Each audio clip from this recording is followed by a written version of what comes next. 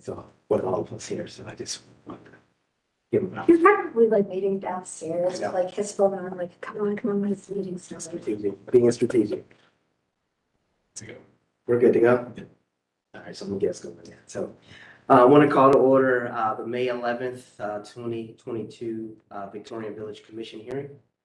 Our next business meeting will be Wednesday, May 25th, 2022 at 12 noon at 111 North Front Street, second floor, room 204, which is the room that we're in here. Our next hearing date will be Wednesday, June 8th, 2022. And that's at 4 p.m., 111 North Front Street, second floor, room 204, same room. Swearing staff. Kimberly, you want to go ahead and say your name? please? Kimberly Bernard-Sheehy? Thank you. Do you agree to tell the truth and nothing but the truth? I do. Thank you. I want to go ahead and introduce commissioners present. So to my left, Commissioner Robert Johnson, Tim Skinner. Reed Sprite. Belinda Shaw? and then Sean Conyers. Thank you. And then Kimberly, I'm going to turn it over to you for just an overview of the hearing format. All right, a quick overview, since we have some new commissioners. The hearing format is the city staff will present the application, so I'll read off the staff report. Then the applicant or owner should be sworn in and asked to present any additional materials if needed, fill in any holes I might have overlooked. Then registered speakers will be sworn in and provided at right 3 minutes to speak each, which we will have some speakers later on this evening. And then the commissioners will discuss the case and ask questions if needed.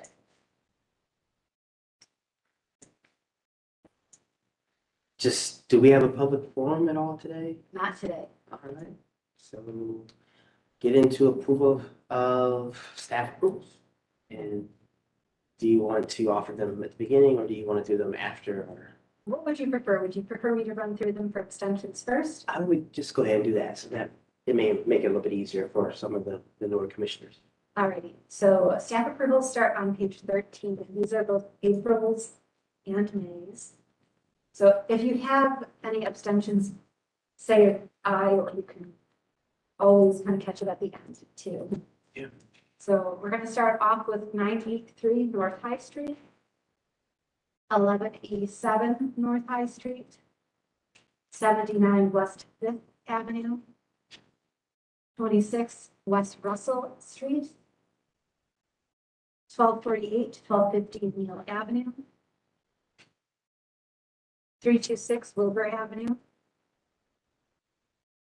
The Gap, Goodell Street between Park Street and High Street, 316 West First Avenue, 731 to 735 Denison Avenue, 949 Neal Avenue, 685 to 689 Hunter Avenue, 320 to 322 Buttles Avenue, and that is all of our staff approvals. All right, so can I have a motion to approve the staff approvals? I will motion to approve staff approvals. Is there a second? Second that. Any discussion? All those in favor say aye. Aye. Any opposed? Motion passed. All right, so move on to meeting minutes from, that would be March, right? So meeting minutes from March. So any thoughts that the team get a chance to take a look at the meeting minutes from last month? With the new commissioners, how do we do that?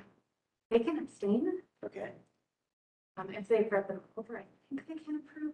okay. Just wanted to be sure from that standpoint, just understandable. Okay, I can double check. okay. So has everyone had a chance to at least review? Are there any questions related to last month's meeting, or I should say 2 months ago's meeting minutes? Have a motion to approve. Motion to approve March meeting minutes. Is there a second? A second. Just go So, ahead. So approve, deny, abstain. Okay. So we're 100% okay then. I think so. Okay. And if not, I will circle back and we can correct as needed. Yes, ma'am. Perfect.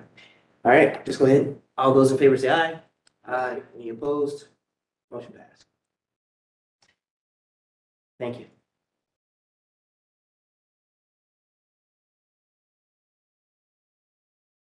Yes, ma'am. Go ahead, Kimberly. All right, so we're going to start with application number 1, which is 326 Wilbur Avenue. We have the applicant here. Okay, we're going to have to jump. Okay. So Okay, so we'll come back to one. click no, we'll need to come back to 1. Perhaps our applicant is not here. So number 2 is 1201 to 1203 Hunter Avenue.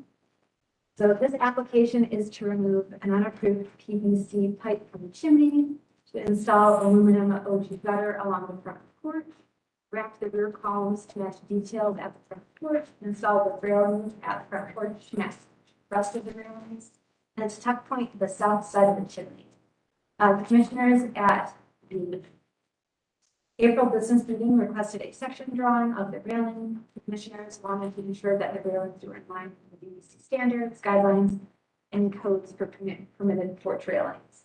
The porch handrails provided for the following addresses are for 1199 Hunter, which the wood rails were put on between 1979 and 1989. And then there was a recent update within the last couple of years, of which there are no approvals for repairing or replacing any wood elements on that front porch. APO does support the removal of the PVC pipe, building maintenance, and the work done from the previously approved COA. Staff does recommend approval of the application as submitted with any clarifications or modifications made by the commission.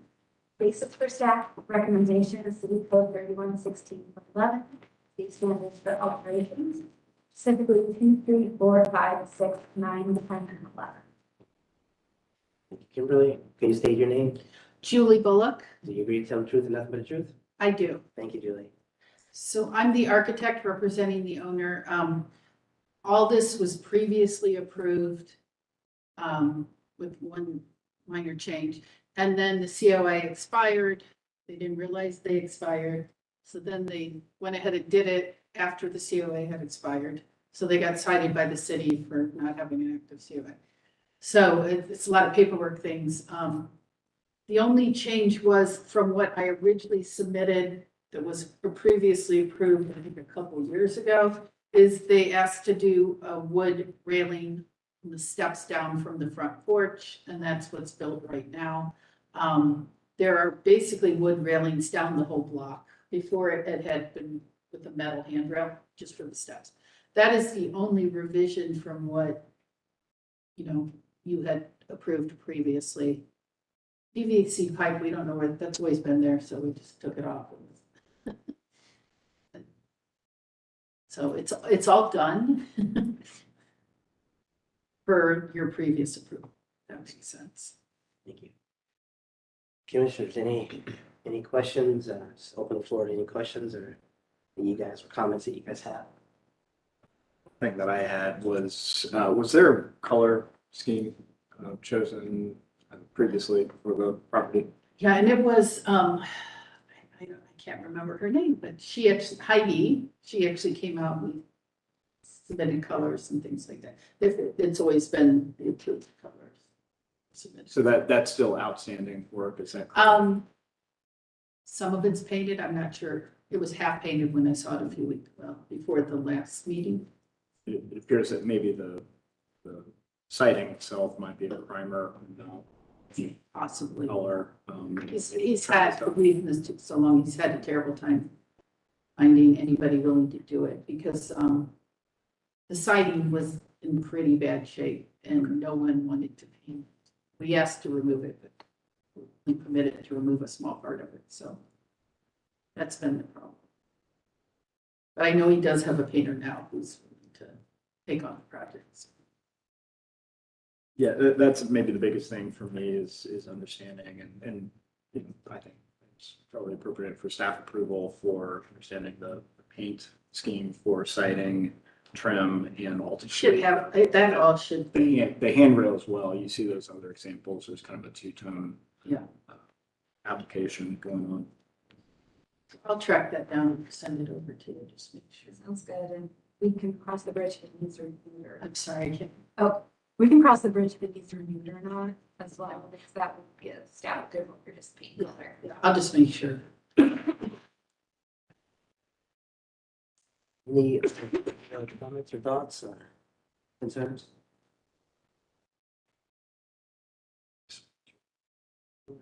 Mr. Seaman, wait for the next one, we just want to be sure.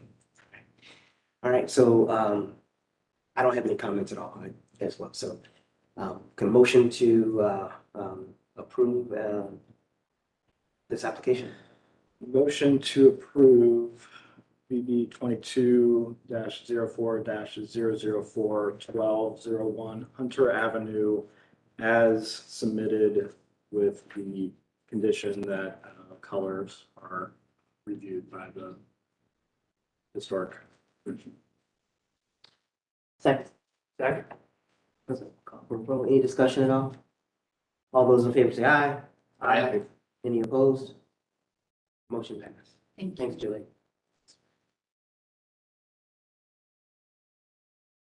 And then Commissioner Sewell abstained, correct? Yes.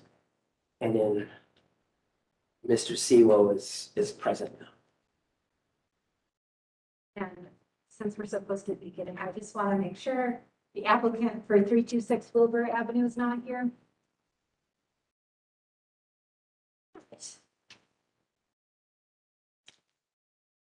So we're going to move on to number 3, which is 232 Buttles Avenue. This application is to modify the previous approval for the front porch addition. The changes include the following: the dormer size door and dormer trim on the 3rd floor of the south elevation, the height of the mansard roof and 2nd floor roof on the south elevation, the window size on the south elevation 2nd floor balcony, the dormer and door scale on the east elevation, the 1st floor window on the north elevation, the dormer size on the west elevation, the gable end window on the east elevation was revised to egress size. Patio had a meeting with the applicant to discuss changes to the previously reviewed and approved drawings. Staff supports the changes to the drawings based on the updates that were in the field. The 2 sheets, which have the changes, have been placed side by side for the request of commissioners at the business meeting. Staff does recommend approval for the application as submitted with any clarifications or modifications made by the commission. This is per City Code 3116-111, these standards for alteration, specifically 1 through 5, and then 9 through 11. Thank you, Kimberly.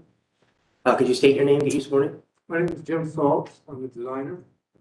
My name is Chris Perry. I'm the owner. Do you agree to tell the truth and nothing but the truth? I do. Thank you. Do you have anything to add or to the presentation? I believe so, no. Okay. Simple. Open up to comments or thoughts from the commission. Kimberly, you said there was a side-by-side comparison. There should be in there.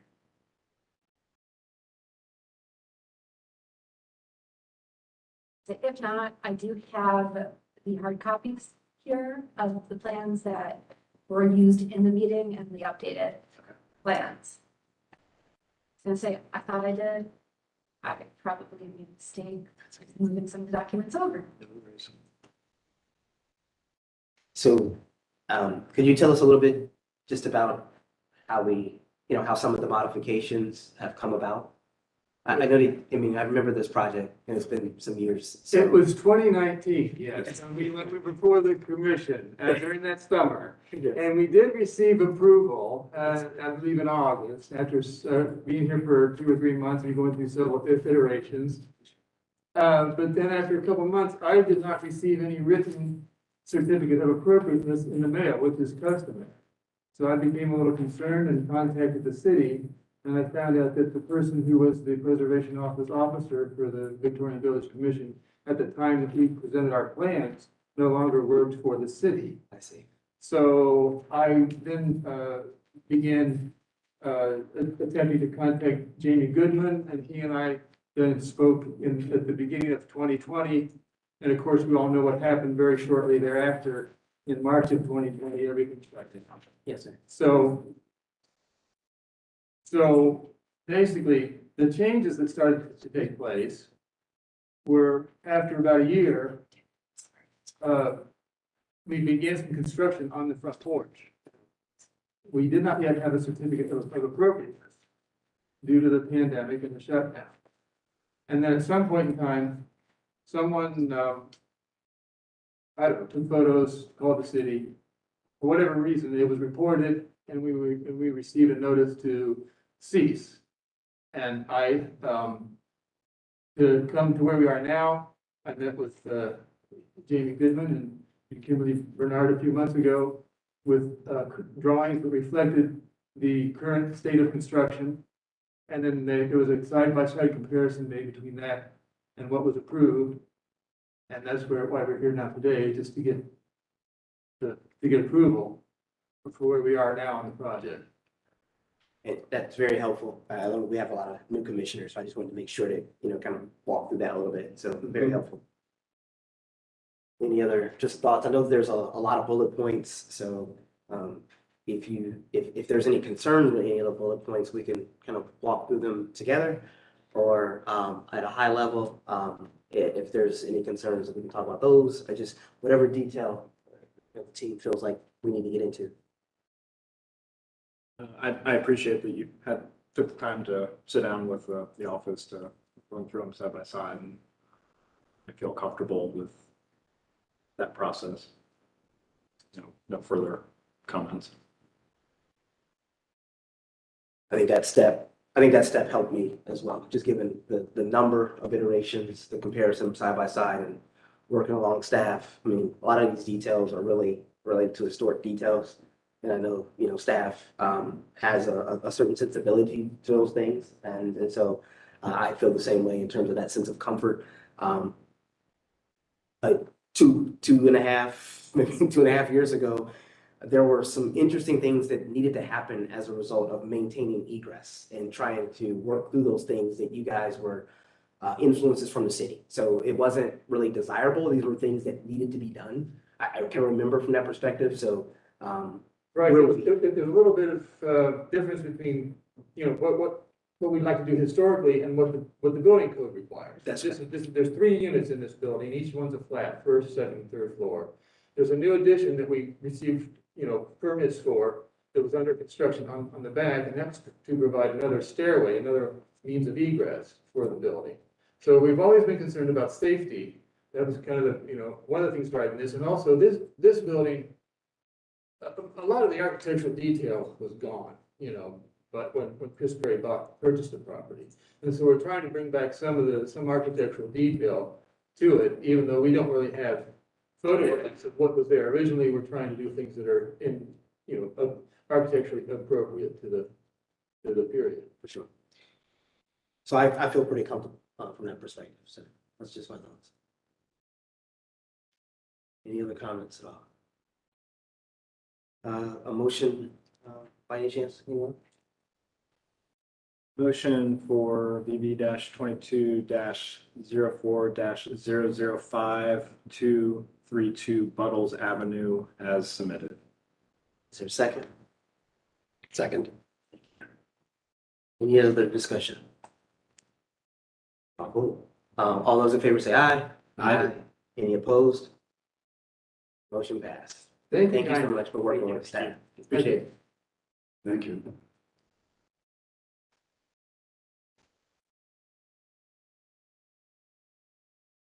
All right, next application is number 4, which is 686 Park Street. We have the applicant. All right, we're going to bump this one to later. This is 4 as well. Yes, 4 has historically not been here, Okay. so deal with that.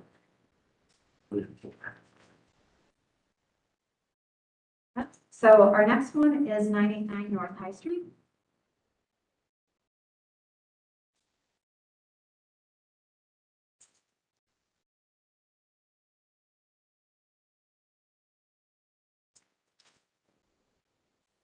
before I start on. Again, this is 989 North High Street. If anybody has speakers left, please get them into me. So this application, if there's speakers for 99, then I guess they're right in the back under that. Just turn back up to me. I'll read the staff report. Go from there. All right, so this application is to script paint and clean to return it to natural brick, or if that's not possible, repaint the brick on that front facade to match the brick color, to install 2 nanowalls to replace the existing storefronts, and close the rear patio with 6-foot tall horizontal with privacy fence. There would be the OG gutters to be fixed to the top of the fence and install a new metal roof over a section of the rear patio. Planters would also be installed to screen the interior and exterior of the fence. This would include trees and planters as well as acoustic baffles. A new mural would be installed on the interior of the patio. The final location and design to be determined. And they're also proposing a backlit sign, which is going to be presented at a later date. I have included the comments from the February 9th, 2022 Victorian Village hearing. I have also sent to the commissioners a public comment as well. HPO staff has requested the cover product sheet for the acoustic baffle and the sealed and measured drawings of the fence and gutter. Staff wants to know where or how that gutter drains. Staff supports the removal of paint if it can be done safely. HPO does suggest a small test patch be done on that front facade and then reviewed by the office prior to it being removed on the entire facade. But we would also support painting the brick to match the existing brick color. That would also be supported. Commissioners at the business meeting requested a site plan that showed the adjacent properties so that they could understand the greater context of the area. HPO staff does not support the infill of store openings. Posing the question, can the doors to the patio be retained as opposed to being closed in and a double door inserted? Is the roof over the rear patio appropriate for the Victorian Village Guidelines Code? If this were approved, would it be approved elsewhere along North High Street? But if we need to have a discussion about that, staff would need scaled and measured elevation drawings of the roof elevation where those original openings are being infilled and the new openings are being created. And I apologize for leaving my sentence half finished there. I noticed that when I was looking for it today and I was like, good. So staff recommends continuation of the application to allow for revisions of the design to better speak. Basis for the recommendation is City Code 3116.11, the standards for alteration. Specifically 1, 2, 4, 5, 6, 9, 10, 11, and 12, the Victorian Village Guidelines on new construction, noting what's appropriate and what's not appropriate, the Short North Guidelines on commercial patios and outdoor dinings, and specifically outdoor spaces should not create visual or physical obstacles or hazards to adjacent buildings, streetscape elements, pedestrian, travel, or thoroughfares, and also want to call out the outdoor spaces should be designed in a manner to minimize negative offsite impacts of light and noise. This also relevant is the Victorian Village Guidelines for private property. And I will hand this over to Sean and do a final call if any speakers for 989 have not turned in. Sir? Okay. Yes, you were the first one, so. All right, perfect. Sean, real quick, Kimberly, just one clarification in the staff comments on supporting painting the brick to match existing, that's to match the existing non-painted brick. Yes, so it would be to paint that. Okay. Right. Thank you. Go ahead and state your name. Could you swear in? Body Michael. Justin Todd with Archel Architects. Do you guys agree to tell the truth and nothing but the truth? I did. Thank you, guys. Appreciate it. Go ahead. Floor is yours. Thank you, Kimberly. I think that was very well summarized. Since the last meeting, it was requested that we'd meet with the neighbors. We did attempt to hold a meeting, kind of open house in person.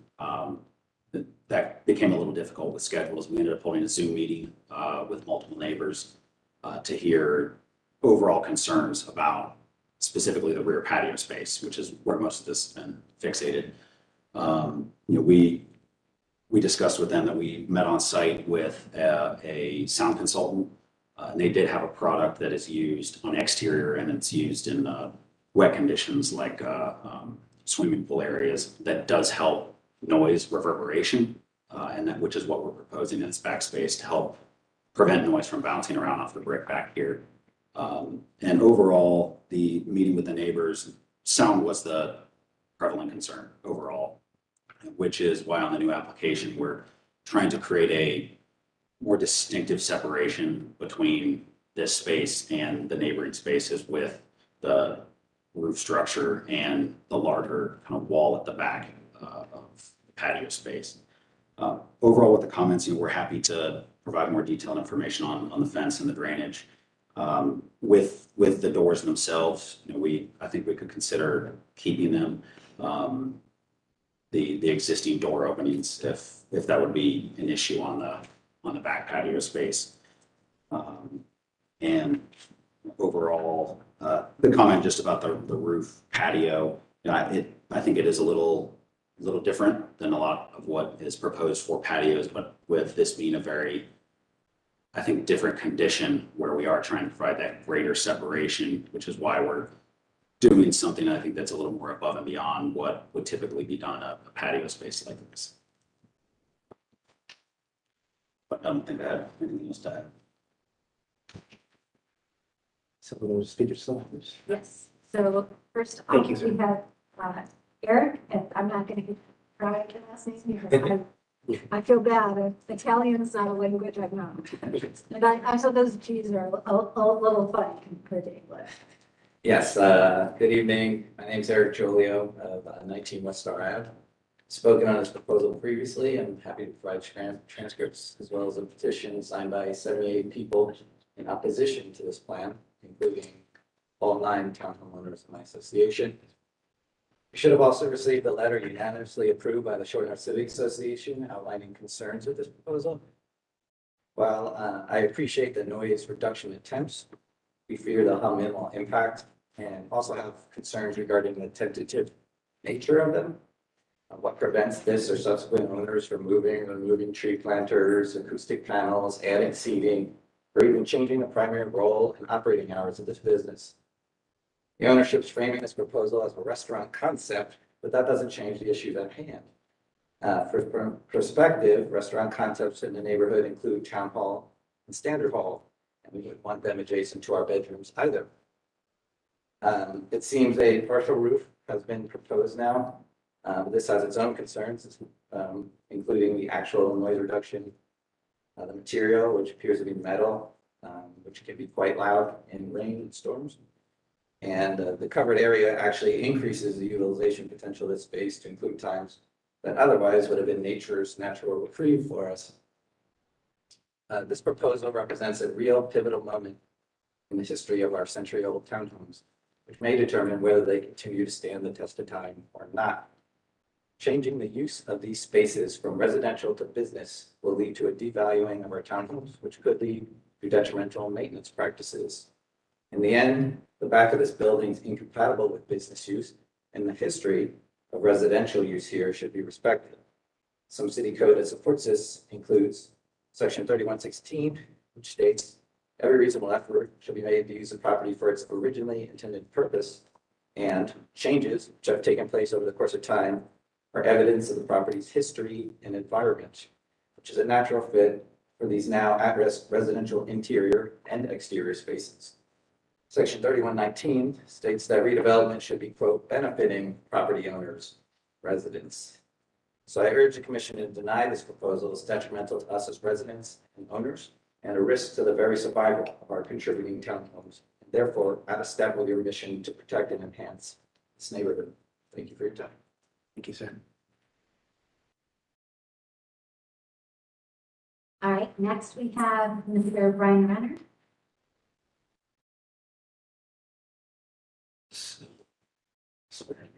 Okay. Oh, Good catch. I know, I know. Could you state your name, just so we, Brian. do you agree to tell the truth and nothing but the truth? Yes. Thank you, sir, go ahead, I'm sorry. First, want to thank everyone here in the commission. You serve a pivotal role in this community, impacting not only the decisions for the applicants, but also the neighbors surrounding the applicants. I won't echo everything Eric just said. I completely agree with it. But I just want to kind of tell one story. I was here a number of years ago when the White Castle project was under review. During that, the representative stated they did a sun study and said there would be no impact to the buildings on the northern edge, which is our condo association. After that meeting and the project was approved, I spoke with the representative.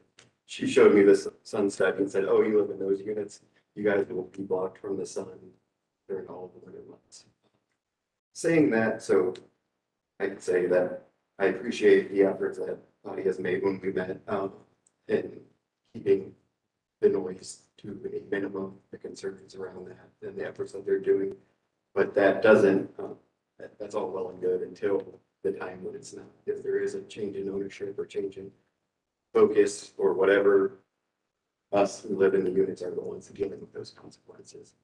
And so I guess I just want to reiterate that our little town home isn't the victim of another approved variant that doesn't need to be approved, that only has potential downside and no upside for. Thank you.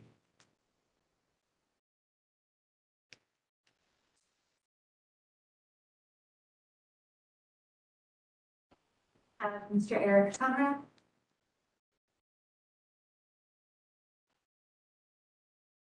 You state your name and get you sworn in, sir. Eric Conrad? Do you agree to tell the truth and nothing but the truth? Yes. Thank you, sir, go ahead. I own 27 West Star, which is also part of the adjacent townhome parcel next to the property in question. I wanted to bring the perspective of a property owner as opposed to an owner who lives in the townhome unit. My position is that the mere presence of a patio and potential noise issues that it brings presents a difficulty in finding and keeping qualified renters. I believe that that has impact on rentability, which also impacts the economics of my business as the property owner. Over time, the decreased attractiveness for livability will reduce both the economic value of the property for me as well as those who live and own the properties adjacent. It's hard enough for a small association to keep up with the upkeep on a historic building. And anything that increases the likelihood of turnover or changes in value and economics of living in those units creates a risk for us in the ability to maintain the property over the long term. And I believe that that can present an existential risk to the property and the long-term viability and upkeep of them. So that's my position. Thank you, sir.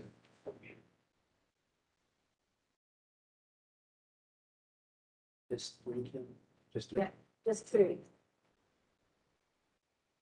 That's it. All right, so open up to commissioner comments and no particular order.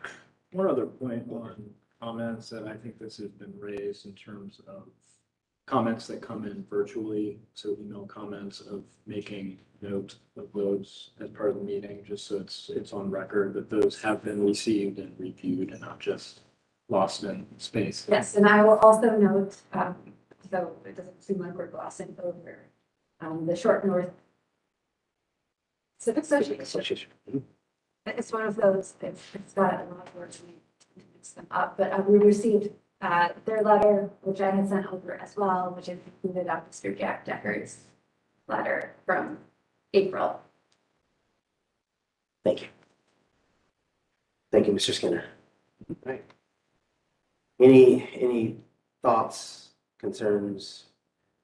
So I guess in order to get some dialogue, I can, if we want to break it down in a similar fashion, of maybe some of the, what about I'm gonna start with maybe with the front and work our way back. Anything related to the fenestrations, and concerns with the nano wall that's being proposed and on the existing property? I'm concerned about the nano wall. Generally speaking, nano walls aren't considered appropriate replacement for historic storefronts. From an architectural standpoint, they look very different than a wooden storefront does.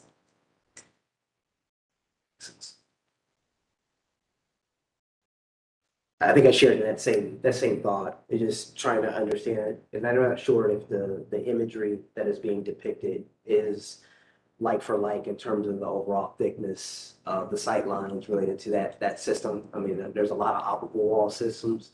So trying to understand maybe the fenestrations and those sight lines related to that product as it relates to the existing fenestrations, I think that would probably just at least help maybe offset some of that concern. Okay. Some specific details for it as well, because nano walls require a substantial amount of support in the head of them. And if you have a transom there and a narrow header in between, what's supporting that nano wall? There's actually a beam hidden behind the transom. It's a fake transom. Those aren't actual windows at the top. So there is a large steel beam just at the head. That's an existing beam? I'll move on to looking at, let's just say, the paint as it relates to color, paint, brick, restoration, any concerns there. I think the staff had outlined if there was removal, that removal will be done at a patch, and then an opportunity for staff to review that, to understand, before they move forward. Then the alternative would be to repaint it, and then when it would be repainted, it would be repainted in red. I think was the clarification. So is there any concerns with the brick? Just that if it does end up having to be repainted because the brick can't be completely cleaned, that the paint is compatible with masonry, so the masonry can continue to breathe. So that would be very helpful. So just kind of think about the future of, some product data and such associated with that would offset some of the concerns in terms of compatibility with brick and masonry, painting of masonry. So it's pretty self-explanatory. Thank you. All right, I'm going to shift to possibly looking at the masonry openings at the rear, in terms of infill of some of the openings and proposed new openings in the existing facade.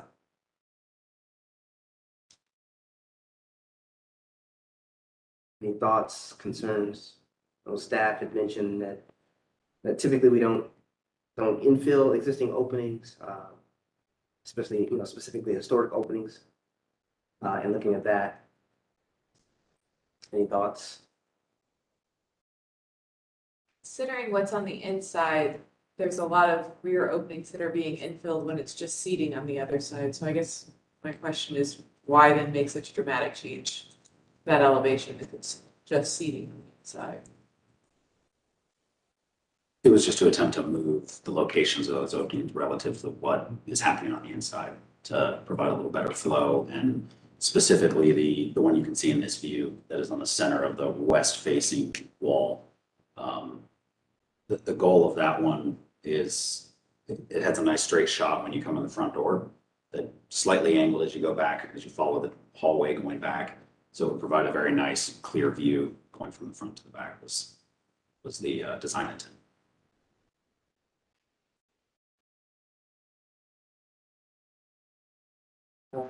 Question, just so I understand myself, so this depiction here, what exactly are these doors? Are that these gates that are part of that wall, I guess we'll call it? Yes. And how are those? They would look like the wall. So when those meet, they meet as no differently than a normal door, so they would lock together and open? Yes.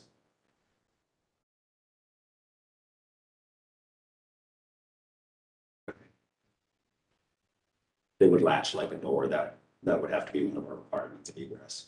So it would have to actually latch together so it would be secured.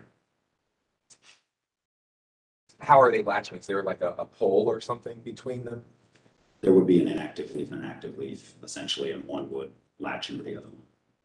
And then the other one could be open for larger, if anything else needed to come through into the patio, if the furniture was being brought in or something. And is that seamless, or is there a space when you think of like a fence where I could peek through the gate if? Very minimal. The goal was not that there would be a large gap. We want to keep that as seamless as possible within reason that it could actually operate. So is that a 1 inch gap, a 3 inch gap? I'm curious, like, what you mean by it won't be seamless, but as seamless as possible. I can provide more details on that.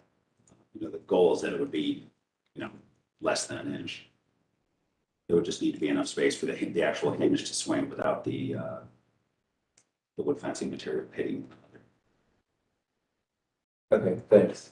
All right, I'm gonna move on and to just trying to figure out if we want to do materiality first. Let's talk about materiality. Before you go on, I do have Yes, a sir. question about Go the ahead. infill. So, Yes, sir. because I don't see it in the proposed work description, I want to make sure I understand what are we proposing. So we've got the big double door on the west wall, but is anything happening on the adjacent wall? It looks like there's a new double door there as well.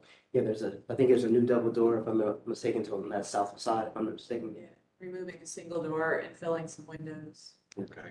That's where most of the work is there, yeah. And then on the west. So we don't have a rendering of that wall. Is that correct? No, I didn't see one. I just saw it in plan. I think it was just the kind of plan variation between the existing and Yeah, I would be interested to see the rendering of that at some point.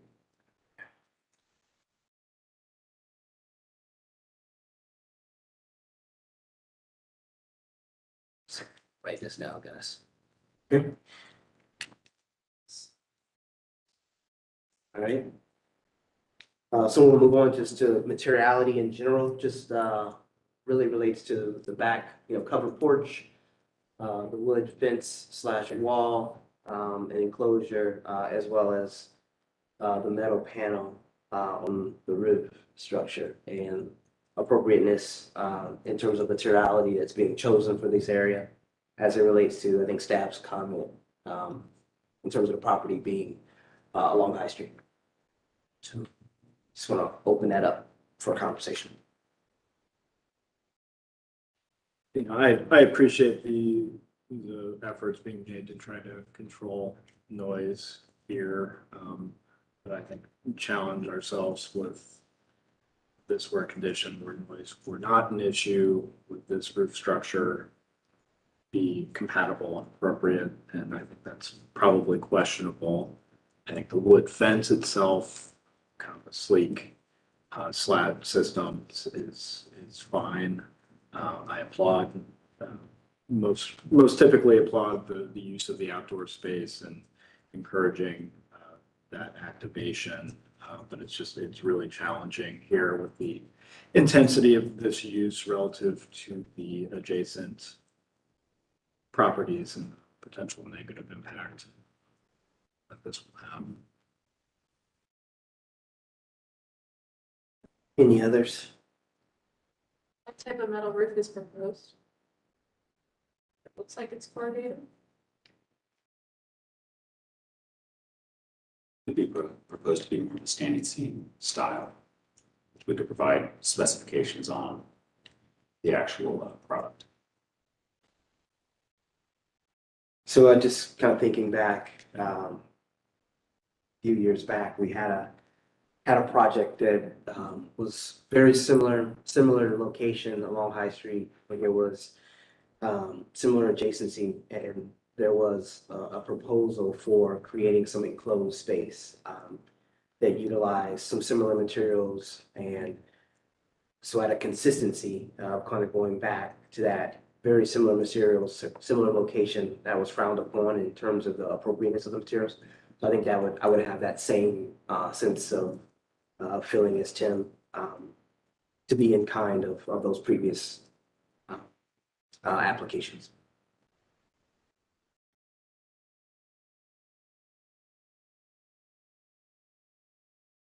Do we want to just talk about if there's no other comments on materiality, we just want to kind of share some thoughts or the commission's thoughts on just the overall use of this backspace and some of the concerns that's been raised as it relates to the adjacent neighbors and some of the sections and the guidelines that's been kind of offered from staff.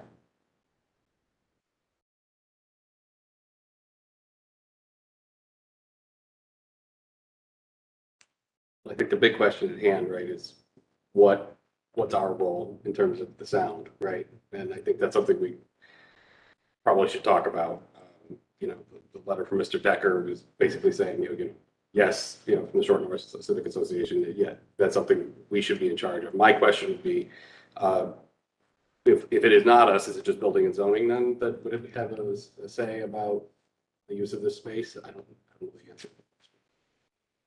So, and Kim, I don't want to speak for you, but do you want to elaborate a little bit more on, the staff report that kind of outline those guidelines?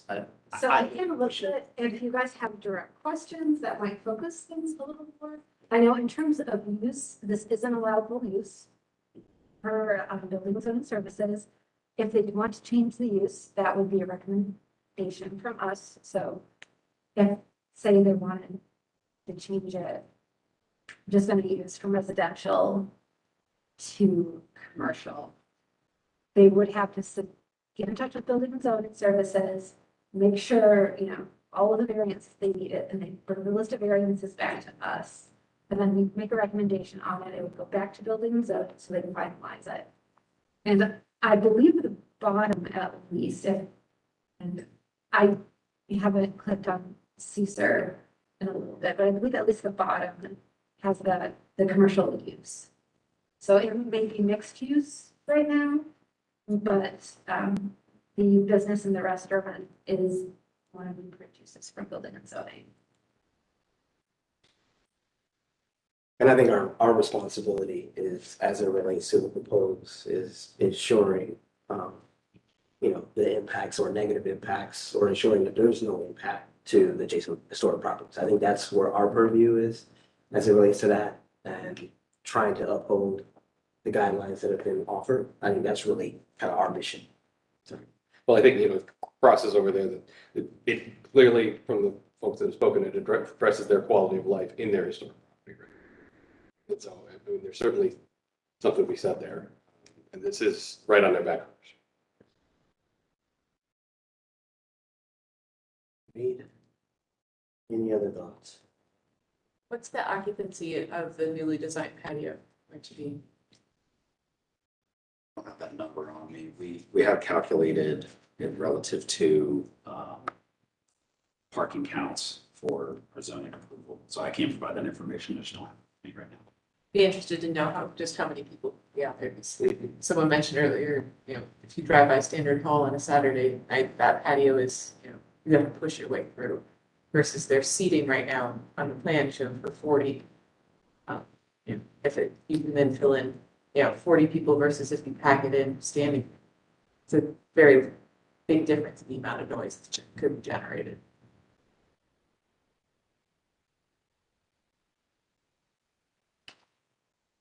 Mr. Sewell, any, I don't mean to put you on the spot. Is there any thoughts or comments or?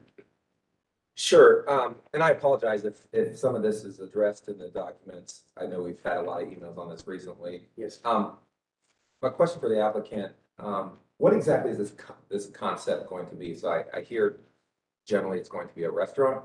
Right. And then what are the proposed hours of this restaurant? Just the regular hours.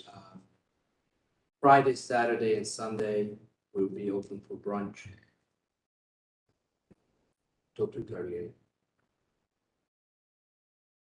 Okay. And the weekdays will be dinner. And then when you say restaurant, you mean similar to your other establishments? So I think there's Julep across the That's street. a different concept. So is that a restaurant, or I'm trying to get context here? This one is a little bit more food first. Julep is more of a craft beer and cocktail bar. This one is definitely a little bit more food, for sure. So Julep is a bar, but this is a restaurant. Correct. Okay. Do you have any other restaurants when I think about just kind of comparing them? Yeah, I've started, I've owned and operated business for 15 years, from campus all the way downtown. I started in the pizza business. One point I had 3 pizza shops. I'm sorry, not to cut you off, but my question is, do you currently have any other restaurants that are operating? So when I compare that. This is just a completely, this is a different concept, definitely. Every concept that I do is very different. We do a lot of catering, we do a lot of food overall. But this particular location is a food first concept. Okay, so to answer my question, you do not have an existing. I do have existing restaurants, but this is a different concept. All right, back to my question. Do you have an existing restaurant? If so, what is that restaurant? So it's like me saying, hey, I drive an SUV. So now I can compare what an SUV is. So my question is, do you have a restaurant? Yes, I do have restaurants that are currently operational. Okay. Correct. Mr. Sealer, let me try. And I'm sorry, I didn't mean to interrupt, but I think what Mr. Sealer is just asking is there a comparable property or a comparable restaurant that you may have that is operating that may be similar to the proposed restaurant, to be able to have an understanding of how it's operating, the food first concept, just to understand a comparable. I think that's what he's asking. I appreciate you. Yes, sir. saying that. Yes, sir. So to answer that question, I do not have a concept similar to this one. Is that? Yes, sir. That's perfect. Yep. I just wanted to be sure that, I have done hundreds of thousands of dollars in food catering. Yes, sir. My other locations are, second walks from the convention centers. So I do tend to cater to events and what's going on in the neighborhood, Gallery hop in the Shore North is one thing, game day is another thing. Yes, sir. We have to really cater to what, the neighborhood and what's the surrounding area is. There's a game day, High Street is bumper to bumper from downtown all the way to Lane Avenue, we can't ignore the fact that. Understand. No, appreciate that Thank you. clarification. Yes, sir. And as I mentioned, I wasn't trying to cut you off. I just want to stay on relevant. So some of the things you mentioned about football has nothing to do with what we're talking about now. So that was my reason, trying to just narrow the conversation. Those are my questions that I had for that. Okay. Thank you, Mr. Sealer. Just kind of thinking back and I just remember this property when it was kind of going through some of its early core and shell efforts and there was a lot of sensitivity to, the work that was being proposed to get it to the point of this new purchase. And so during that time, there was a lot of discussions about the proximity of this condo. Or these series of condos. So now with the proposal, I feel the same as some of the other commissioners in terms of the concerns with, the proximity, the potential for noise, just trying to understand and appreciate the fact of recognizing it and trying to work through that within the design concept.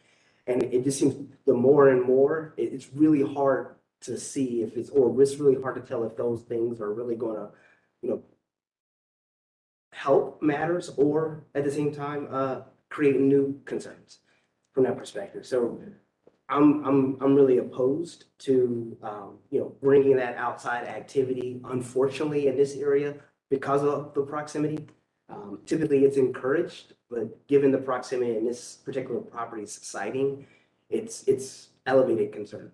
From that perspective. So that's just those current thoughts. And I echo those sentiments. I frankly just don't think this is compatible with the neighborhood. I've gone out there, I've walked through there. I would not want to be one of these tenants or owners, just given the proximity to the patio. And that was my reason, and also asking the hours of operations, things of that nature. So when we think of restaurants, most restaurants in the neighborhood are not open until 2:30 a.m., which I think would probably further cause complications, probably is some of the consternation that some of the property owners have. So frankly, what's being proposed here, I don't think. Commissioner CEO, I appreciate your, kind of digging into the concept and the use here. I think what we have to be careful about too is that while one concept or style may be the case right now, it could change over time. And as soon as we allow a development of a space like this that day one, noise may be controlled to some degree, but a year later, do things change? And we've created that concern. Commissioner Connors, I totally agree that, you know, I don't want to discourage spaces like this at all, because I really do value them and want to see as much of them as we can get, but it's about the compatible use. You know, be productive about the conversation. I know it's a much different scenario in terms of use, you know, usable space, patrons out in the outdoor environment, but is there something else? I have not heard concerns about the visual of this. It's all about the sound quality. And so is there something that can be done with that space to improve the exterior conditions, but at the same time not encourage the congregation and the use and subsequent noise that's going to occur? Even if it's just 10 people out there dining late at night, it's still going to create noise. Thank you, Mr. Skinner. You know, I've operated businesses in Columbus for 15 years, you know, originally from Florida, part of, you know, living in Ohio for 20 some years. You know, weather is huge for us. Business in the wintertime is very minimal. The majority of the business owners in the restaurants, especially downtown Columbus, tend to do business in the summertime during better seasons. So operating a venue without some sort of an outside and or you know, some sort of a window will put me at a very, you know, bad disadvantage compared to my competition. You know, you mentioned Standard Hall, you mentioned Town Hall. You know, there is Scully's up the road. All of those locations have patios that are currently operational on both sides of High Street. You know, me not having any nano doors, me not having any outside space is definitely will put me in a disadvantage during the month where we're supposed to be paying our November rent. You know, I've never made money in November my whole life. I've worked every November for 15 years. November is not a month we make money. We make our money in June and July and August. You know, Columbus, especially down that area, you know, Pride Fest has been brought back to Goodale Park. So it's ComFest, you know. So we are continuing to invest in that area.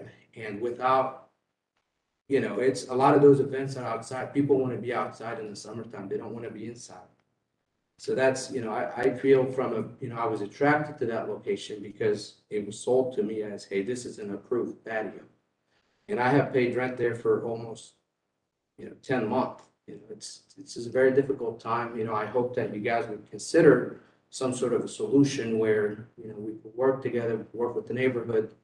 I'm in constant communication with the Short North Alliance. You know, I talk to Betsy pretty much weekly.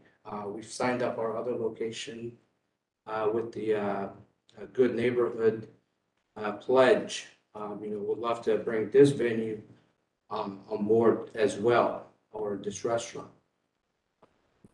So, you know, I'm here, you know, I really appreciate you guys' feedback, but I think having some sort of an outside space is detrimental to any operation.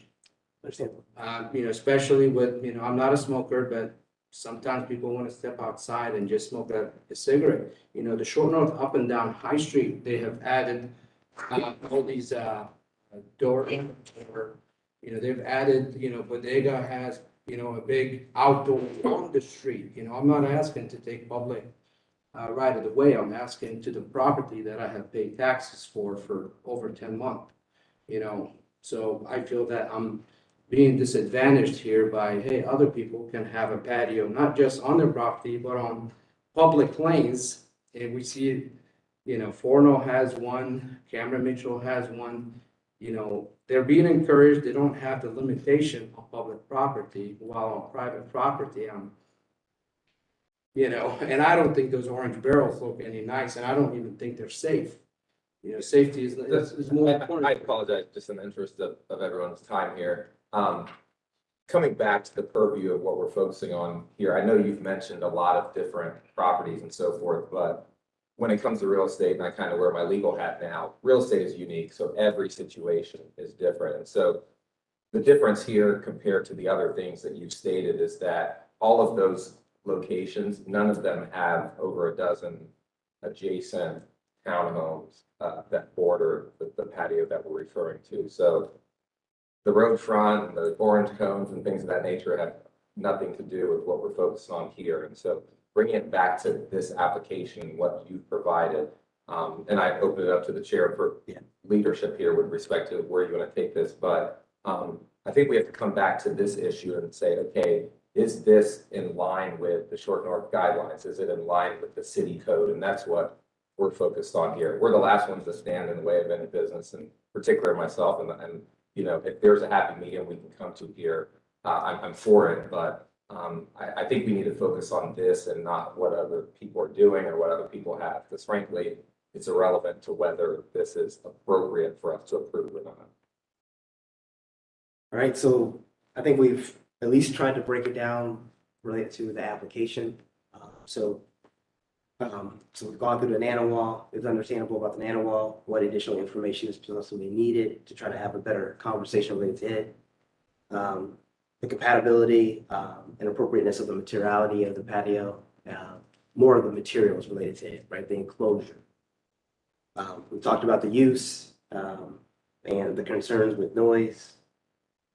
We talked about the rear openings and the potential infill and some of those concerns. So I guess we have a couple of choices. You probably could vote on. So Yes, I would like to make comments. yes, So ma'am. I just want to make sure, you know, we have been talking a lot about noise, but I want to bring us back to kind of the code and guidelines with that, because if there is a chance of needing to cite them, I want to make sure that we thoroughly walked through everything we need to. Because a lot of what I'm hearing as well, it could be noisy, but it is a patio, so maybe we can figure out some more ways to mitigate it. Like maybe with different acoustic systems or taking away seating. And I'm just tossing ideas out here. So there might be something that we haven't thought of yet. And I know with noise complaints, they are a non-emergency 911 sort of thing. So that's how they get placed. They're not a 311 item. So I do want to be a little careful of that we're not kind of overstepping our bounds as an architectural review commission. And I do want to point out that the short north design guidelines do say that the outdoor spaces should be designed in a manner to minimize negative offsite impacts of light and noise. So we have to figure out exactly where is that minimization. Makes sense. And I know Sean, you had said something about there being similar properties. Yeah. Do you happen to know roughly where they are? I don't. Because I'm just thinking, like, if we have a similar property, maybe, you know, the applicants could look at what was done there. So maybe we could, you know, do something similar or incorporate some of that stuff too. Just, I think it's been too long to understand where that property was. I just remember materiality specifically was being looked at that time, and it was very similar materials. It was wood fences, metal panel that was used for a roofing application. And at that time, materiality wasn't deemed appropriate. So Could it have been bossy? Or I'm not certain. I was trying to think of I'm not certain. Well, So I was gonna say, Kimberly, I think that's a really important and interesting notation about minimizing versus eliminating, you know, those efforts to minimize. And so that maybe takes me back to, you know, the comparison here of contributing properties is residential use. So if this were maintained as a residential property and a patio was provided for a residential property, was the scale and intensity of that use? And that in my mind is kind of getting us to that scale of intensity and, you know, in terms of minimizing that impact. So, you know, it's hard to define, you know, you can have residential properties of different scales and sizes, but we're talking about townhomes here with individual patios. They're side by side. The, you know, the party of 10 people that comes out, you know, what is that scale that we're comparing to? And I think that Melinda kind of was going to hint into that when she was asking about, you know, how many occupants and such. And so I think that she was trying to kind of pull that out too as well and trying to get a better understanding. So Kimberly, I completely agree from that perspective. So I think we have two options. As one, we can vote on the application. We could break the application apart in several different components. Or we could continue the application, allow you to kind of go back, work on these, these comments that were shared today, and then come back with a revised proposal for us to have another conversation. I think that we could possibly do a continuation. We were considering moving forward with some of the interior work on this, which would need to be submitted for a permit, and I believe would go to staff for approval that would not touch anything on the outside. So I don't review interior work. Okay. That's not the purview of the Okay. commission. So if you're making interior changes, that I think is just a building and zoning. Yep, I just wanted to confirm that. So I think with that, we would plan to move forward with interior renovations, but we want a continuation on some of the exterior work to Could we, further this discussion. that's helpful. Could we make is there a possibility of being able to do that test case of the paint during this time, by any chance? I think that we could. We do have a design build contractor on board who could look at doing some of that work. Would that be helpful to give you enough I think chance? so. If they could submit it during with the next packet, that would be helpful. And I know it's a week from today, but staff would be a little bit flexible with that. If you would be able to let me know what you're using first, that way I could kind of run it by other folks in the office, just in case they've seen something similar before. That way, in case it is something that has been used, it has been known to like damage or not do a good job. Well, we're not doing things all or not. Will the evolution of the operable windows on the High Street side, will that impact your interior?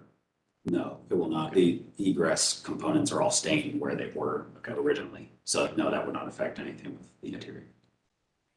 Other commissioners, is that something that we feel like we can do today, is break that component out, give them some time for the exterior evaluations on the brick?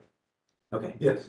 All right, so we'll move forward. So could I have a vote, or I'm sorry, can I have a motion for item A, which is going to be the exterior or the evaluation of the existing painting of the brick and working through that process? So motion for BB 22 02 008 989 North High Street. Item A, which is the evaluation of both brick paint, testing of condition. A second. Second, any further thoughts? So this is just, again, a test area, and then whatever results will be brought back as part of next month's evaluation to understand the next steps on the exterior. Call for vote. All those in favor say aye. Aye. Any opposed? Item A is passed. So item B, which would be the balance of the overall application, could I get a motion to continue? Motion for BB 22 02 008 989 North High Street. Item B, which is the balance of the proposed work of the property to continue. Thank you, sir. I second that motion as well. Thank you, Mr. Siwa. All those in favor say aye. Aye. Any opposed? Motion passed. Thank you so much, guys. Thank you. Appreciate it.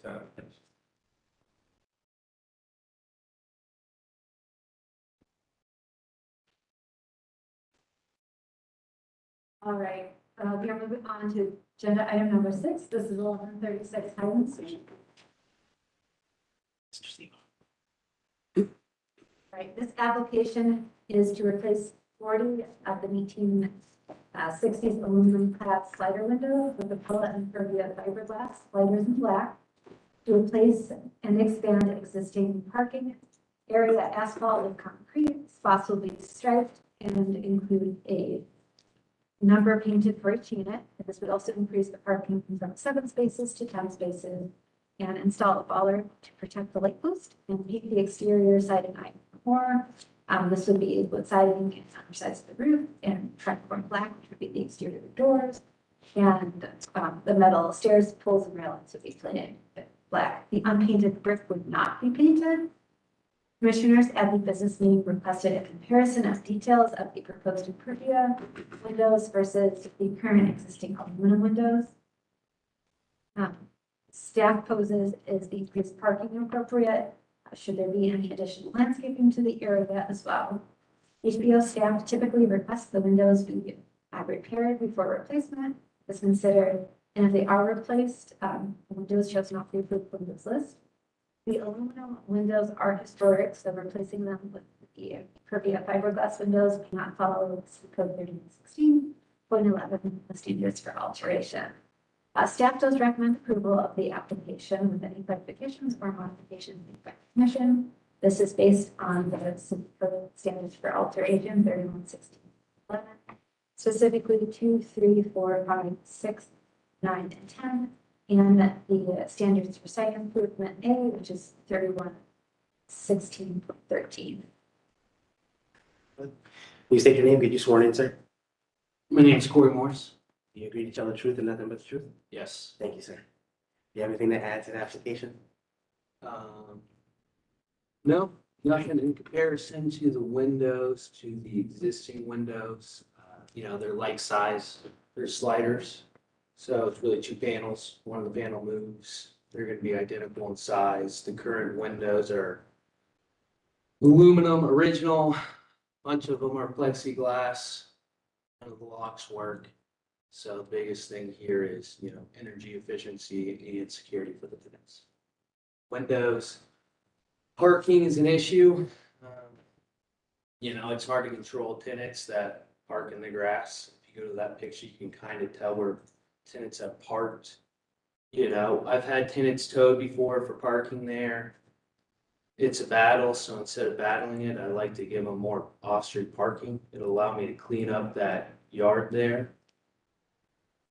Each unit will have a designated spot. It'll be labeled with their unit. It'll be striped. Probably have one extra spot for a guest spot. With the street parking. Then the paint is just to clean up the look of the building. Probably needs painted. Got a lot of chipping paint. I like the black. Just kind of gives it a nice clean look. Yeah. Thank you, sir. Any open up to conversation? Maybe just kind of break it down and let's look at let's just say building, color, paint, things of that nature. Any concerns or thoughts related to that?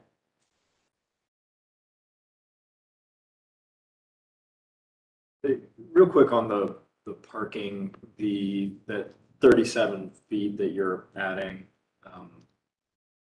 lengthwise, is that dictated by the light posts? Is that? Yeah. Okay. Yeah.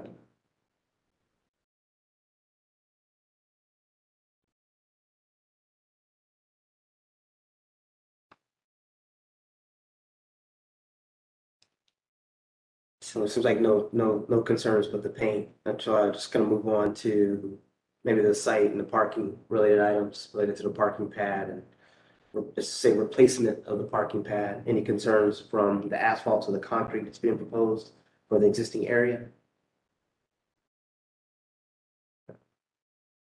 No concerns about material.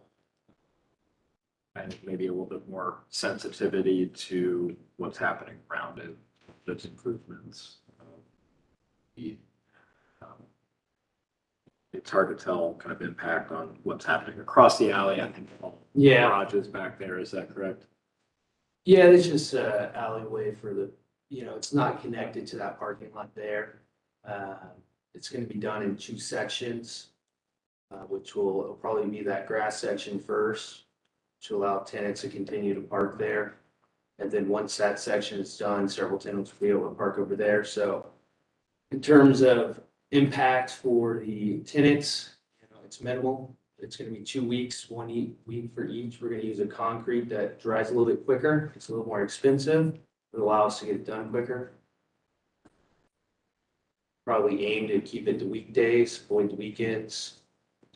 But pretty flexible on that.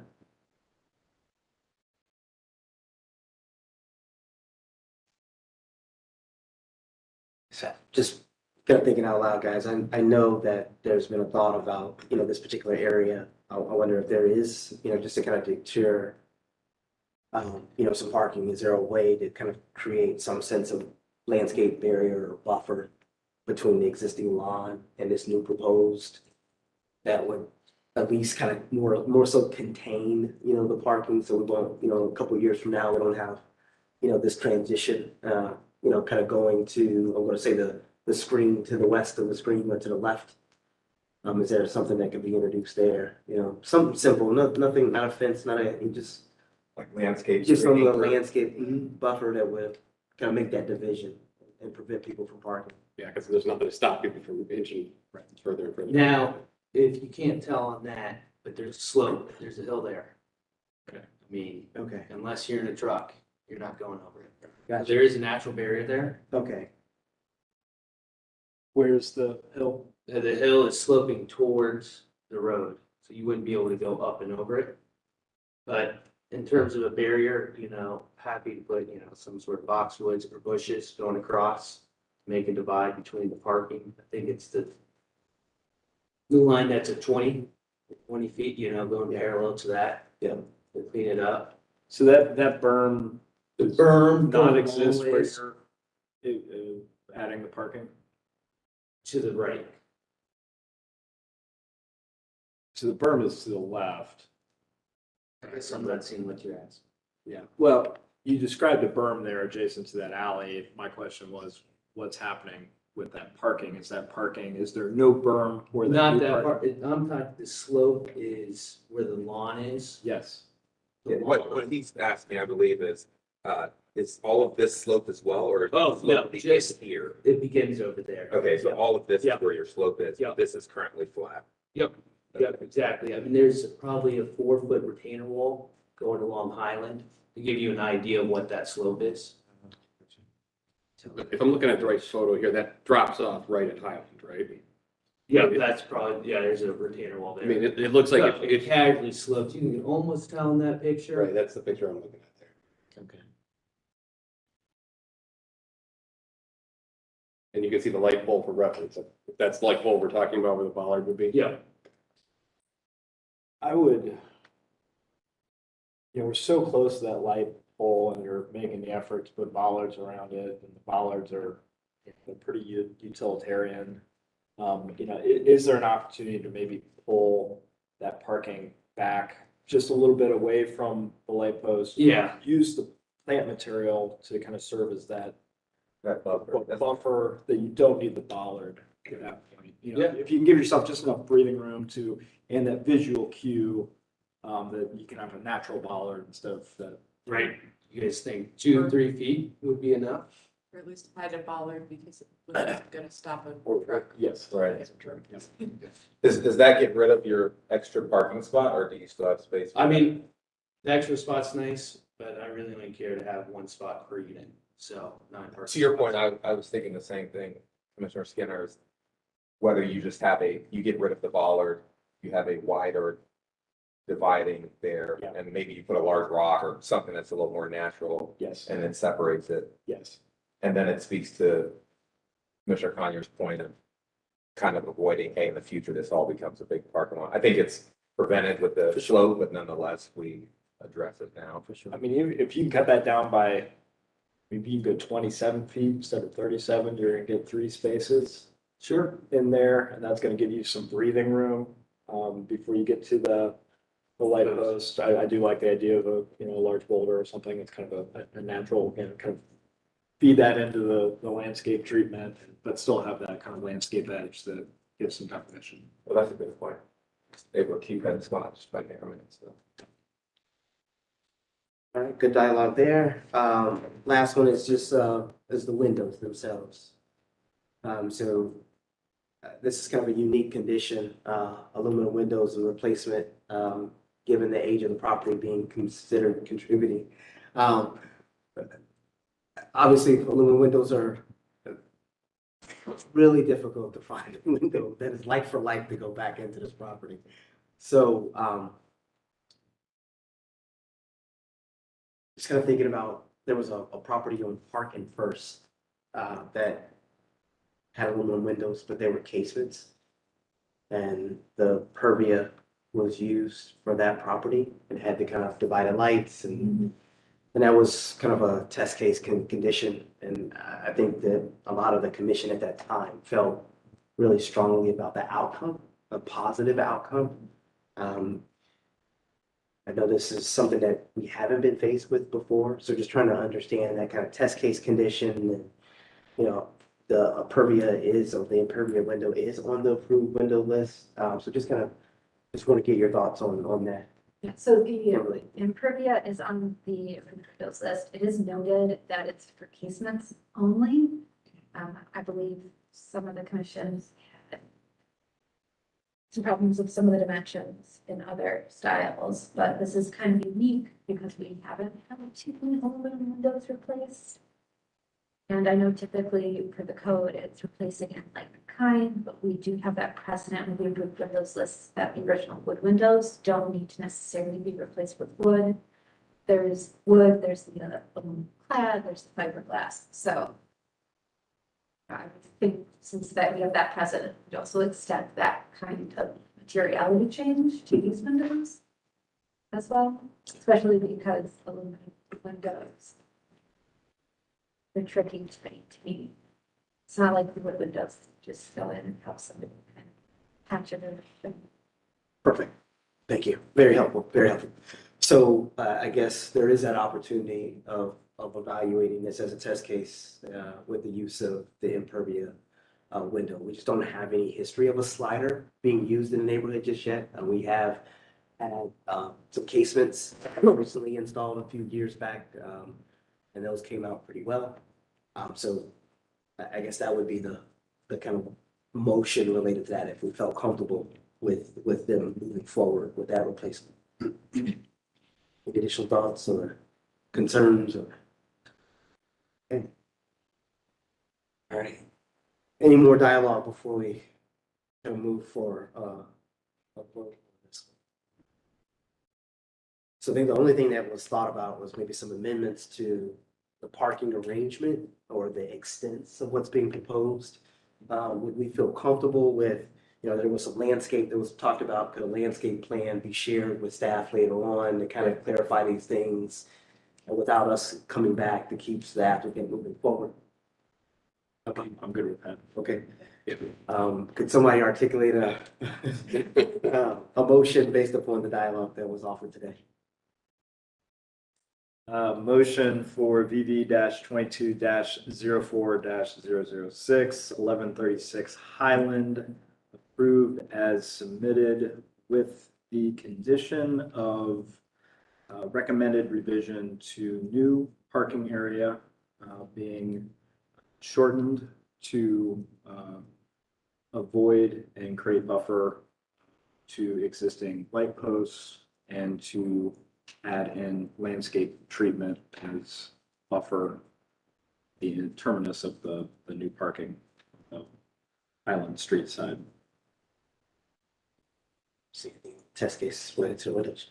And so that's the windows as submitted, but they are, and windows as submitted are approved with the acknowledgement that they can serve as a test case based on this property's history. Serve as a test case to evaluate further later. Before I second your motion, if that's okay, are you okay with specifying that the width be reduced from 37 no greater than?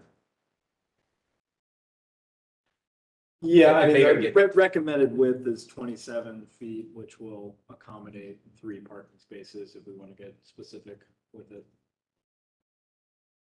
appreciated. To give you some guidance, Yes. so you know, Yes. short Yes. distance Yeah. addition. Thank you. Thank you, Mr. Seaman. I second that. Second. Any further dialogue or amendments? Awesome. Any call for vote? All those in favor say aye. Aye. Any opposed? Motion passed. Great. Thank you, sir, for talking us through it. Appreciate it. Thank you, Kimberly, for helping us through that. Oh, you're welcome. You guys did most of the driving. Thank you. I'm just here to support. No, that's great support. We need it.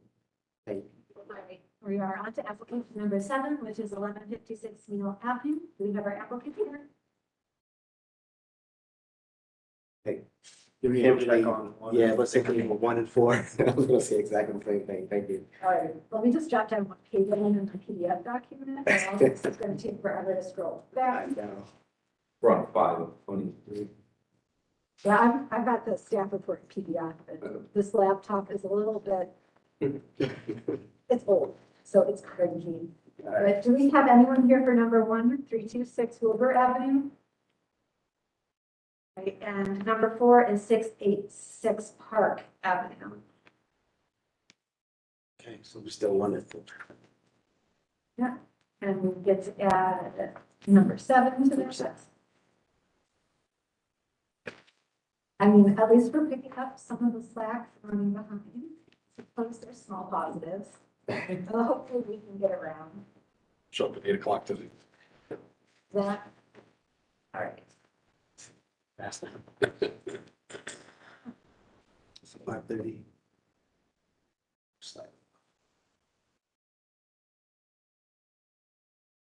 Okay, so the next application, let's see, we did number 7, so there's number 8 is 148 Buttles Avenue.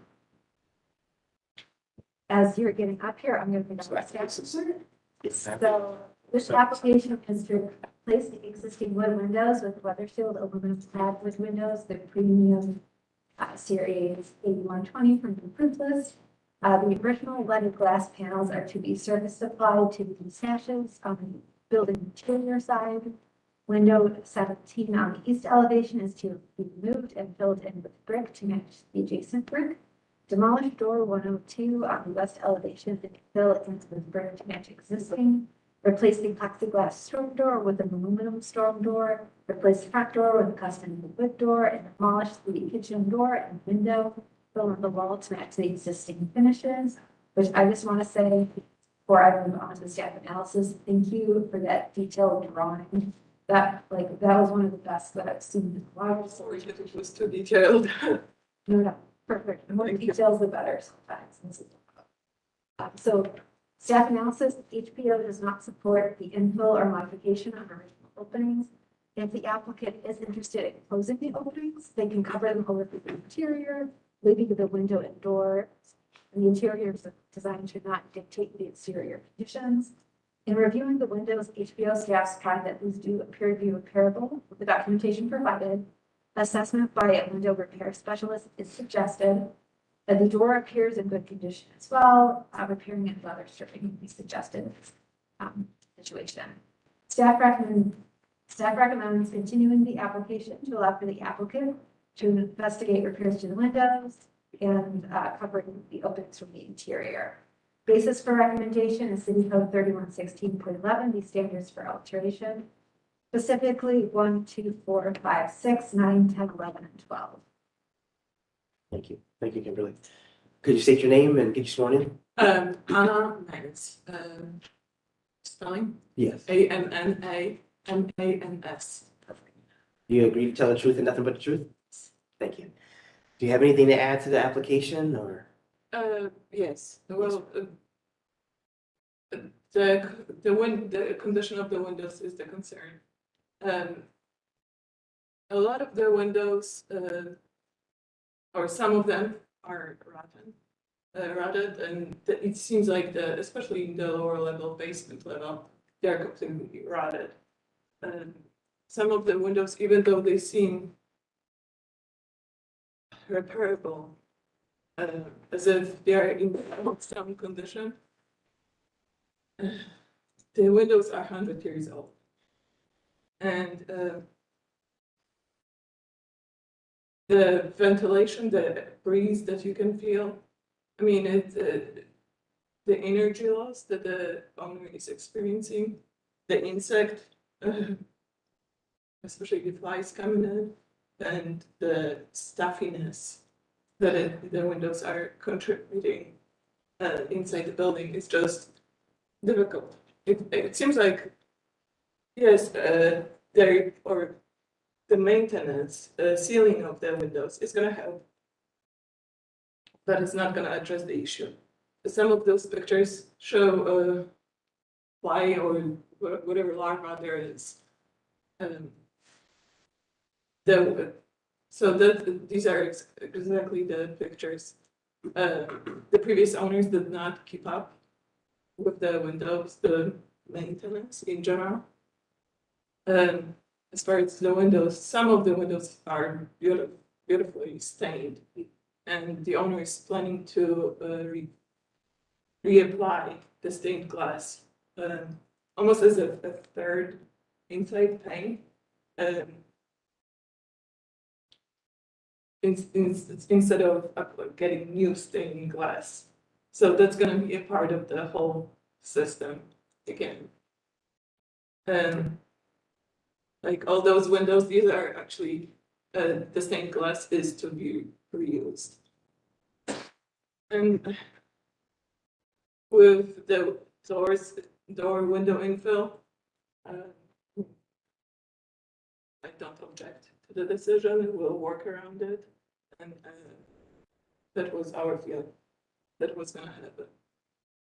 With the doors, there are 3 doors. The main entry door is not original to the building. It's just a flat door. We want to replace it with something that's gonna be more consistent with the historical value. One of those doors is actually original, and that's what we want to go off. The door, I think there's another picture of the door. The existing door that we want to keep has plexiglass on the outside. That's just exactly the one on the bottom. This one, that's the inside door. So this is the bottom door is actually the one we want to keep. That's the original door with the original hardware.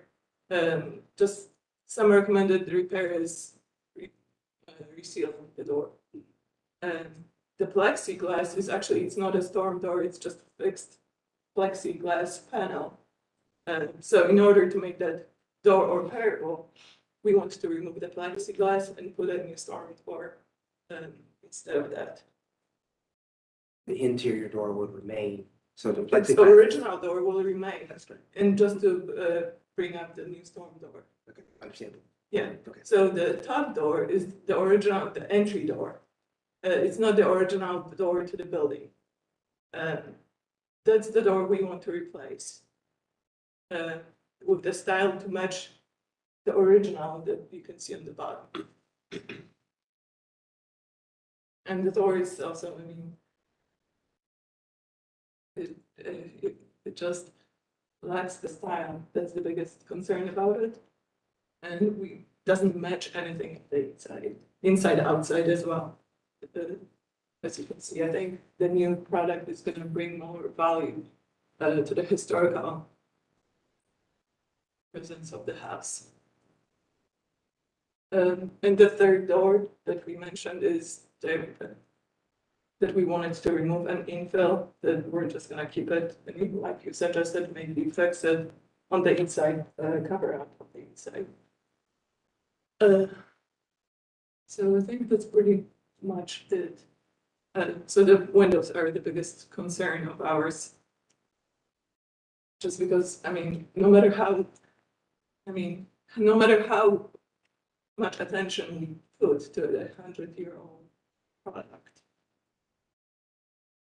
I don't see it being brought up to current standards and bring out the value of the house. The new windows will significantly increase the value of the house, and I think it will match what's around the design as well. That's the biggest concern in the past.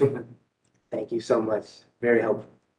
So I'm just going to probably talk about it maybe in 3 components. So the first one, let's take off the easy one first, which is the infill of the doors and windows. That's the easy one because that's being taken off the table, right? So, so now the last two are, let's just say door replacement or proposed door replacement. Is there any concerns, and thoughts related to, those two doors? I think she clarified as one is the door, the exterior door, and the look of the exterior door is not going to change. It's just taking the current fixed piece of plexiglass that is serving as a storm door off, and then an appropriate storm door being put in its place. So I think that's what she was trying to clarify for us. And then the other location is being proposed as a new door, since it was not original to the home. And the hope is that it would be back in kind with the existing door that will remain. And that's not the door. That one is to remain. I think that one. So if you go up probably two sheets, yep. Yes, that one right the there. top one is the one that we're trying to replace. And it's a little deceiving because that one has the stained glass, right? So, but that's the one that's being proposed. If you zoom in, you can see that it's not the original. The detail is different too. And the new door will be in kind, wood door, in kind with the existing. The Door. one, correct, the one below, the one that, the only original to the house, this one right here. Like a 2-panel door with buttons. Any thoughts or conversations related to the door replacements?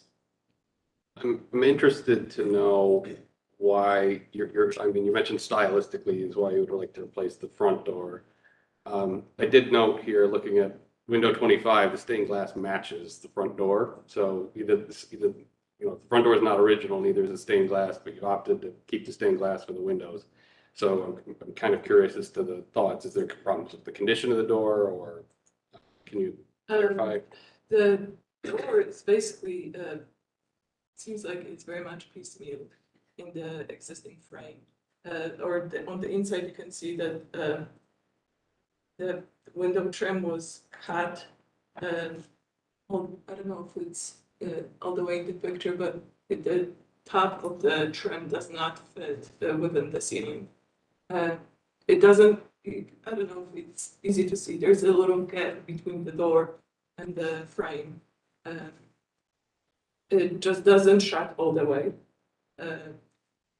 The owner has an alarm system installed in the house, and every time you leave, you have to push it push it or pull it on the outside. Otherwise, the alarm will go off. There's just sizing, the fit issue with the door. Okay, thank you. Very helpful. The transom remain on that door? Yes.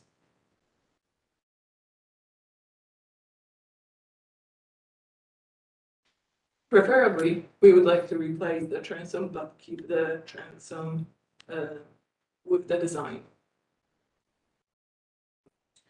So we'll move on to window replacement, so window replacement in general.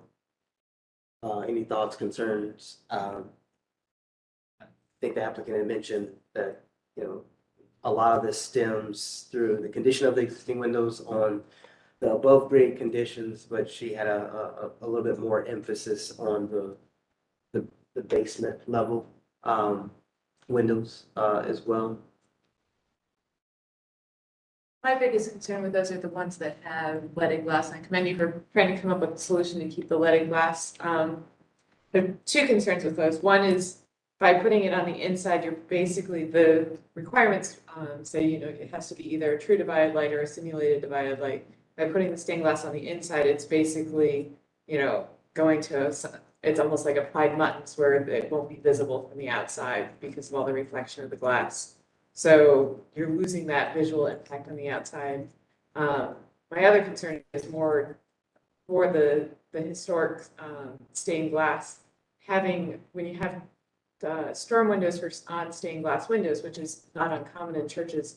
If they're not ventilated properly, the lead caning will fail over time because of the increased heat that gets trapped between those. So I'd be very concerned that basically by making that a triple glazed window, that you're going to create exactly that, and it could cause the stained glass to fail. So what's going on right now, the windows, all the windows are covered with storm window panel. And so actually that's exactly what's going on right now. This leaded glass is enclosed on the outside, creating exactly the same lack of ventilation condition. And that's exactly where all the insects started populating inside and outside. So the idea with the stained glass, I talked to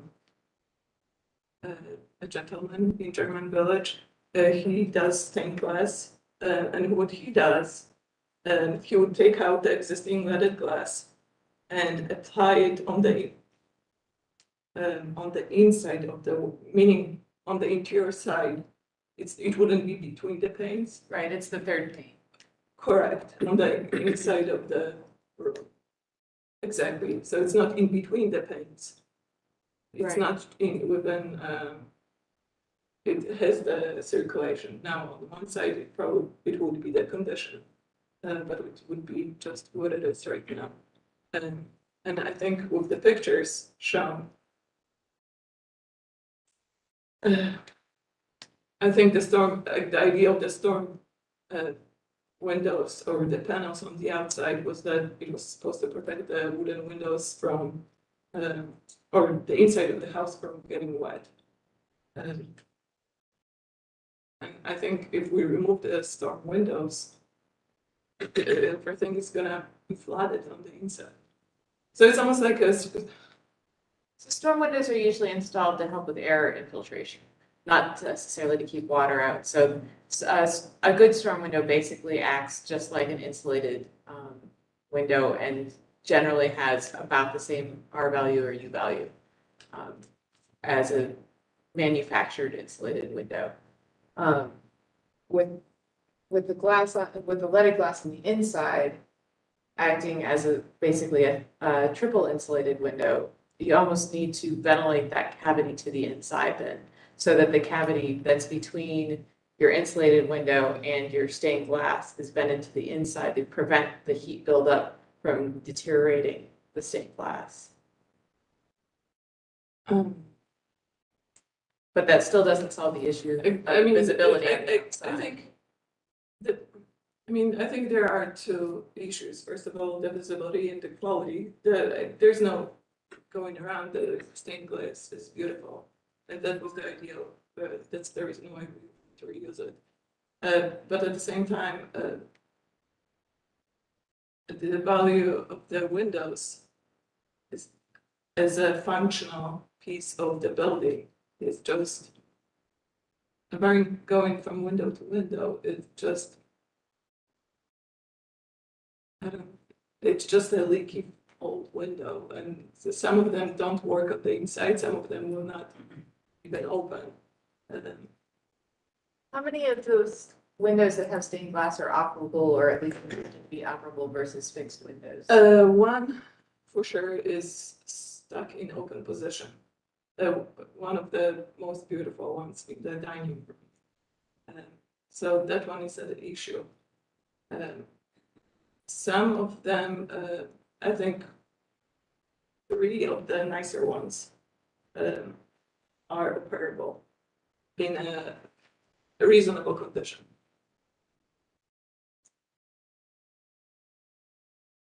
I think that one of the biggest things is, just thinking about the character of the home and is the fenestrations, the windows, so you probably can hear the certain sense of sensitivity, to trying to retain, that sense of character, that expression, that the fenestrations have. So, I guess, is there some additional data? Is there, I know you've talked about that you've done some research. I'm just kind of thinking about the future as it relates to trying to clarify some of these things. some of the conditions that, Linda has pointed out, just in terms of just concerns related to what that end window would be. Is there a possibility of gaining some of that data? Is there a possibility of getting some images that show a before after of this kind of installation condition? I guess one option that would be that I wanted to put out on the table, we could, like I mentioned, some of the stained glass windows are in decent condition to the point where the owner feels that they would like to keep it. It's not about throwing it out. So one option is to keep the stained glass windows and to replace all the other ones. Some of them, like I mentioned, in the basement and the attic, if you touch it, it will crumble away. So, I mean, that's. those, the basement windows as well as the attic window, are those windows, they don't have stained glass? Here. No, Okay. this one and the one below. But those are probably, these are the insects, basically. This one, that's the basement window. So just, There are a number of windows that have rot damage. I mean, there's some significant Correct. problems with the actual windows. So I think, that's one case. The other case is windows that, they're in operable shape. But, it's the concern there about just the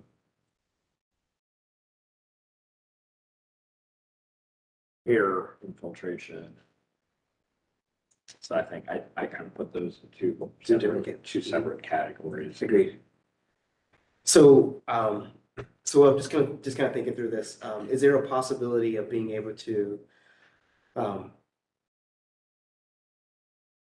maybe kind of continue this application with the understanding that, can we revise the application to provide a separation of which windows, meaning the attic window and the basement windows, and what window product would be specific to those focus windows? Also, product information related to, I think the door replacement, I think would be very helpful. Understanding that this proposed new door, what it will look like, the information that would outline that. I think there needs to be a little bit more data, just based upon some of the commissioner's comments on the conditions of that existing door that is proposed to be replaced. We understand the conditions, but we just don't have that information here. So it's, so there could be some zoomed in images, a little bit more understanding of that door, but with the understanding that what it will be replaced with on the revised application, I think would be helpful. Amending the application to remove the doors and windows that were proposed to be infilled. Just totally clean that. Okay. Understandable. Is there anything else that, I'm a little nervous to break this thing apart. I think it's more about a process of revising the application based upon some of the dialogue. But I think the biggest thing is being able to retain those existing fenestrations and such. And so if you felt as though that you still wanted to come back, but with that case, still the homeowner wants to still approach it in that manner, then I think that, we would be asking for some additional data and information that would relate to what this third pane looks like, feels like, and the longevity of that. But with the understanding, but typically we push a lot of the homeowners to retain these types of fenestrations, at least if they have the opportunity of being retained and fixed. It's just for consistency's sake. Question about the windows. There is a picture that I included that shows actually a section of the blended glass installation. Mhm.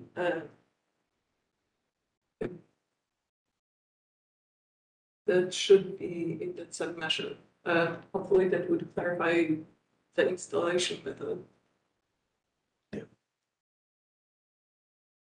I'd like to jump back and make sure that there's a comment here about the, having a window repair specialist look at these windows. I mean, these windows look better than my windows. I'm still keeping them. So I think that there's an I understand they are drafty. They make noise when the wind blows. The storm windows do help with that. But these windows have usually, even at 100 years, have a lot of life in them, can weather strip either with, bronze or other options. It does take some work, but I think I'd want to see something, some indication that that a window experts looked at these and said, okay, these are done. That said, the basement and the attic windows, I think, are the exception because those are, one's essentially below grade, so it's clearly rotten. I think that could be a little more easy going on that, but the rest of the windows, I think, I'm not, despite the bug damage and some of the issues, I think that a lot of those are repairable. So I just want to see. So, how, I guess, looking for guidance for this submission. Yeah. How would it look like as the whole house window replacement? I don't know, my thought was that you, as an owner or even sort of commission, the idea would be for the entire house to have the same windows. Let's say for the windows on the ground floor, even though they are repairable, some of them, the attic floor windows are not. So would those be different? Well, I think the attic windows, I've been getting into the weeds a little bit. The attic windows look like it possibly just the sashes, but there's not enough pictures to tell or anything. But looking at it like the next submission, Right. So I guess I could ask some of the other commissioners here. I think about how do we our know goal these. is to try to retain as much character and existing character as possible. even if it's mixed? And it's understandable. So understandable that there are some conditions that just can't be repaired. And those isolated entities, we try to do our best in terms of maintaining or at least matching like in kind. And so there's a variety of homes that has a mix, but the whole goal is to, when you introduce a new product, that new product is as like in kind as possible. And so that's where we would challenge you as the applicant to be able to offer or work with staff or look at the approved window list to see if there's a product that actually may marry for those conditions, meaning the attic as well as the basement conditions. And there has been properties in the neighborhood who has kind of gone that route and successfully have implemented that approach. But we do appreciate that sensitivity of saying, hey, once I replace one thing, is it better to replace it all because it's kind of cohesive in that manner? But I think the retainage of that fenestration or existing fenestration is our high priority, unfortunately. Does that help answer that question? I guess it is kind of disappointing, understandably. Completely but- understandable. So, so I think our next step would be a motion to continue. But is there any other thoughts or any concerns or questions that you may have that would help you for your next application before we move on? Mm. Or I should say your next submission, I'm sorry. No, I think it is gonna be a challenge to kind of differentiate between what to keep and what should stay. Yeah. From the aesthetics point of view as well. Completely. And to Reed's point, I mean, just being able to have someone, maybe, a contractor or that window repair specialist come out, have some dialogue with them and understanding that where is that threshold on some of these, some of these windows and some of these locations actually may help, sort of guide, that next application as well. So continuing the application is, Yes. okay, perfect. We can have a motion to continue the application. You want me to give it a shot? Yeah, go for it. Go over it. All right. Motion for application VV 2204008, 148 Buttles Avenue, to continue the application pending additional information regarding the different options available for the windows and doors. And we're And in addition, we are removing the infill part of the application? No? Don't worry about it. She'll come back and she'll revise it. Got it. Yep, you're awesome. Perfect. Excellent job. Did well. Yes. Okay, thank you. Second, Mr. Sema. Awesome. All those in favor say aye. Aye. Any opposed? Motion passed. Thank you so much. We appreciate the time. Thank you. And just as a note for the commissioners, when we have continued applications, I do provide them commissioner comments. Okay. So all of our discussion will be summarized. Okay. Perfect. Thank you, Kimberly. It's 6 o'clock on the nose. So, we'll take a break for a second and come right back. Yes. If that's So okay. we'll take a 5-minute tops break just to kind of stretch and use facilities if needed, but we'll be right back and jump in right. And just, I think overall, we're probably a little behind. We're like maybe one application behind. So we're kind of moving at that good cadence. So hopefully we can get through this tonight. So thank you. We just Exactly. Huh? Just wait till later. Yes, we'll get through it all. Perfect.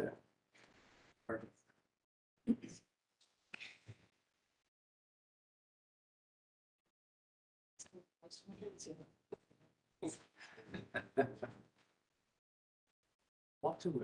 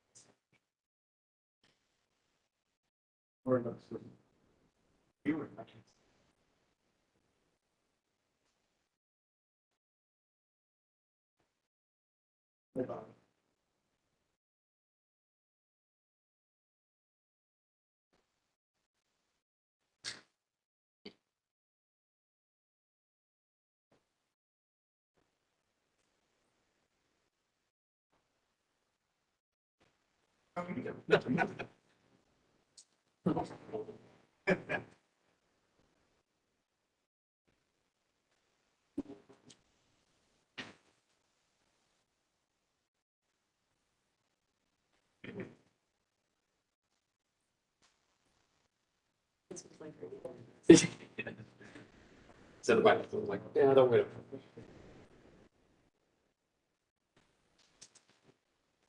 We're gonna be convinced. So. Probably. Yes. I saw them in all 5 minutes. Just kind of used to it, like. Just. Yes. Hold on. Yeah, I saw the agenda. It's like, oh, we want to anticipate getting to this before 8 o'clock. That's swinging. Yeah. Yeah.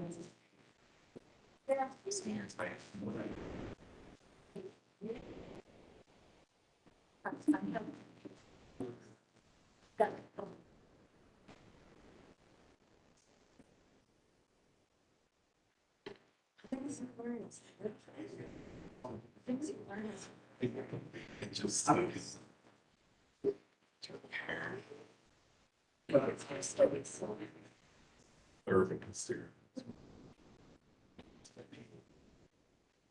next to that, it's like, oh, wow. I thought you were gonna say.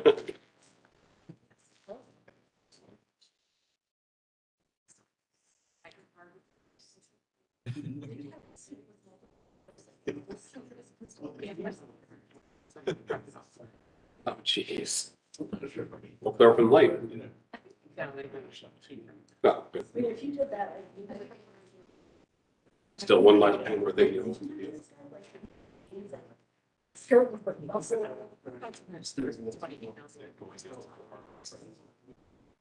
Try not to. You'll be there waiting for me tomorrow.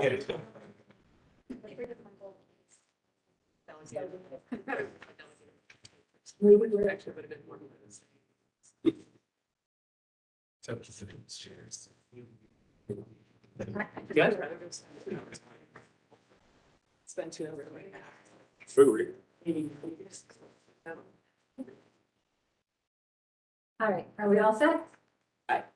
Yep, I saw thumbs up, so we are all set. Okay, we are moving on to application number 9. This is for 647 North High Street. This is a conceptual review, so we're getting into that part of the previous April agenda. And then Okay. we're going to jump back to what's to be voted on, so I apologize for the confusion. Okay. So this is for the installation of a retractable awning above the service window. The awning would have a flat area, valance, and open size, measuring approximately 98 inches wide by 60 inches deep, and would be installed approximately 7 feet 6 inches off the ground. HBO staff is not aware of anywhere else in the short north that there are other retractable awnings at North High Street. The awnings along there are typically fixed. HBO does not find the placement of the awning over the existing mural appropriate and has concerns about the area becoming too visually cluttered. Since this is conceptual, recommendation is to offer feedback that can be utilized at a future meeting. Basis for recommendation is City Code 16.11 standards for alteration. Specifically, 1, 2, 3, 5, 6, 7, 8, 9, 10, 11, 12. The short north design guidelines regarding awnings and canopies.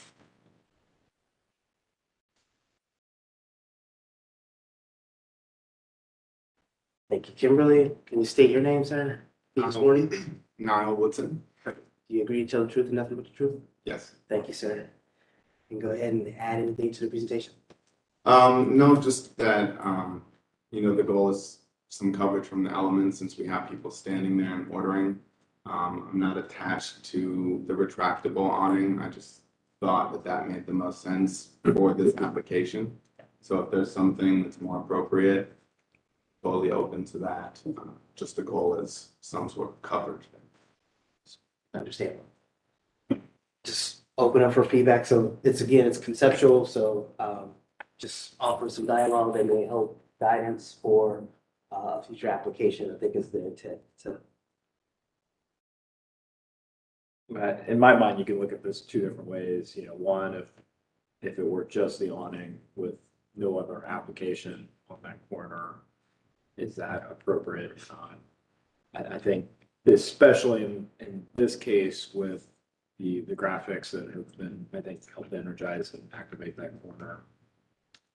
One other, there's a lot going on already. So one additional element is just adding to that clutter. And so I do have concerns about that. And, being on the chamfered corner too, I think adds to some of that visual clutter that occurs versus it being on a straight segment of the building. So I think that's where I struggle with this a little bit. I appreciate the, trying to provide that cover to help with use of the space, function of the space. But I think from a visual standpoint, it's a lot going on. Busy. Yeah. I agree with those comments. I could get, I believe, behind it more if it did look more like this, where you have the single awning, but throwing an awning on top of that. Just kind of look at this image here. I think there's quite a bit going on there.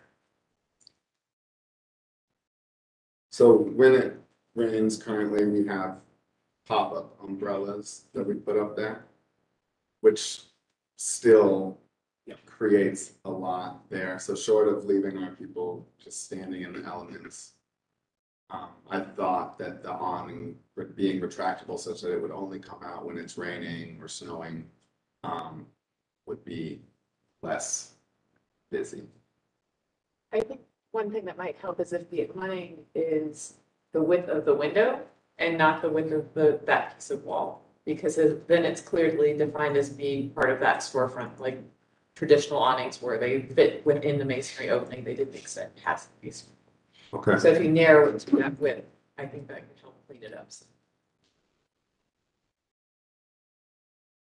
And Yeah. the, I was gonna say, and I suppose if we get a sense of what it would look like when it's closed, and if the idea is it's closed most of the time, it's only being retracted, it's needed. Is there a large portion of your business that's doing takeout through this window? Like compared to going in when you mentioned folks outside the elements? I mean, we have it designed to have everyone go to the window, especially when it's, warm and nice. And during the winter, during, the colder moments, we would set up a little inside area where we can take orders.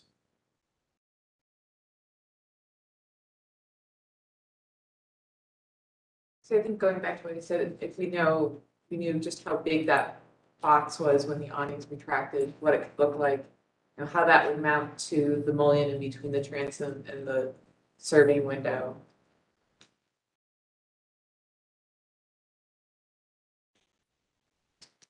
Yeah, I think some of those clarifications or illustrations would actually help. I mean, given the information that's been provided, I think I still kind of echo the rest of the commission's comments or concerns of, how busy that corner is, Chamfer corner.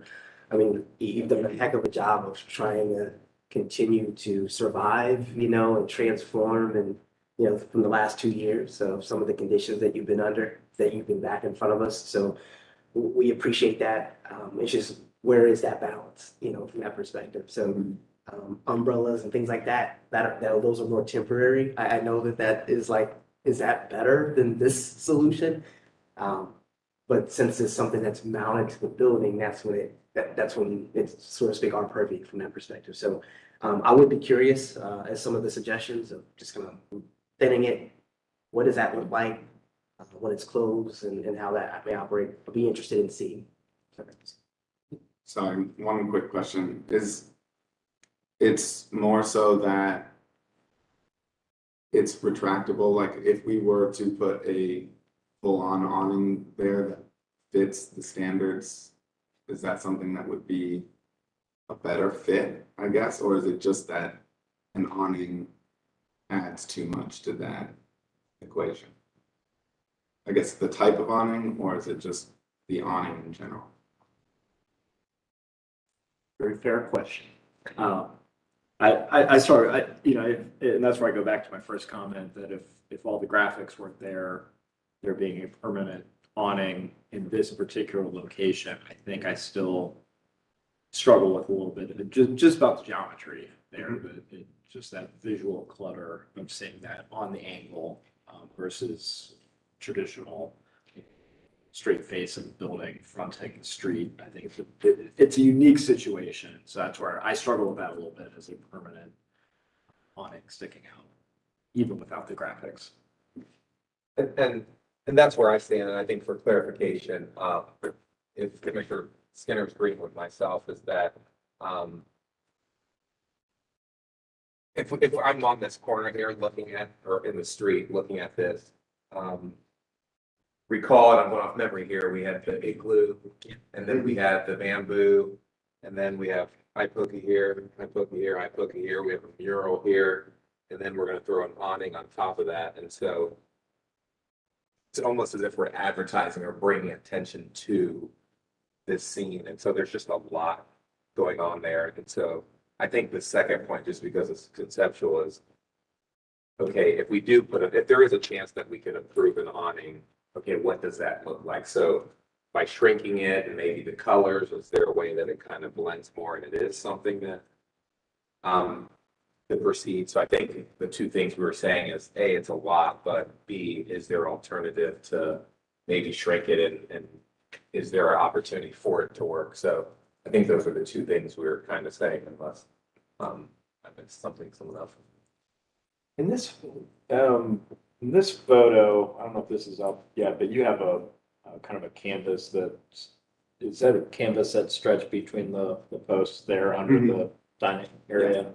I mean, that would be another interesting thing to explore, that if it were an extension of that or another piece of that somehow got, it almost feels temporary. It's not a permanent addition to the facade, that if there a way of kind of creatively expanding that kind of expression, which is more patio, temporary than the awning would be. I'm not 100% saying that is appropriate, but I think it'd be interesting to explore. I just want to ask, how would that drain? I can see that creating problems. Yep. They are mesh, like a fine mesh, so they're not solid. Okay. I just know from like working at fairs and stuff, Yeah. I've got the chart material, Yep. like it That would be- sits. Now, so that, Okay. does that, Yeah, does I that got give some- you what I you have needed some though? direction. I see you, I see the chart, From my I see the pleasure. chart. So, cool, okay, So so. that's Commissioner Connors. I mean, I applaud you for, your creativity and it's been a tough year and it's a specific business model that you have. So definitely commend you guys for keeping things going and trying to figure out ways to leverage your business model. So. Yeah, and then that constant dialogue coming back, I think, working through that process and not necessarily doing something and, and then actually forcing yourself to come back, you've always come ahead of time and work through that process to kind of brainstorm and help that application along. So we appreciate that conversation for sure. Excellent. Absolutely. All right, thank you, sir. Appreciate it. Thanks. Nothing for us to do. Awesome. All right, the next application is number 10. Do we want to go back and check if 1 and 4 just pop in? I don't know. 1, 4, and 7. 1, 4, and 7? Yeah. Just before, just in case. Well, the end of the night, I'm going to be reciting some of these in my sleep. All right, just to make sure, is the applicant for number 1326 Wilbur here? How about 686 Park Avenue?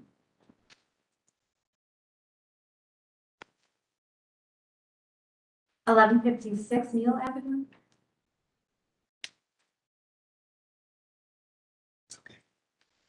All right, so with them not being here, I appreciate you checking, Sean. No. This is 1226 Forsyth Avenue. So this application again is conceptual. It is to add an approximately 12-foot, 4.5-inch long by 15-foot and 2 3/4-inch wide addition to match the height of the existing rear addition. Construct a 21-foot, 4-inch long by 20-foot wide single-story 2-car garage.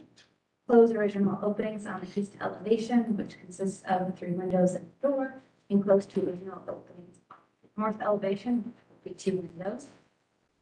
The commissioners at the business meeting wanted to know why a single garage door was being proposed, as opposed to 2 separate doors, which is typically seen if the turning radius is available. The commissioners also noted that they would likely be discussing the garage setback during the hearing. The house and previous addition are sided in vinyl, and the applicant is proposing to match it. Cut and product sheets for the proposed materials were requested. The applicant has not yet finalized the selection, but vinyl is a proposed siding material. This material is not considered appropriate by the Victorian Village Guidelines and City Code. HBO staff does not support the infill or modification of original openings. If the applicant is interested in closing the openings, they can cover them over in the interior space, leaving the window door. The interior design should not dictate exterior conditions. For additions, typically scale materials are differentiated to show that the addition is not part of the original house. Staff is proposing the question, does the original siding need to be explored? Since this is conceptual, commissioners should offer design feedback for the applicant to further refine the proposal for a future meeting. Basis for recommendation, City Code 311611. These standards for alterations, specifically 2, 3, 5, 6, 9, 10, and 12. And City Code 311612. These standards for construction. Thank you, Kimberly. Could you state your name? Get you sworn in, sir? Darren Shu, Okay. Do you agree to tell the truth and nothing but the truth? yes. Thank you, sir. All right. Could you just walk us through the proposed application? Yeah, the current, this, 2-bedroom, 1 bath, really tiny, 1 bathroom downstairs, just doesn't work for the family. So I just would like to do, 3-bedroom, 2.5 bath to expand the whole, the back, add a, master, bedroom, and also I'd like to add a garage in the back. So the existing siding or shingle, right? If I add the addition, if I match it to current, I just propose to replace it with new. I think in the front window, I think Kimberly said that we can close. We're willing to, if commission doesn't agree with it, we can just keep all the opening the same. Not gonna close it if commission doesn't agree. Any other thoughts or? Okay. Just open up to the commission for any thoughts or comments and helpful guidance for the application.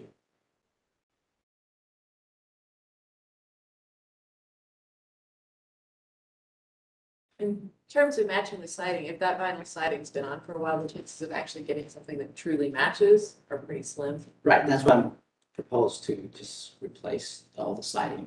So if the siding's being replaced, really, then it does need to go back in accordance with the guidelines.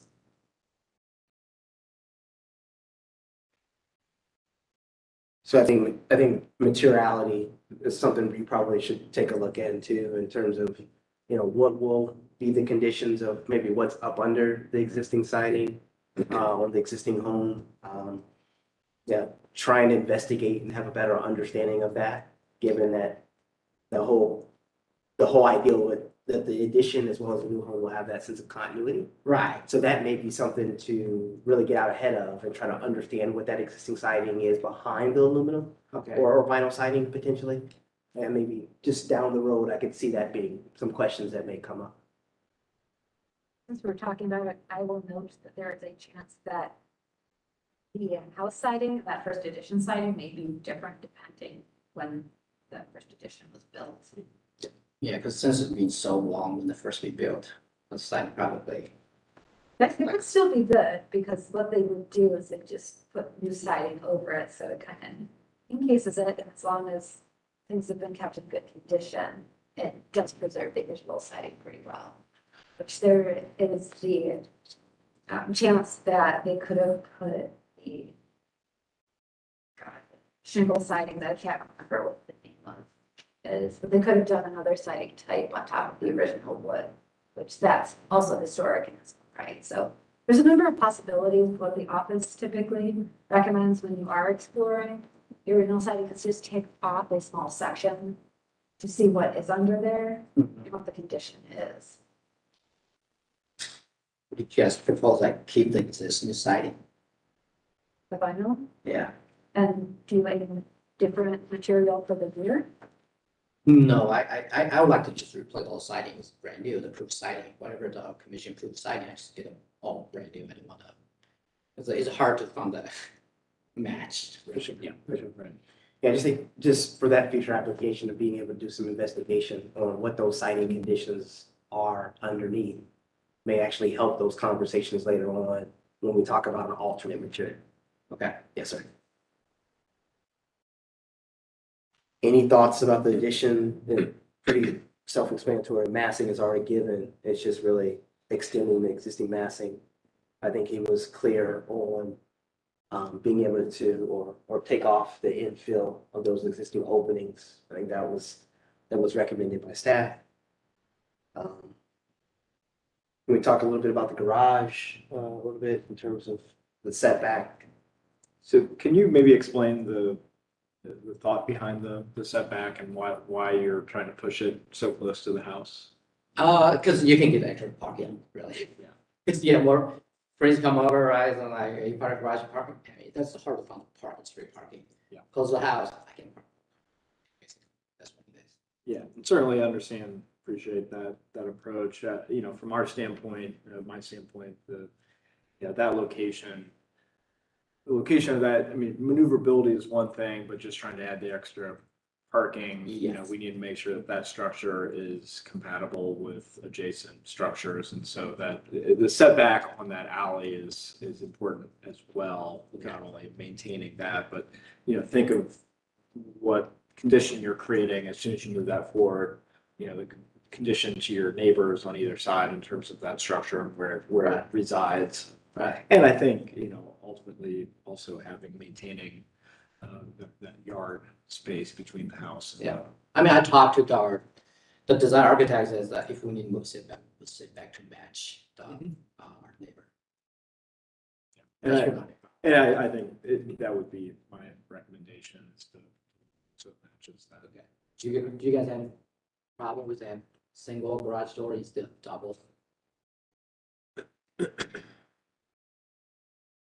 Because I saw neighbors that they're single. I mean, you look at the picture, it's a couple like neighbors, they're just a single door garage. I think typically it's just kind of working through and trying to understand that turning radius into the garage. Yeah. Depending on the alley itself and the width of the availability of the alley, the maneuverability to get into the garage may be compromised, and that has prompted maybe some two-car scenarios to have a single door in lieu of that. So if you could maybe expand your site plan and work through that and understand maybe the reasons why, that I think that would be helpful to understand that for that next evaluation. Okay. But typically it would be two single car doors or openings.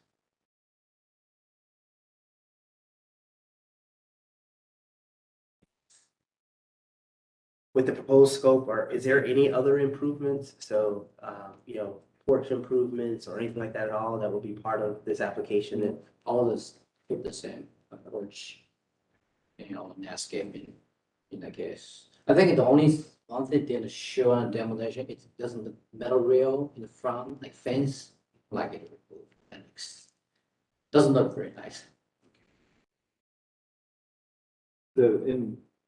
Is that along the sidewalk? Yeah. I don't see anybody have it, just like a couple houses have it. Some houses have it, some houses doesn't have it.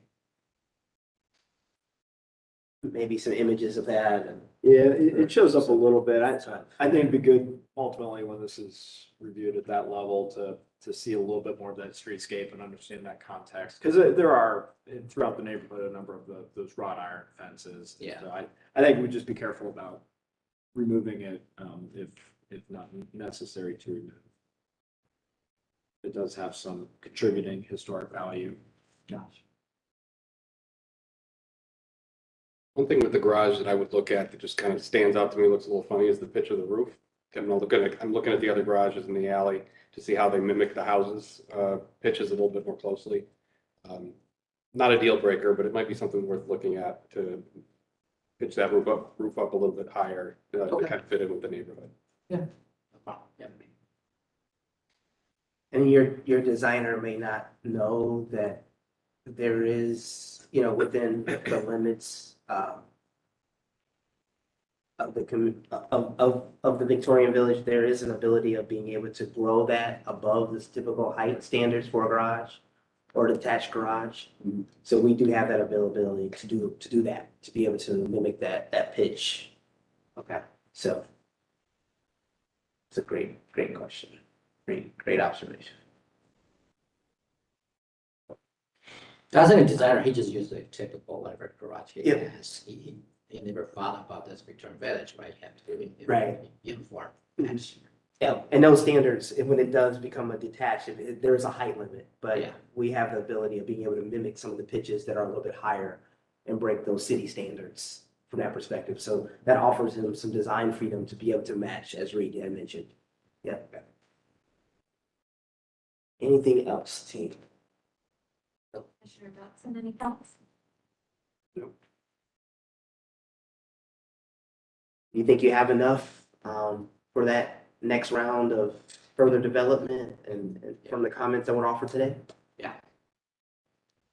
Well, thank you, sir. Appreciate it. Thank you.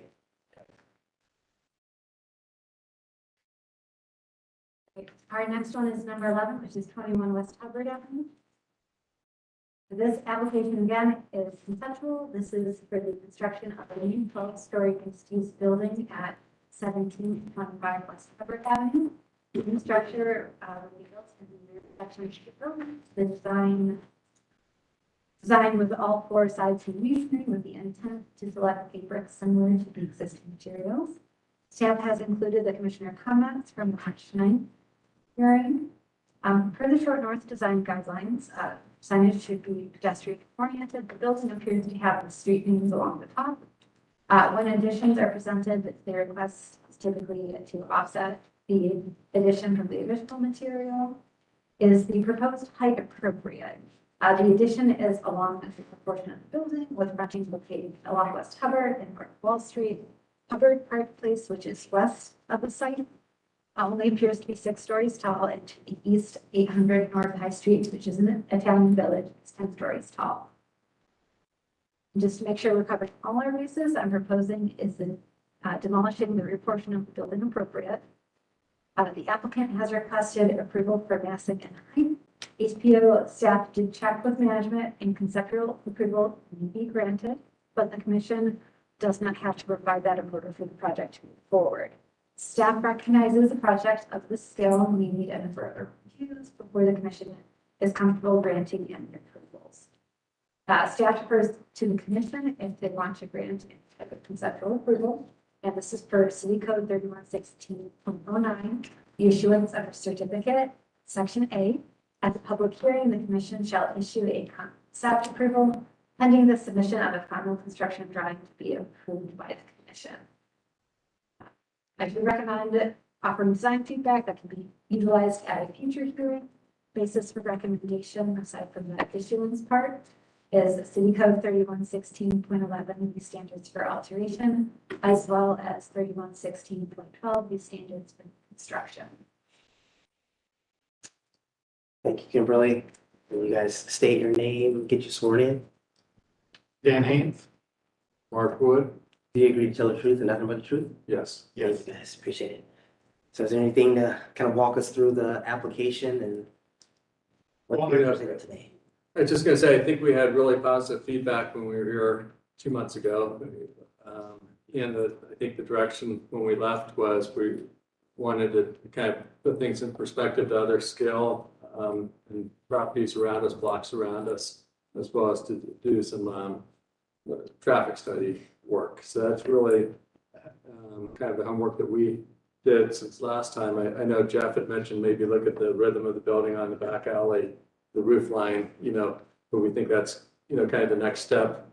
And our goal tonight is to get your blessing on the vision for the scale of what we're doing. I think part of the considerations for the height, because we know it's a tall building, I think we've benefited by the fact it's a slender site. It doesn't take over a city block. There's also a there's a transition to the residential neighborhood with our Hubbard Park Place development across the alley. I think the hotel across the street gives a nice balance too, as well as some other buildings up and down. Yeah, I think that, exactly what you said, Mark, that we talked about the architecture a little bit last time.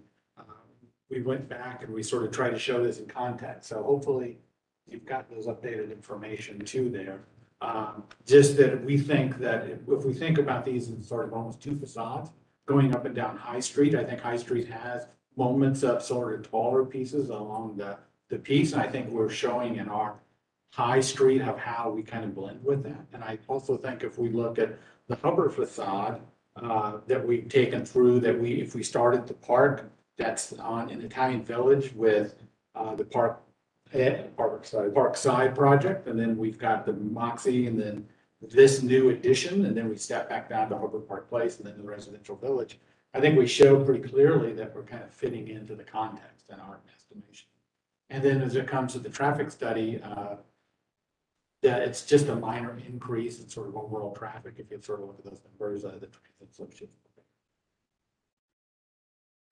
I would love to get, sort of exactly what you were saying, Mark, sort of, we'd like to get some approval for conceptual for height and massing, so we can really get into the next stage of starting to get into the design. And we want to look forward to bringing those designs back to you with already sort of the comments you mentioned on, seeing if we can harken back to the structure that was there originally and making sure that if we put the new piece in, of it sort of having that separation piece. So. But I think we really had positive feedback last time in terms of kind of the overall design and kind of the project. And so, I think we're here to answer any questions, and hopefully you've had a chance to kind of take a look at the scale of the other buildings along High Street that kind of influences this location. Perfect. We appreciate it. So just open up so it's conceptual again. So, just feedback that would help them. Yeah, and to be clear, I think we're hoping to get approval for the massing, and then we'll be able to come back with, design. So I think just kind of thinking through this, so, Mark and Dan, so maybe the approach is, let's have some dialogue, see where it goes as it relates to that, the conversation. And then once we kind of see the temperature in the room, then we'll just try to figure out what that next step is. Sure. That may be enough. That just kind of gives us an understanding of where we should head potentially, or so if you don't mind. That's cool. Okay. All right. So just kind of open up to, just commissioner comments. Any thoughts? Obviously, design is not necessarily, I think, the thought. I think that the team feels like they have some more work to do. I think the last time we talked, we were really trying to get them to kind of open up, that view and try to understand what is the appropriate amount of height and the scale of the massing of this particular project. And then they did give us a little bit more feedback and understanding about, its positioning on the site and some of the conditions there. So just want any thoughts on the information that was provided? First off, I really appreciate the section study. I think that's very, very helpful on understanding the context and the kind of, the height change that we've we're assuming, but started to talk about. And seeing this, in my mind, maybe the biggest, maybe even bigger than what's happening on Hubbard is the High Street, maybe the impact, our relationship to the Greystone building there. There is, and I think you've noted that there is kind of those drops and rises that occur already, kind of back and forth, that dance that's going on. I'm kind of curious if you guys have studied because that is maybe one location where the height in terms of shadow will have probably the most impact on anything, because you're not gonna on the Greystone? Yeah. Oh, it's on the north side. Well, north side, yeah. And I think it helps too that the parking lot separates, the street. I mean, it's set back further. Yeah. North. That there is a distance right now between sort of where the Hubbard piece is and where the Greystone is. So if we're thinking of sun study, so why I said it was on the north side, that the sun's going to be high when it's towards the south, and so it's not going to be much of a shadow there. Really, the long shadows will be coming on east-west. Yeah.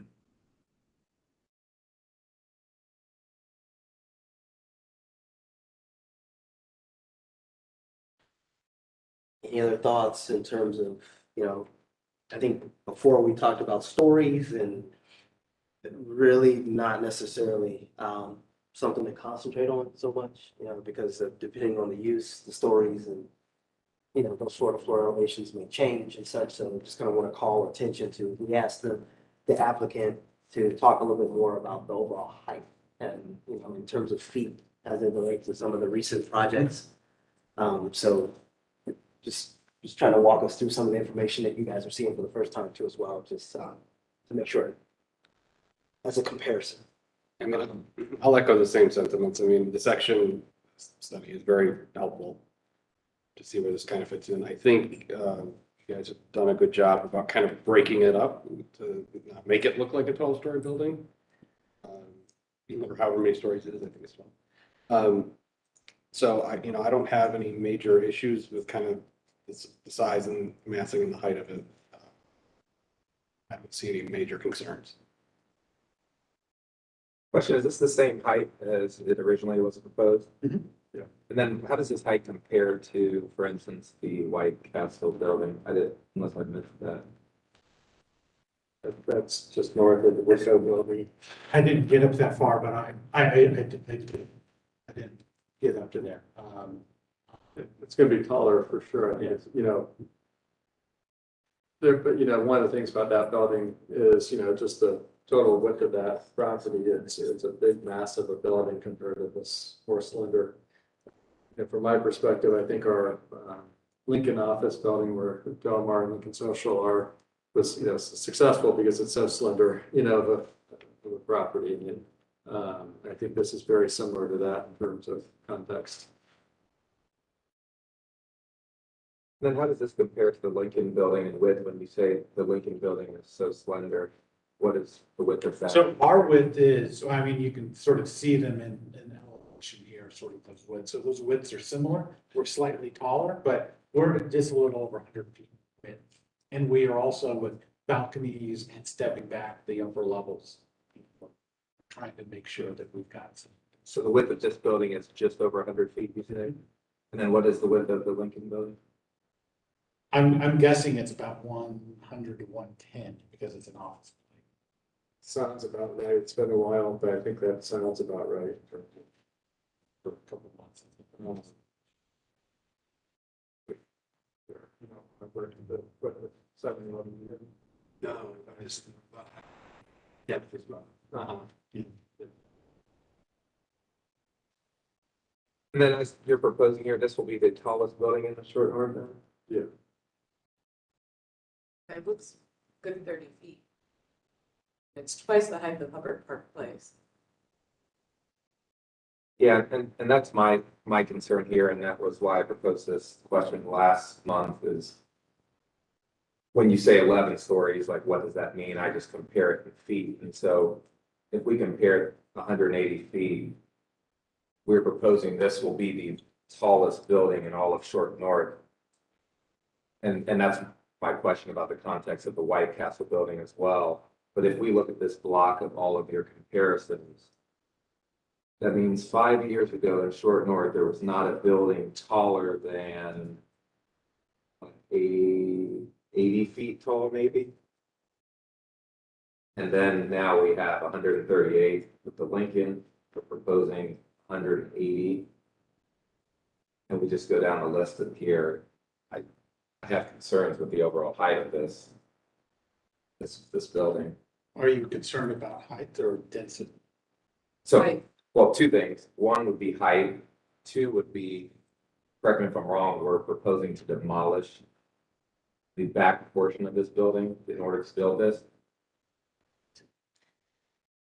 So I guess those are my two concerns here. One would be height, but two, we're demolishing a historical, or what is a historical portion of a building in order to build this new high rise.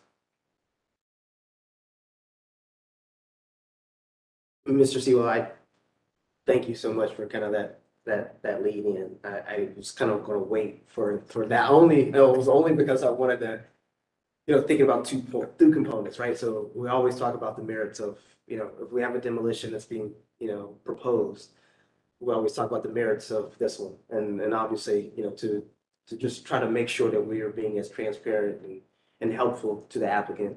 We definitely today should talk about the demolition component. I mean, that's what we're supposed to do. So, And sorry. No, I don't know. I'm saying thank you for that perspective. But before I leave that, because the demolition component may get a little muddy, so I want to just at least talk about, and make sure that from a commission standpoint and our comments today, that the applicant has an understanding about mass and height concerns, because it's going to be talked about in terms of the merits of the proposed project.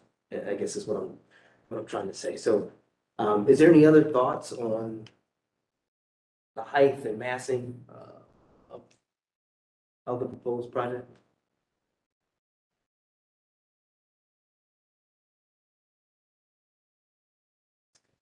I know, I guess perspective, this would have been a lot harder to propose and make it feel before these other structures were built. They're there now in the neighborhood, so there's context for it. I don't think there's a lot of opportunities for vertical development left along the High Street corridor. We've really tried to come forward with something we think is, arguably the most handsome building, that we've done, a very vertical, narrow site. And, we're making a very rich commitment to the architecture. I also think that the part of the elegance of the building that we're proposing is the linearness of it. And if it becomes more bloody, I think you start to lose some of that beauty, frankly. Makes sense. Those Yeah. other, Melinda, hold up. Oh, Rob was going to say something. I just want to make sure I get his comments. Thank you. No, I just wanted to say, I think you're right, that maybe 5, 10 years ago, the height is a big problem. I think kind of the smaller footprint of this as opposed to some of the other developments that have gone up makes it feel a little bit smaller. So the 12 stories isn't as overbearing, I think, as some of the other developments we have. And I will say, at least based on these renderings, that I think it's probably the best looking of any that have gone up. I am curious on the materials on the outside. Are you precasting or do you not know? Well, we're proposing it being masonry. Masonry? Yeah. Okay. And when we got approval, a lot of the commissioners are different now, but when we got approval for the Delmar, the Lincoln building, part of the comments that we got was that part of the consideration for approving it was the fact that we paid attention to all 4 sides of the building. Yeah. And you don't often you see people go cheaper on the backside, and I think this is that similar context in terms of the commitment that we're making on the design front. Yeah, there doesn't seem to be big breaks in types of materials used throughout, which, I mean, you see pretty more common than not on new builds, particularly of this side, is that, size that people tend to cheap out on that kind of stuff. And I mean, that's, obviously, given our purview, a big concern, so. Oh, is this going to be first floor retail? Sorry. There will be some ground floor retail. I'm sorry, Melinda. I just wanted to make sure. Go ahead now. I'm sorry. no, my question was going back to the height, you mentioned the other buildings that are not quite as tall, but up in the 100+ feet tall. Are those facing High Street, all of them? So they're sitting right on High Street, or are any of those really facing the side streets like this one is? Some of them turn the corner. Yeah, I mean, like the Moxie across the street. I mean, it's facing really Hubbard for the bulk of their space, and it steps back actually from High Street, like we're proposing here as well too. They don't have as much of a setback as we're proposing, but it has a slight setback.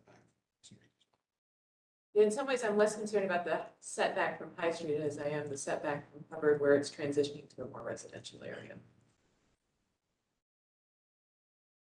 I think the Hubbard Park Place development helps that transition, and we'll have our own neighbor on, that whole side of the street. Still an 80-foot height difference between this and that, though. That's a 90 big foot. I mean, that's still a That's true, huge drop to think you're going 90 feet. But From if this building. if you look at that section, you can see that we've got residential. Hubbard does a nice step up, and I know that the number seems like a lot, but from the visual appearance, I don't think you would really be able to tell if it's 90 or 20 or 40. I think we'll be able to tell this the tallest building in all of Short North. And so to your point, when you think about the new buildings that have occurred over the past 10 years, let's say, I think it actually weakens the argument that none of these existed 5 years ago. 5 years ago, your tallest building here was 63 feet, which was the 845 Dakota building. So that was the one tallest building at 63 feet. We're proposing 180, which is still 42 feet taller than the Moxie across the street, and another 30 taller than the Lincoln building, which is 711 North High, which once again, none of these existed. And so I think that's actually your argument in support, is that you actually have those buildings in existence versus them not existing 5 years ago. I just wonder, when is the point that you have the Greystone, that although there's a small parking lot there in the alley of Hubbard, it's still 100 and how many feet shorter than this proposal?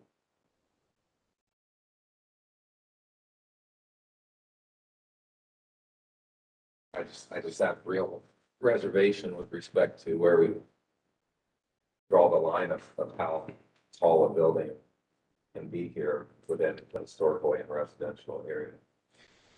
So just sounds familiar, kind of a familiar conversation. So when 7-Eleven was proposed, we went through a lot of iterations, and not necessarily in terms of the architecture and the quality of the architecture. It was related to trying to find or strike that balance. And there was some concessions that were made on the massing, but we were all, the intent was to try to draw that cap, because there are some properties that are going to look at the overall height, unfortunately, and try to challenge that. So what is the cap? What is the cap in the neighborhood as we continue to grow? So I guess I'm going to just try to challenge the commission to say, is the cap, an existent relevance? There is a little uniqueness to each site, right? I think that we've always talked about that. So is there a cap? Mr. CY, I know you're kind of mentioning some of these relevant projects and the heights, and is it a situation of bringing the height down to an equivalence to 7-Eleven? Melinda, is that the thought? I just trying to help the conversation.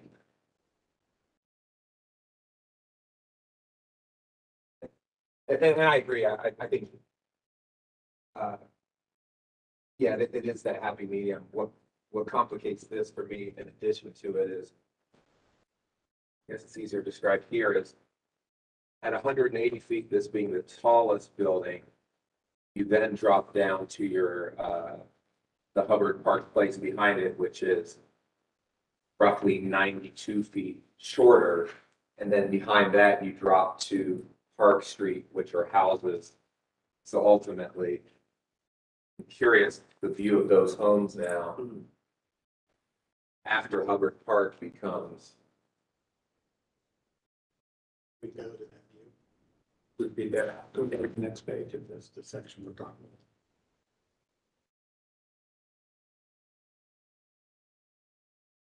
So given the view of Hubbard Park in blocks, I would assume what it looks like the view of those homes from seeing this high rise.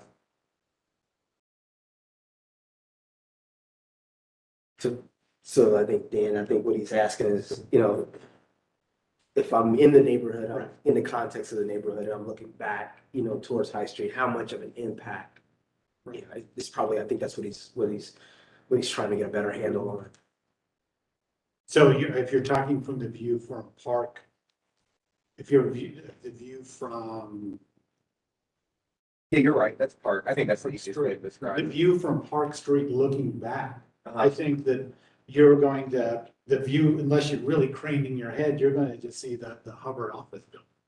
I mean, typically when you're on that street and you're looking back, your view is going to be set by the Hubbard office building, which is actually deeper and sort of planned back than our building. So from Park Street on the ground, you're not going to see this high rise? Correct.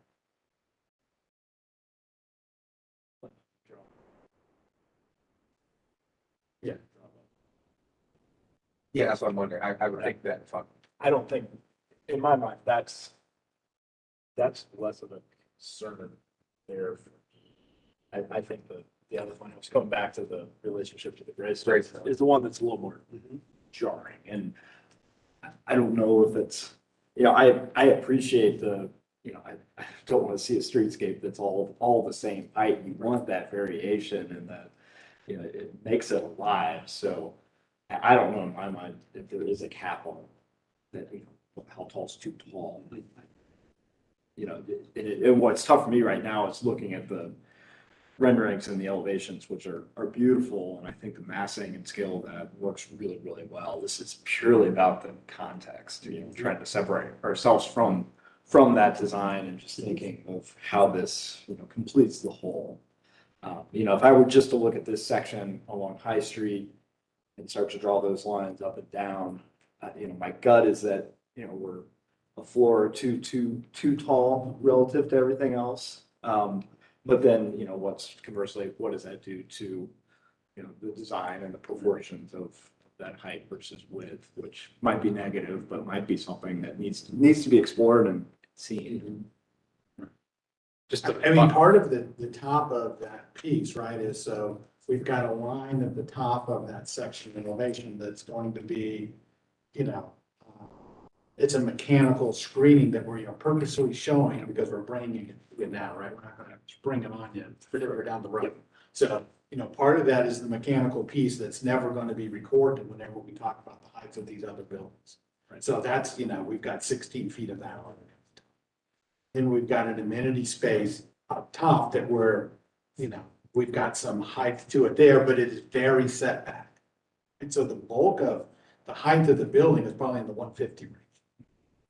Right, that's exactly what I was gonna point out, was that, you've got, looking at this is a 154 and at the top level. And, we're comparing this to 7-Eleven, which is with North High, which is 150 feet. And the Graduate Hotel has been here for a very long time, right? That's over 5 years old. I mean, that building was public housing, I believe, right? The structure has been there, sorry. Yeah, the structure has been there, and that's 106 feet, right? So that thing, I think we all remember when that thing was just there by itself, it looked ridiculous, right? But with how it's filled in, I don't think, yes, this is much taller, but, with some of the buildings that have gone up, and the fact that the top floor is really set back on all three sides except for Hubbard, I think it does a decent job at fitting in.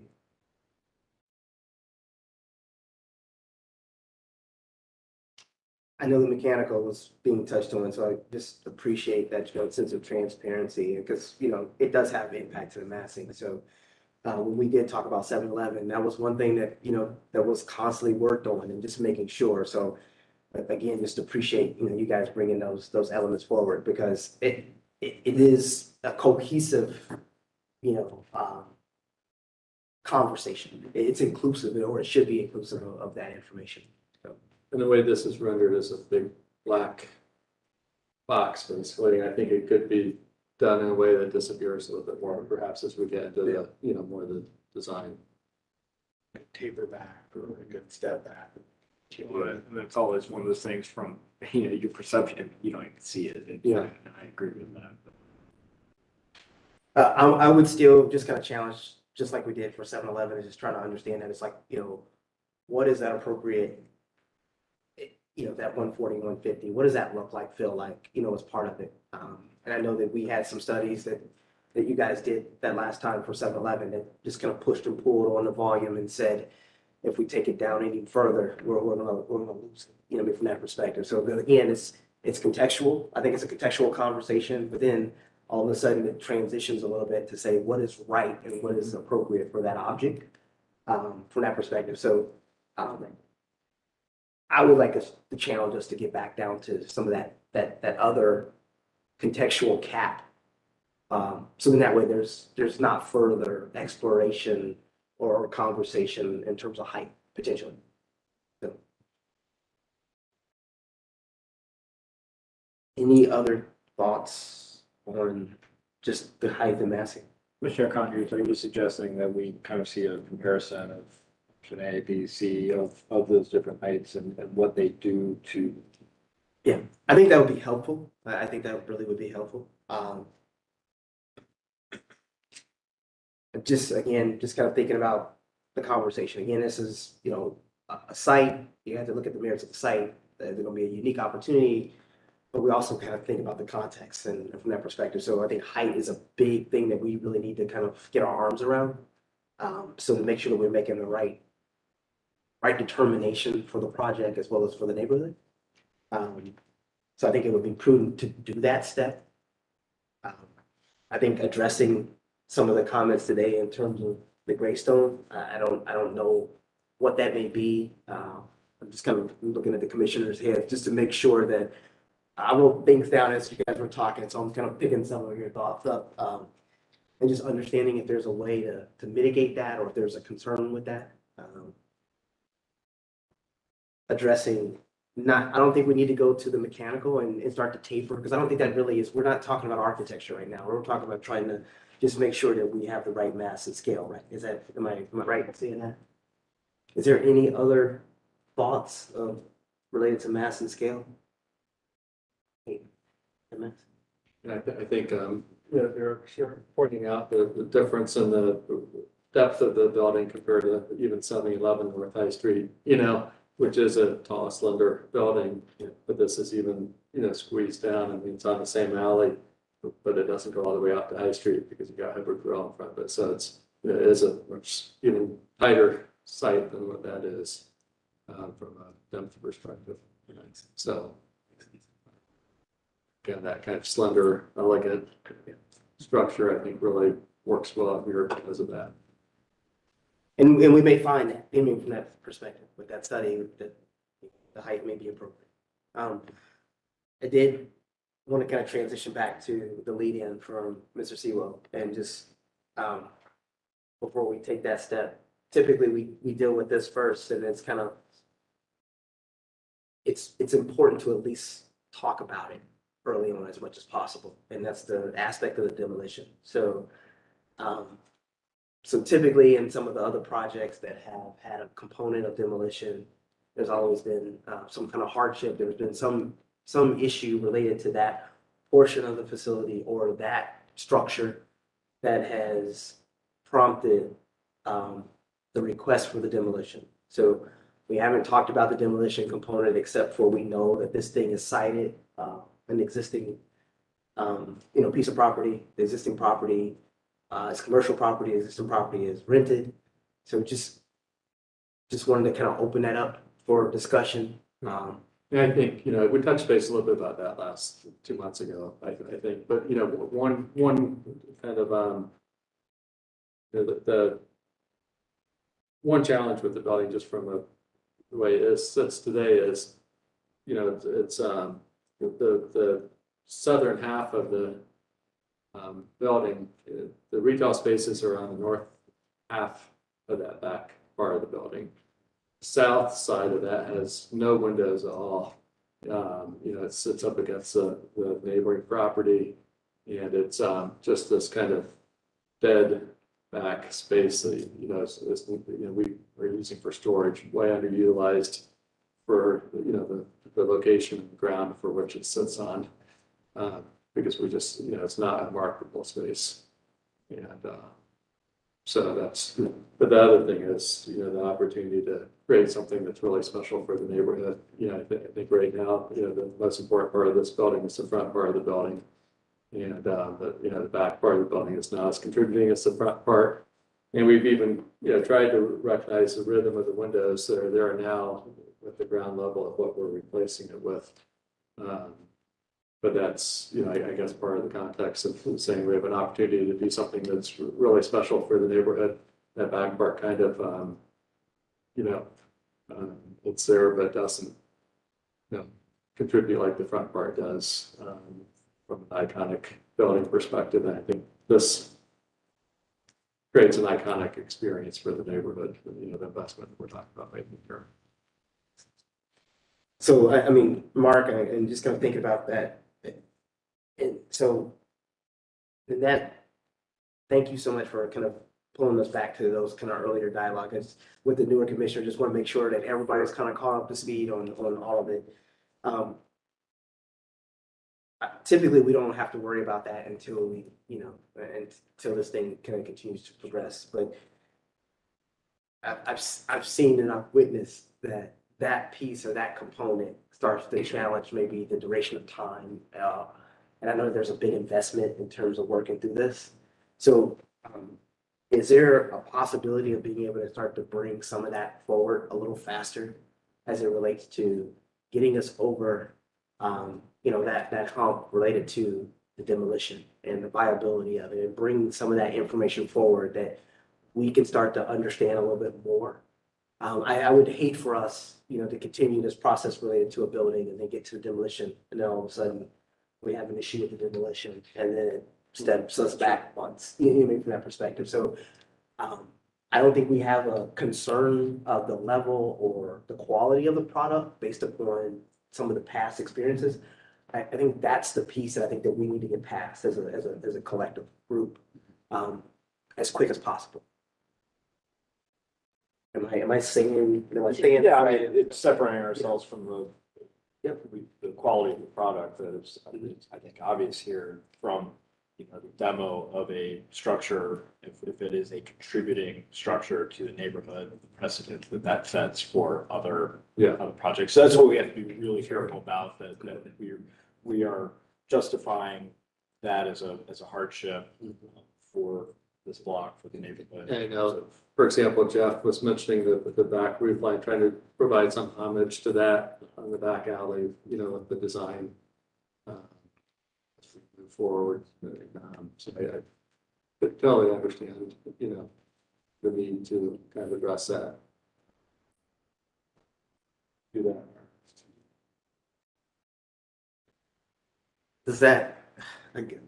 Does the conversation help you with that next step? I know you guys were probably looking for maybe a little bit more in terms of approval, but does that give you a sense of temperature reading on?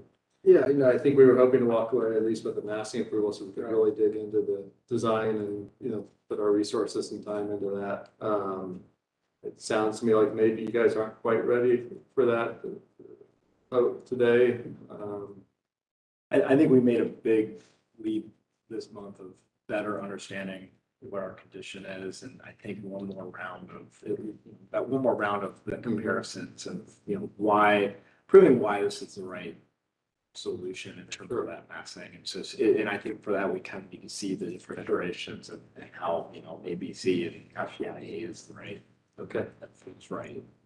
I just want to clarify, we're talking one more round of conceptual review? Yeah, I think that I want it to be. Yes, it's conceptual. Yeah. I think just kind of taking and making sure that we're utilizing the resources the right way. We're not talking about design from that perspective. We don't need to see fancy renderings, and just being honest and efficient in that perspective. Unfortunately, we lost last month. So greatly apologize. So we were ready to rock, and unfortunately we had some personal situations that took us, and we lost last month. So I don't want you to get discouraged. Hopefully this process is not slow from that perspective, but we need to make sure, it's a significant project, so we want to make sure it's right? So in the end, we want to make sure it's appropriate, we want to make sure it's right. So that's the thought. If we come back prepared next time, do you think that we might be able to get a vote on the conceptual mass, or on the massing and the demolition, or does the demolition come after we do, continue with the design part of it? It seems like there's two critical pieces here. I think we've advanced a lot of design. The first time we came, it's still here and relevant. But just trying to understand, if we talk about the kind of the merits of the demolition, and to do a little bit of study for massing and comparables.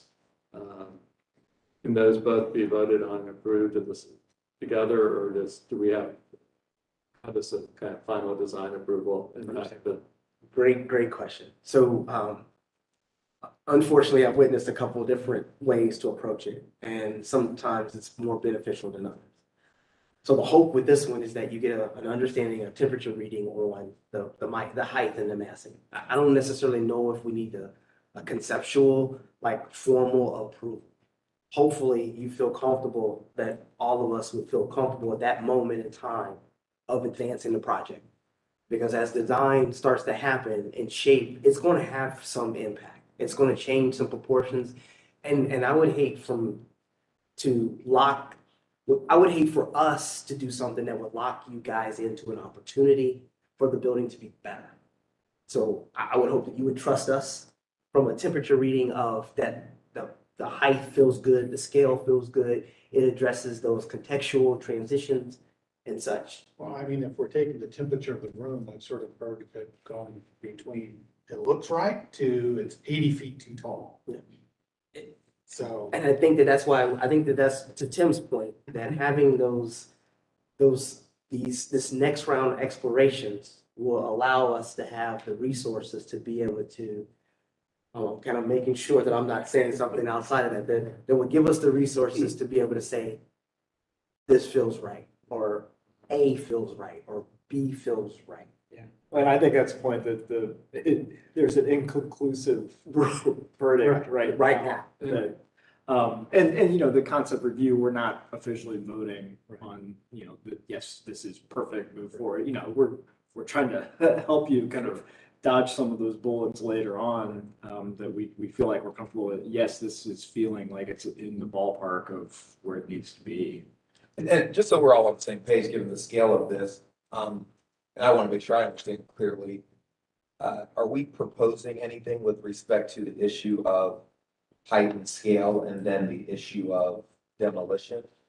And I think maybe you guys were asking that, but I just want to make sure we all have the same understanding so that, when we have another conceptual meeting or hearing, we just all have the same understanding. And that was going to be the second piece. So that hopefully that first statement in terms of clarifying maybe the height and scale and the massing related to that, but it's the demolition. So the demolition sometimes comes out way down the road and becomes a topic of discussion. So in this one, it would be great to have some of that dialogue up front alongside of it, with the understanding that once we got there, we knew that you already knew what was going to happen with the demolition, only because of the resources that it's taken to grow the design, grow through that process, things of that nature. It's not a residential home that you meet and you can get a quick sense of scope for a couple $100 and move forward. It's some significant dollars. So we want to make sure that we are utilizing your resources correctly. So if there's an issue with the demolition, we need to know that now. And so I guess that's what there's been a couple of different ways that this has happened, and it's bothered me in the past. And so I'm hopeful that we can resolve that by maybe bringing some of those resources and talking about the demolition, writing narratives, understanding that alongside of looking at the conceptual components of the proposed building, even though the proposed building needs to take precedent, right? And that gets voted on first, and then the demolition comes on second. But unfortunately, just trying to do these things simultaneously only because of the resources. Yeah, no, thank you. And that's what I was trying to clarify. Yeah, no, that's a great approach from my perspective. Okay. And that was my point for raising it, so that hypothetically, let's say you came back and said A, B, and C, 180, 150, 160, and we approved 150. I wouldn't want you all to proceed as if, hey, we're going to approve the demolition. That's correct. Because we approved the 150 height, but the demolition was not approved. And so that's where I just wanted the clarification. So similar to like some of the other large projects we've had where folks have just been, they've gone so far that we've just had to deal with it. But that's correct. And to be clear, I don't think we're voting, going to give absolute direction that yes, 150 height is their height. It's like, of those three options, this is the one that feels best contextually.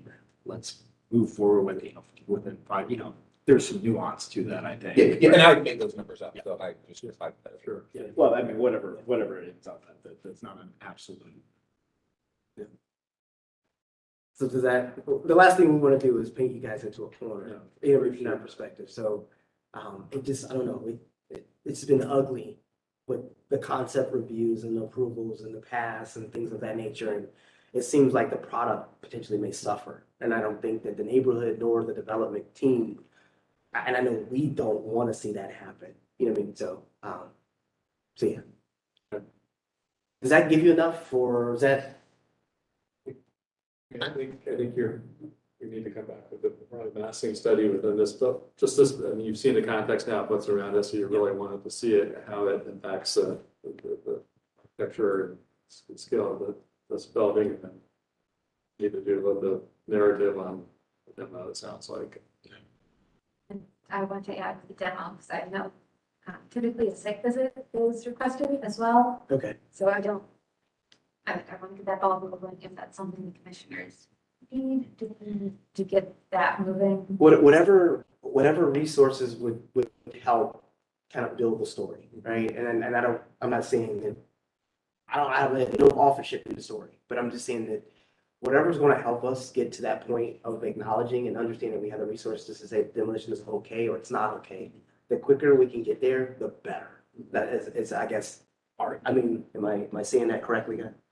Okay, so that's, And Kimberly, I would defer to the general process that we've done in the past, just also understanding that there are new commissioners, and I unofficially speak for past commissioners, that I know this building is near and dear to various people's position when you think about historical nature of this building. And so I'm not sending everyone on a field trip, but if it's something that we normally would do, and folks want to do it, I just want to make sure we check the boxes that. Yeah, we couldn't all do it at once. We need to, of course, coordinate with our applicant and owner, and it have to be less than a quorum if we went out. would you take the lead on that? I would coordinate it. Okay. I guess my request would be that I think it's easy to see in the storefront, the hybrid, but you can't see the back part of the building. Yeah. And so that would be, from my perspective, the focus of what we were two or seven interrupting businesses. And we reached out to them before we came to the first commission meeting, letting them know that we were going to be presenting, a development plan here. I think I shared with you last time that was part of the conversations we had when we did leases with those businesses, a dozen years ago. The long term, we wanted to do development, and part of the lease term was to give them enough time to recover the investment that they were putting in. The individuals moved out of state that did those, but to put those leases together in the first place. But I just, that would be appropriate, anytime. Can I ask on submission time so that we get this back on the next agenda? I really want to get this to the next meeting so we can move it along, but I also want to make sure that I spend the proper amount of time to think about these things instead of just getting something to you because it's due tomorrow. We come in and we're like, From today. Yeah. So. It's a week from today. Week from today, so it would be, that would be the 18th. Yeah, I know it's really tough. That window We've been closed. 2 months and now we've got a week to design. Yeah, and in terms of the site visit, I definitely give a little bit more leeway on that because I know a week is very typical turnaround. I would hope before the next, if we could get a site visit before the next business meeting or the next hearing. Yeah. Just because that's, typically part of the demolition process is, taking a look at it. And I think that might also help further conversation for the next business meeting, next hearing. Yeah. Does that help? But Dan, like I said, we completely apologize for last month. It was outside of our control. Obviously, a lot of us were here. We're ready to go. And so I completely understand that. So, I just want to make sure that what we're bringing you is of the quality that we brought you already. Right. And we making sure that you're getting good design, but we need time for design as well. Yeah, understandable. And that's a tough one. Well, that doesn't change the fact, if we had a meeting last month, you still would have the same amount of time to submit. So it's just that we. Right, but we missed would. the last meeting. Yeah.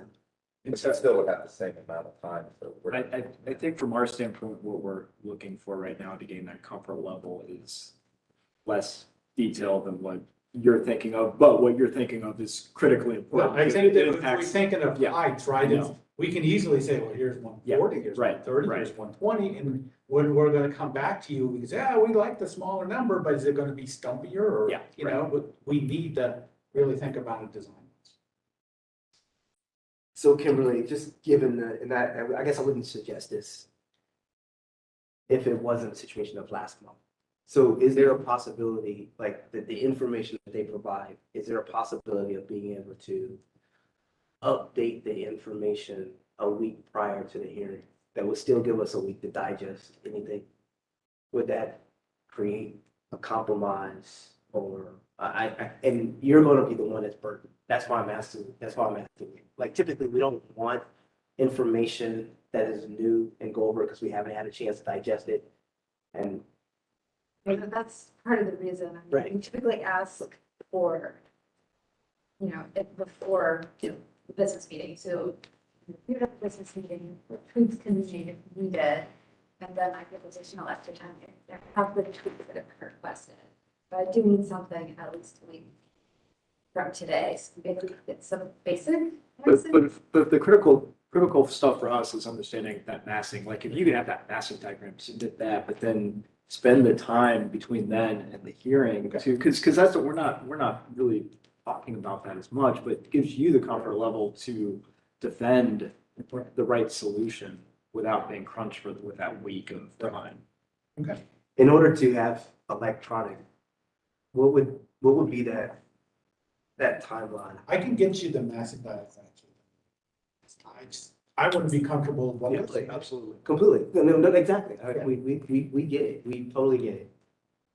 So Kimberly, does that seem like and again, we want to be respectful. Yeah, 'cause I also have to review it as well. Yeah, exactly. With the staff I know. reports and everything else, but I think if we can get the mass in within a week, and if there's any additional feedback, business meeting, The business meeting. we might be able to slide around times then, because I do want to make sure what they've requested has been reviewed, and I like giving them at least a weekend before the hearing. Thank you so much. We appreciate it. Thank you, guys.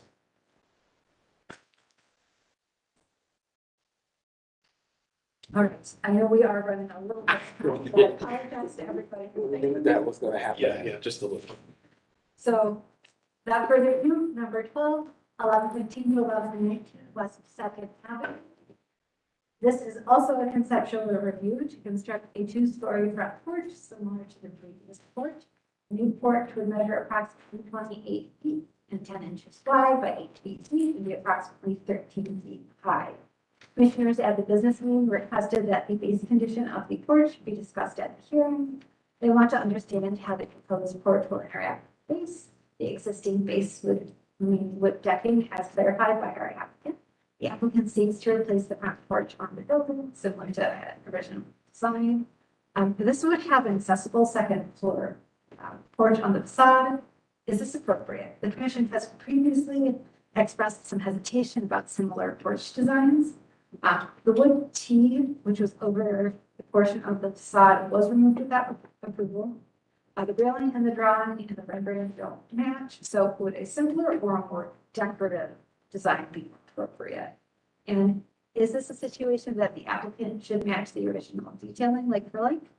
Since it's conceptual, the commission could ask for design feedback that can be used at a future hearing. Basis for staff recommendation is City Code 3116.11 standards for alteration. Thank you. You state your name and get you sworn in, sir. Sergio Castaneda? Do you tell the truth and nothing but the truth? Yes. Perfect. Can you just kind of walk us through the application or? Yeah, so essentially, it used to have a second floor balcony, so the plan here is essentially to bring that back, bring back the originality, the original historic appearance of it. And so with the first floor, I know there's questions on the first floor existing porch.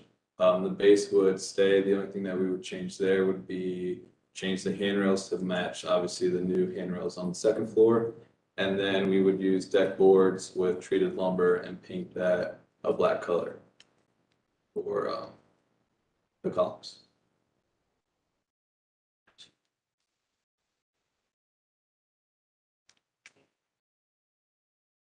So, right.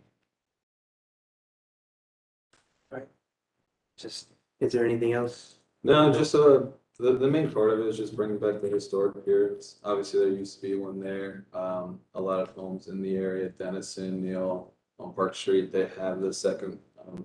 It'd be just want to bring back the original historical piece to it. And then I know that there's a lot of other, I think there was one on West 58, 58 West 3rd, that recently approved with a second balcony too. So just trying to bring back the originality to it. Open it up for just comments and thoughts that would help further the application. So I'll chime in first, just maybe an update to the new commissioners that there recently has been some heavy discussion on the balconies and second story concerns that were raised by neighbors. Just the upkeep and appearance and in my mind, it's similar to the condition of the patio that we were talking about earlier. It's as much about location as it is about the application. And so, I think there are, here we see the historic example where it was there, and there are other examples of it. So in my mind, I think we want to keep that contextual to this block, to this specific area of the neighborhood in terms of appropriateness.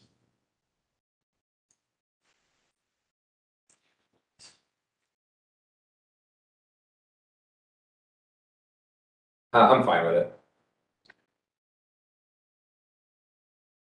I would agree. In this case, I think to Tim's point is this location is a lot different. The nature of the existing property itself, what it was, what it's trying to kind of bring back to, from that perspective. I think it's really just now really trying to get the proportions right. We're really trying to, bring this back to where it was with this sense of effort. And I think that's what came out of the discussion with the base. And so, the porch and, that sense of identity and expression is really going to set the stage for the home. And so our hope is that it's a cohesive application. It shouldn't be just everything from the base above, given that a lot of things from the base down right now are not compliant or wouldn't be, I guess, considered appropriate. So I think that's where, I think that's why the base was brought up. Yeah, I would encourage you to look at the base too, especially if you're adding a second story to this porch, chances are you're gonna have to disassemble that to reinforce the foundations for it so you can put a second floor on it. So by that point, it really should be corrected to match the more historic appearance. In terms of details for the actual porch, I would reference back to that older picture. That's necessarily have to go back to brick piers, though that's what's shown on there. But looking at the massing of those piers, because they're probably almost twice as wide as what maybe the porch columns are shown in this rendering. So this right here? If you look at the storm picture on the third page, those are actually brick. And I think, to Manila's point is just, again, is really kind of trying to understand and getting those proportions right. So, I think she's saying it doesn't have to be brick piers, but there's a certain, weight and element, to supporting that element above and being able to balance that against the structure behind it. You know what I mean? So, so I think that's what she's, that's that sense of sensibility of with that next round of development that we would like to kind of understand and see happen.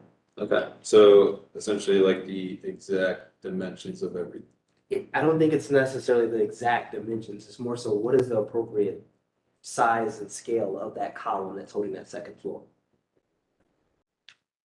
It seems peculiar to have the two columns in the middle that are There was another door there. so close together. If you look really carefully in the photograph, there's three doors. So that center yeah, was an entrance probably for the upstairs. Just went straight up. Yeah, I was confused by that first. Well, is that Strange. Is that a case where, to the point, do we need to replicate it exactly, or is this a moment where, gosh, we probably only need one column would be more typical, that kind of condition. I'm kind of curious, other opinions on I like its quirkiness.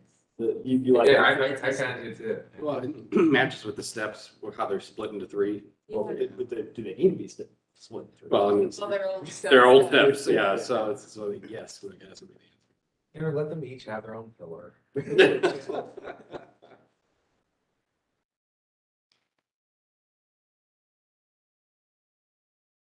Anything else? Did we give you enough feedback? Yeah, so the treated lumber columns, they're good, right? The deck boards for the base, it's good. So essentially just with the proportion of to make sure everything is supported appropriately. And look at the detailing of the railings. These railings appear to be much more decorative than what was there originally, and not really typical of this style house. This was a much more simplistic house. So as long as we can come back with railings that mimic the originality to it. Yeah. And if going back to that photo, they look more like they're just straight square pieces. So. You have to look at the proportion because that railing also looks like it's nowhere close to the height of what would be required. Not at all.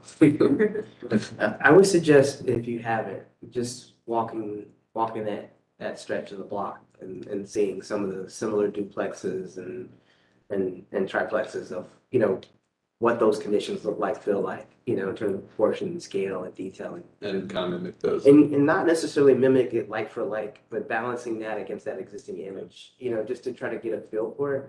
But I do want to clarify something that I heard you say, and I want to be sure is you mentioned deck boards as it relates to the base. Yeah. So typically the base and that material of the base of the porch itself would not be appropriate as being deck boards. It would have to be, tongue and groove wood as a base with an appropriate skirting and things of that nature. So there were, I think Kimberly has probably, I should say, traditional details of those areas that are at least imagery. If I remember some old guidelines that used to give you some kind of sensibility to some of these things. Oh my God, you're putting me on this spot. I might have examples of other properties I can point you. Gotcha. So I think that base and just being able to make sure that, from top to bottom of this new porch, that it was thought about from, from grade all the way up to, that highest, guardrail, location. So expression all the way through, that it brings back some of those traditional details. And then within a week, right, by the 18th? Yes. And we can go another round of conceptual, the week, it's gonna be tough probably to push this to what we would want or need for a final design in a week, because are you thinking another round of conceptual or are you thinking? With the 1 month delay, I mean, obviously, whatever is needed, but I would hope. Then if that's the case, then just kind of thinking about section details. I think cutting a section, through this roof or through the new porch from top to bottom and understanding, those details at those kind of intersection points. I think that would be very helpful in understanding how you're going to build this and assigning the materials to it. Yeah, I asked that question because I didn't want you to go that far if it was just a conceptual. Good. You know what I mean? That's why I asked that question. Good. And that would be typical for any, application that would be for any built object or built structure for approval.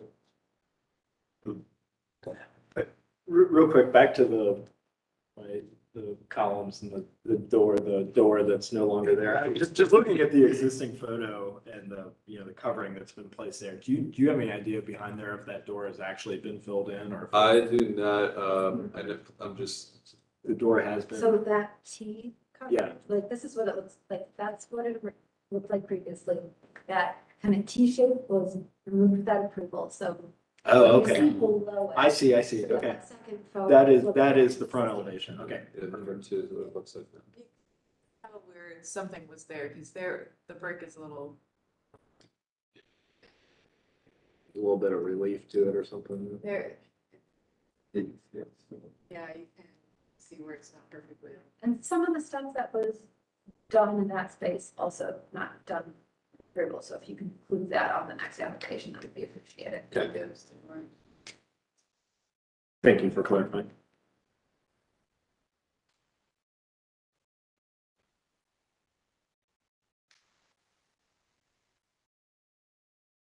Yeah, the steps have actually changed, so that might change the decision about the Yeah, columns. those two cases where the columns would sit on top of it. Does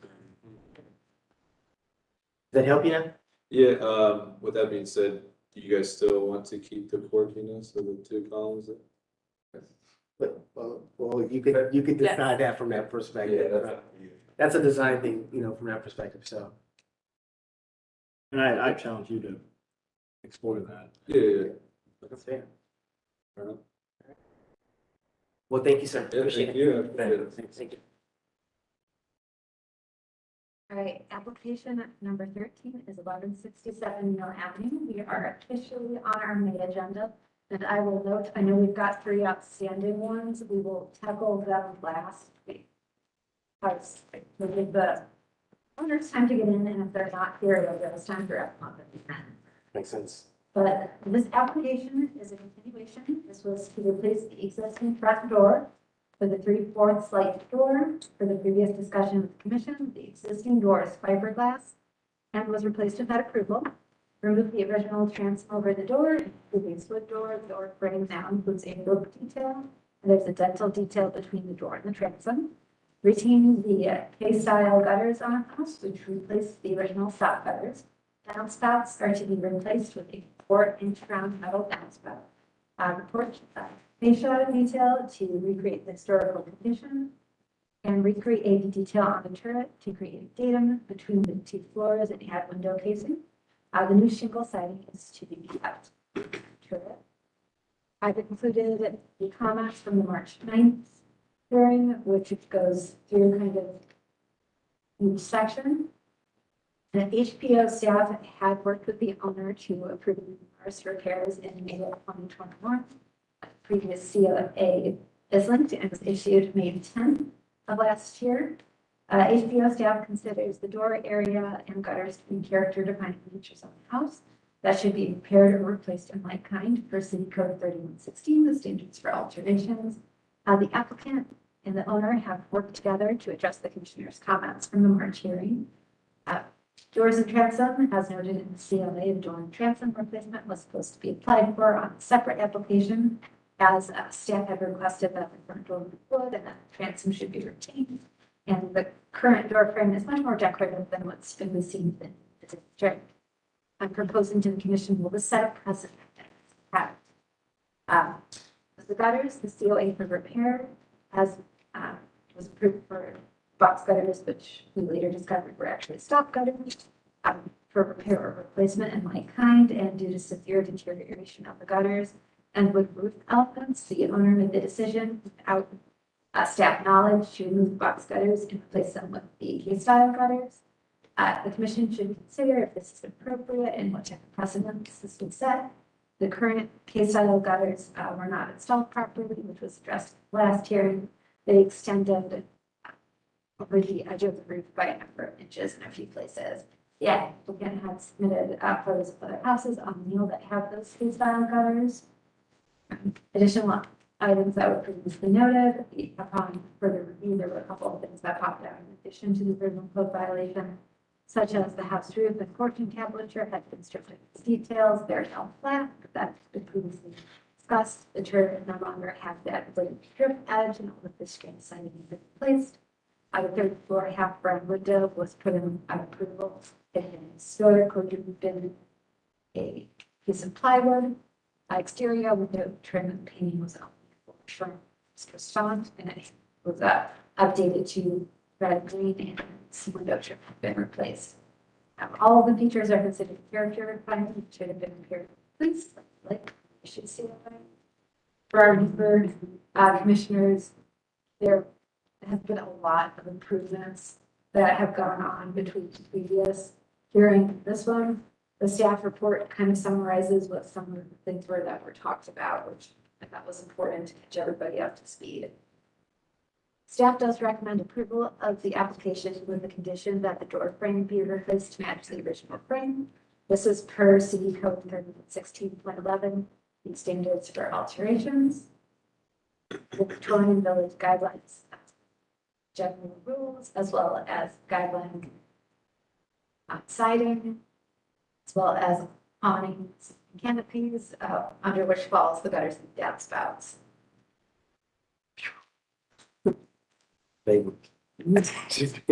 Thanks, Kimberly, appreciate it. Get you sworn in, could you state your name? For the record. Christy Thorpe, Kyle Green, architect.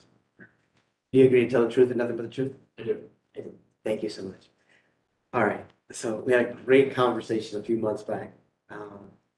So how do you want to just kind of walk through some of the changes and just some of the advancement? Yeah. Catch the rest of the commissioners up? Yeah, that was a great breakdown.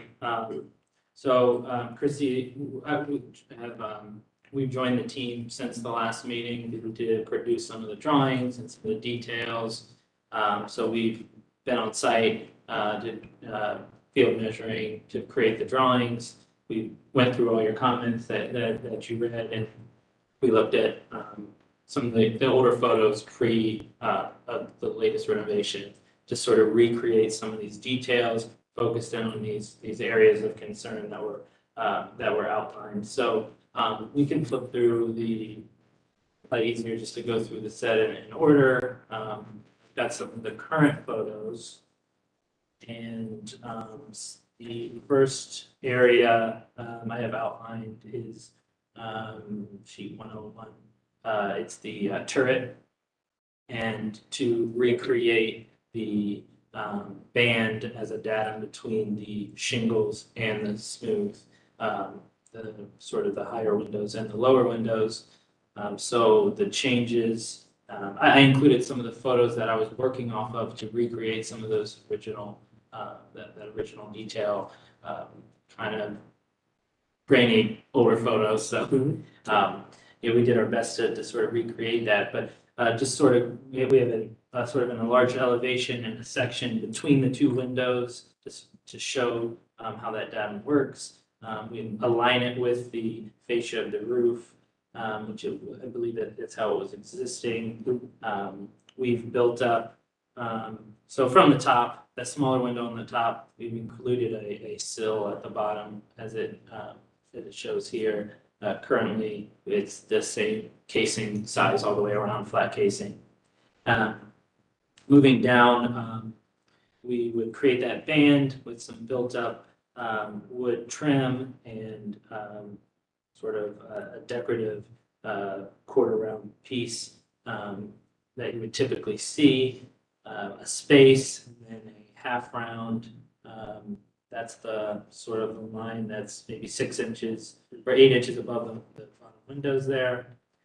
And adding that trim, we would remove probably the two layers that the two bottom layers of shingles that are currently installed, so that we can recreate that flared out a detail that's shown on here. Yeah, so I think that's the for this sheet. I think those are the changes that we made. Perfect. So yeah, actually, what may be interesting and may be helpful is as we go through this, I'm just kind of thinking about time and thinking about how we had such good dialogue last time and we went through it because it was a list of items. And so maybe it's beneficial, if you don't mind, is can we do each item? If there's any concerns, then that way, you know what I mean? So we don't have to revisit. Yeah, if that's okay. Is that fair? Great for yes. Okay. Is that okay, Commission? I totally agree. Okay. Any thoughts or concerns related to that? So I think the goal is to, from the last, that there was some, improvements that were made. Those improvements lost some of these kind of critical details, and so some of the proportions were way off from that perspective. So I think this team has now come aboard, trying to understand what they have existing and trying to get back to that prior sense of composition. So any concerns here at all? All right, perfect. So that's number one is take care of it. Awesome. Okay, keep going. The next sheet, we've got the gutter detail, adding and I believe I interpreted the previous comments correctly as you don't want to see the sort of the end of that gutter on facing the street. So we've drawn a detail where basically that turns. I show it as a 4-inch piece. That's sort of a plus or minus, just to make sure that we can get that appropriately attached there, and it's not going to cause problems in the future, but it'll be about that.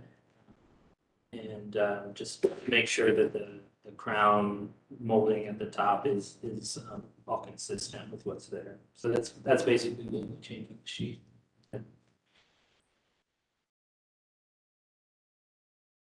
Are you okay? I'm okay. Okay, I just want to be sure. I'm excited for you guys to start. Okay, just want to be sure.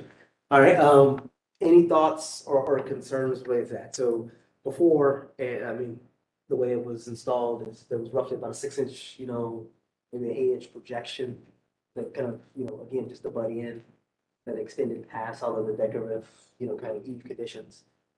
Because before, there used to be stop gutters that were down. Some stop gutters, there was a tremendous amount of rot, tremendous amount of damage related to that. And with that, the K-style gutters came on board. But what happened was there was no transition or no thought about the transition to try to at least somewhat blend the conditioning. Zoom in on the photo on page 2, the right side there, you can see what had been installed and the sparked the dialogue of how to improve that condition.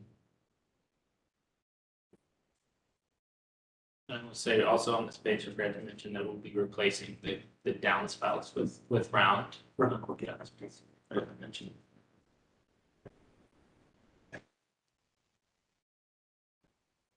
Really, that gutter, it wants to transition all the way back to the brick. That detail where the little piece of roof comes up and tucks back under the main roof and creates that eave. If you look at the historic details, how the wood trim continued all the way along your fascia, all the way around and back to the brick. Now your gutter is kind of, and since you have a flat fascia, is kind of acting as that little trim profile. It really wants to turn all the way around that back to the brick to continue that way. Because although this is better and it turns the corner and it gets rid of the really weird looking detail, the photograph, it'll look even better if you add that like 2 more feet to take it back. But make a second return and come back. Okay. So completely rapid. So what was interesting is, and that's why I was looking at Melinda, I was waiting from that perspective, because that was the thing. That's what I could suggest. That was the focus, right? Last time was trying to, if Jeff was here, we were, this was the less of the two, right? But there was recommendation about returning it all the way through. And so that's so perfect. So the thought would be amending this one to be able to allow that K-style gutter to go and serve as your crown molding and return all the way back. Yeah. One profile all the way around. Okay. Is that? Yeah, I think Okay. we're okay with that. Okay, please, perfect, all right. Yes. No, that was. That's like the Yes. short. Yeah. That's on both sides, right? Yes, that would be, yes. Consistent wherever that detail occurs. Yes. Consistent with that type of roof if I can. Awesome. I was waiting on it, that was looking at it. All right, so, go ahead, sir, thank you. Next page? Yes, please. The next page is sort of the fascia at the porch. So currently it's basically no detail with a little, or it has one layer of crown at the top. Looking at sort of the photos here, it looks like the top portion is built out farther. There's really 2 levels of sort of crown as that extends out. So the darker gray portion is what we will add to the current condition to recreate that detail of the dimensions. So in this area, you're actually keeping and maintaining the stop gutter condition. So you're going back to replicating the stop gutter. Is that what you're proposing? Yeah. On the front porch? The current gutter. Yeah, yes, the current gutter is how is, yeah. So you wouldn't have a cased out gutter on the front, right? Exactly. I see. Yep. We went back to 0.02. That image kind of that's the existing condition that is currently there. So, but that's way up in the sheets and the PDFs. So I understand it now. You still would have, right? Okay. Any comments related to that section? Is the profile in the overall section elevation, doesn't look like it matches the detail on 1.03? Is the detail the correct one? I like that one. Yeah, I think the that blown one's up more detail. historically appropriate. Yeah, I'm sorry Okay. about that. That's okay. I just wanted to make sure it was like, Yeah, I'm missing, they just weren't matching, just trying to figure out what's wrong. But we've gone through a few iterations and I understand. that, yes, the It look- matches two. the detailed view on, detail number 2. That looks like it does a good job mimicking what was there.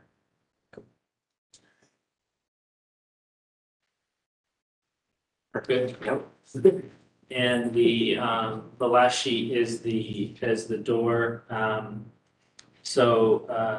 We're proposing a 3/4 light solid wood custom door with a small inset panel at the bottom, which is different than what's shown, but some of the comments said that from the last meeting that a 3/4 light door would also be appropriate.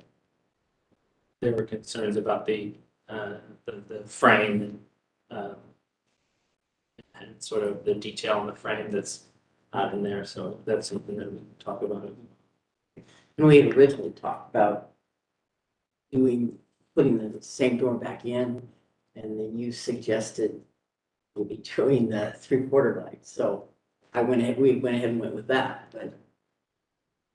And that was more so giving you options of finding a solution, because I think you guys had expressed that, and I think if I remember, if Jeff was here, I think it was more so about that transom condition and just making sure that you had that you were keeping the transom light. Yeah, that's what he- Yeah, and I think that's what he was really concerned of, preserving that piece. Yeah. But in regards to the two door style, you want to go with what you suggested that we've presented here, the 3/4? I think you could go with either one. Oh, okay. I think either one was appropriate. Either one. Yeah. Yeah. I think that one looks sharper, the The larger. 3/4, opening. yeah. Yeah, flows better, but. All right. That was. That went through all the What areas? areas Did we miss anything? Door frame. for frame. Door Door frame. frame. So door frame that's in there now, it has a rope detail kind of all the way around, and then it's got dentals between the door and the transom. Okay. Which I don't know if we have a picture of that there, but it's not typical of the door frames that we have. They're not nearly as decorative. Yeah. So was that more so, that was impacted from the new door install? That was, Just added. that was added, gotcha, that was added on. So it just, Right. it's the exterior was just flat. Gotcha, so all of that, well, And that's the piece between the transom and the door. right. So I think at that time, I think last time we talked, that probably got impacted a little bit by that new door install and the transom. So you want to do an individual transom light that was going to be totally separate. If that header needed to be replaced, or the header of the door, that trim needed to be replaced, that profile would just be replaced, and then you would have a standalone door. Right? Yes. I just want to make sure, because I thought Jeff, in his comments, he did not like, he made a comment about the transom window size itself, and he didn't like the trim. He wanted the window to go back to its size. Maybe it was Did I because, misunderstand? maybe it was because of the trim, the daylight opening of the overall He wanted the trim transom. gone. Yeah, the trim that was used to kind of hold that pane of glass or whatever it was that was there. Oh, because it's just decorative. It was all decorative. Yes. Right. So- And so it started to compromise the daylight opening or the glass vision panel area. And so what he was trying to say is get back to the original sight lines by pulling that back and getting rid of that trim. That's what he was referring to. Okay, thank you. Awesome. Okay. So thank you so much for walking through it. Excellent details of being able to kind of work through that process. So very helpful. I just heard a couple of things. So one is a clarification on the trim around the front door. The option, and I'm talking to us in terms of, how we formulate this motion. The option for the door, as far as the 3/4 or the half, both of them will be considered appropriate. I think there was a clarification related to detail 2 as the front porch. And then there was also the recommendation of being able to continue, or the continuity of that cased out gutter to finish that small piece of rink all the way back to the brick.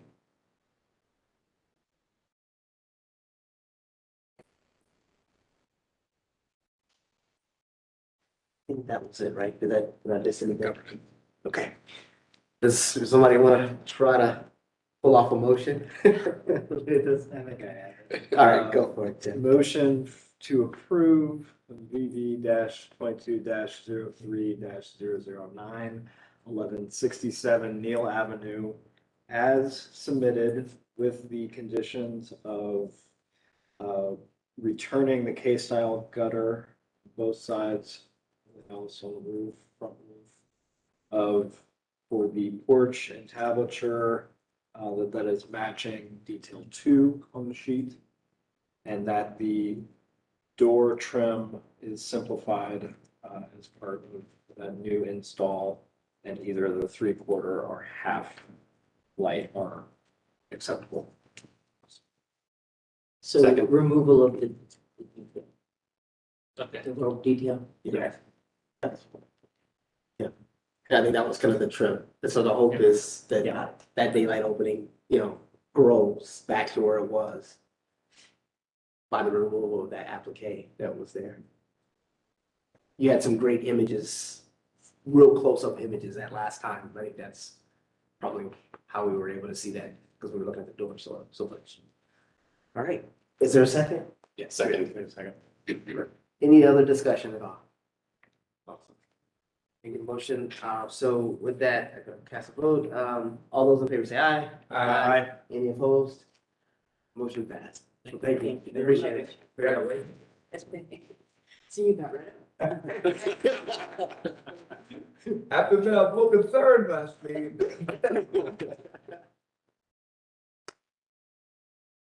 It's Do we want to take a quick break, or do we want to get through the next one? 3 minutes. I think we should. I think we should take it to just quick. All right. We'll be back. Appreciate everyone.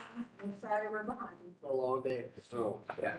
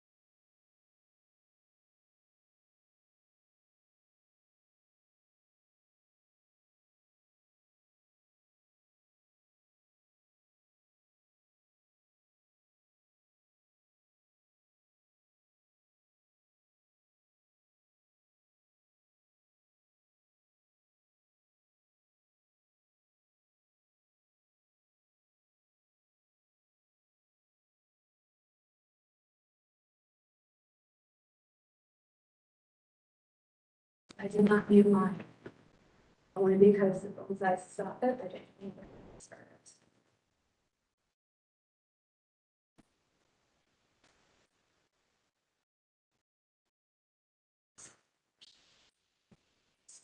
Go. All right.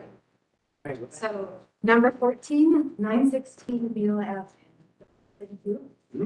This application is to replace the wood railing, stacking, EPD and roofing on the front balcony and rear upper balcony, and to install new TimberTech composite decking, paint to match the existing colors. Commissioners at the business meeting requested clarification on how the floor edge was to be finished. The property owner is matching their neighbor's second floor balcony decking, which were replaced with TimberTech decking approximately 12 years ago. I did check the file and there does not appear to have been a COA for this.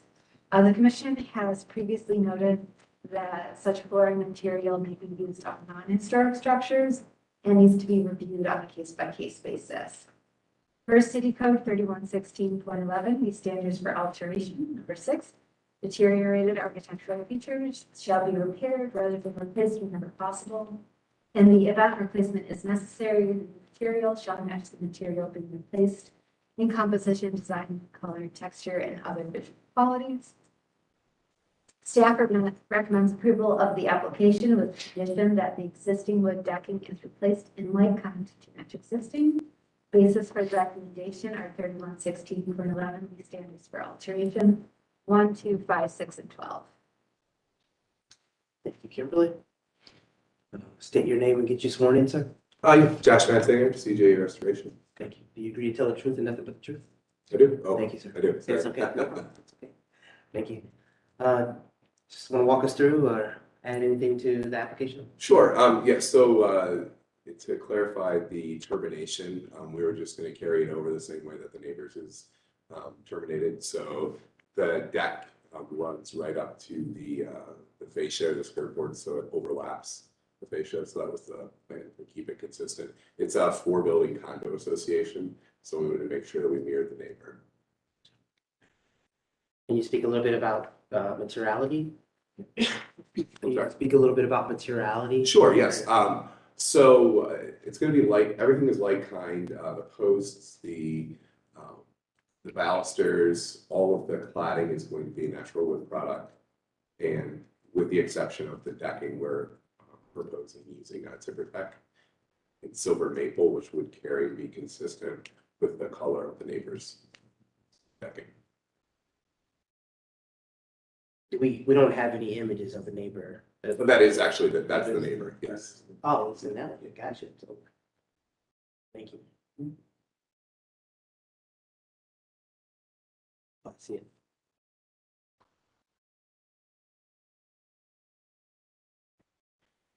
Any thoughts, Commission? Are there just the 2 balconies on that side, or is there another one? So there's a front balcony and then there's an upper rear balcony on the left elevation. So that balcony is the neighbors. That is 914 and 916. The address that we're proposing is the corner balcony for the corner. Right there, you can kind of see where they come together. It's the one in the foreground. Correct. And that would be 916.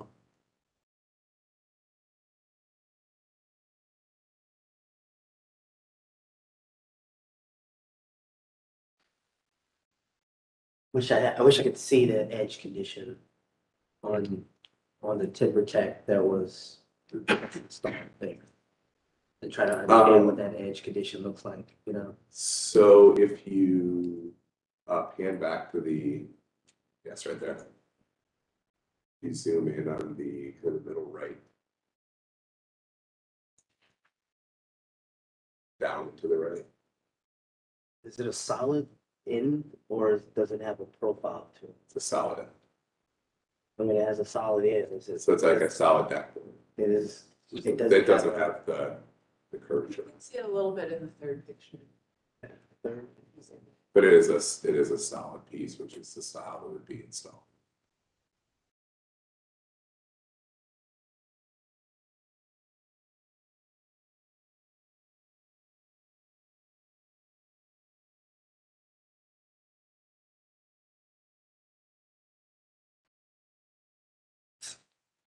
So you said, Kimberly, there was no CLA at all on this one. I don't remember this one either, so, okay. This also predates me by quite a few years, but I just looked through the file and there's no paper COA.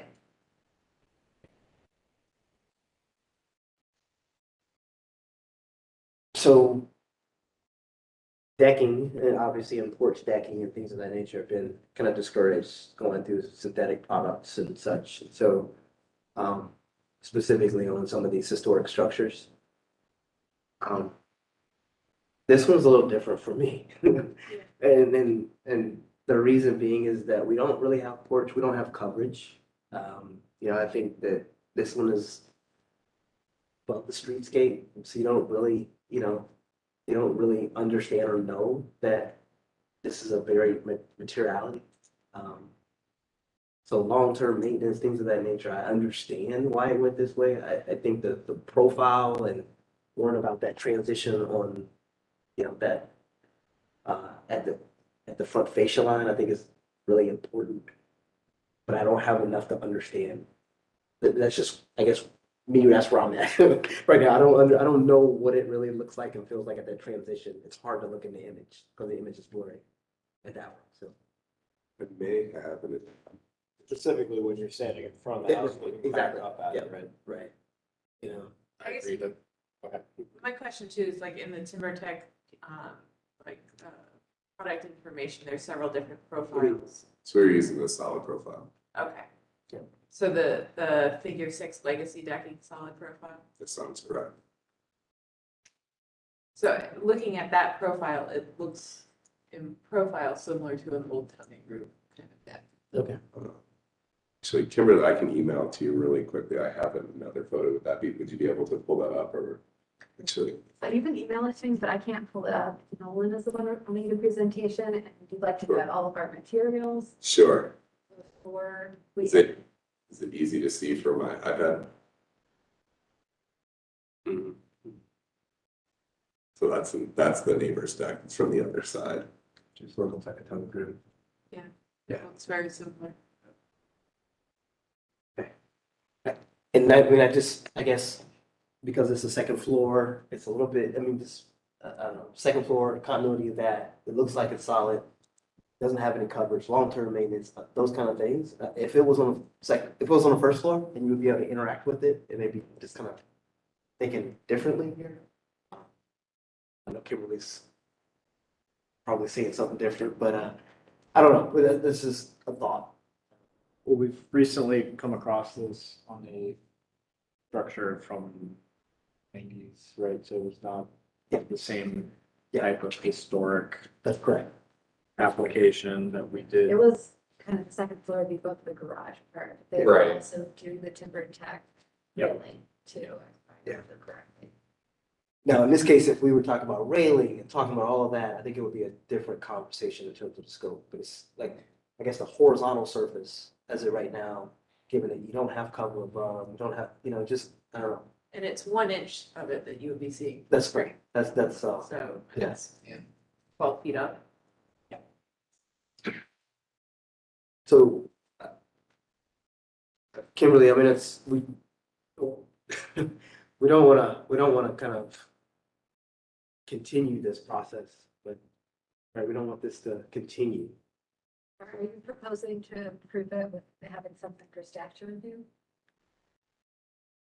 Or what are your thoughts here? I don't know. Looking not to set a precedent. Yeah, I'm just trying not to set a precedent because I think it's a case by case, because all of a sudden, some of these synthetic products are going to be, we need to start thinking about them. Obviously, we've been talking about this for quite some time.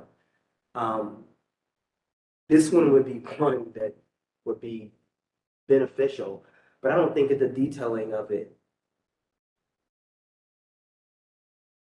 well, maybe it would be. Maybe it would be. Go ahead. Well, so the last one that I referenced, newer build, kind of using it as a case study in a way. Here we have a case study that is installed. Is it something that we need to? Right. But mind you, not approved. Well, I understand not approved, but Yes, it is. but my thing is, it's not, yes, it's still there, but it's not approved. It should have been dead, so. But you can see exactly how it. But we have the, installed. we have the opportunity to, touch and feel and see the actual condition to.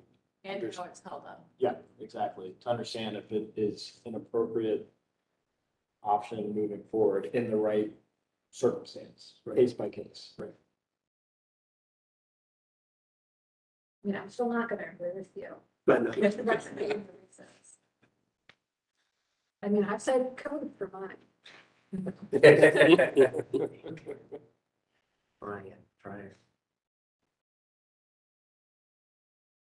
Yeah, I agree that it is a product that is evolving and improving and has a lot of benefits that in the right application, is it something that should be considered. Don't remind you guys, you have approved stuff and I've told you I don't agree with you. I know, yeah, understandable. We want to do it right, though. We want to do it right. So you know where our heads are at, right? And Yeah, you've given the reasons, so typically, if you would vote to approve, I would ask for such reasons, but I've been kind of gathering. okay, so you wouldn't ask us to cite. I know you put us. I would like you to cite code. Because code Yeah. guidelines. And I was looking for the, I know you are. Thank you, Steve. for the code because, I think to support your position or both of your positions is that with that test case that we did similar to this one, it involved second story, multiple units. And so it was more so the commonality and uniqueness of the location. So it's not just we're improving one backyard, but once again, we're in a situation where it's a second story and there are multiple units. And so for uniformity among those units, it would be the compelling circumstance, I believe. Excellent, if we could find it. Seems like that's the right.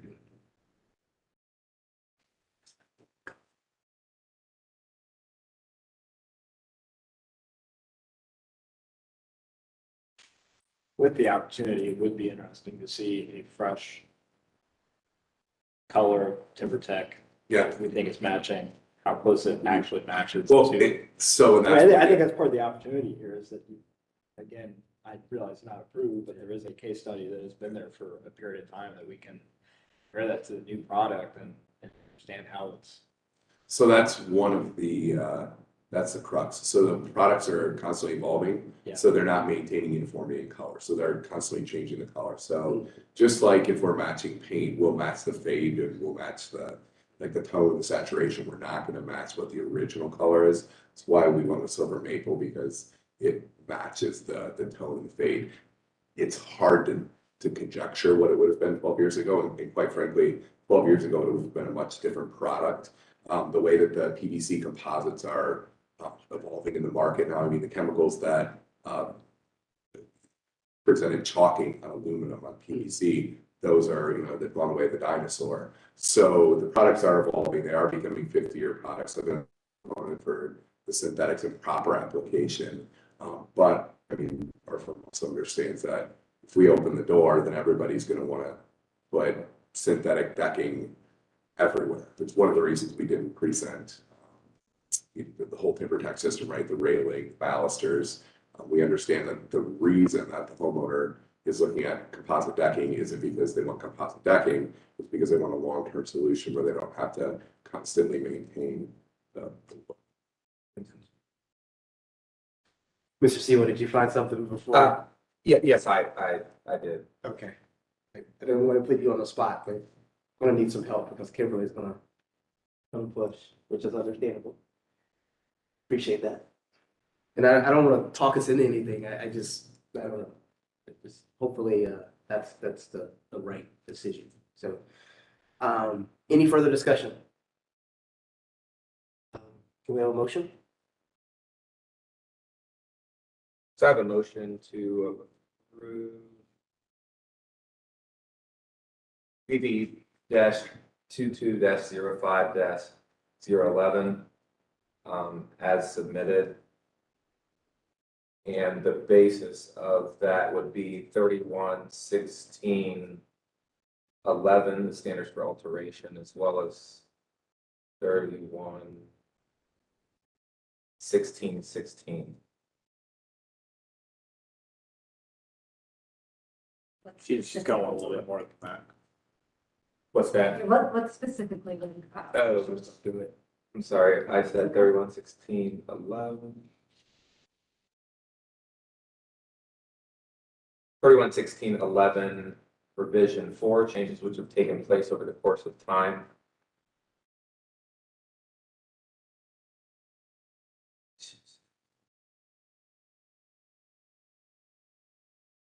And then 31, 16, 16, criteria for determining unusual and compelling circumstances.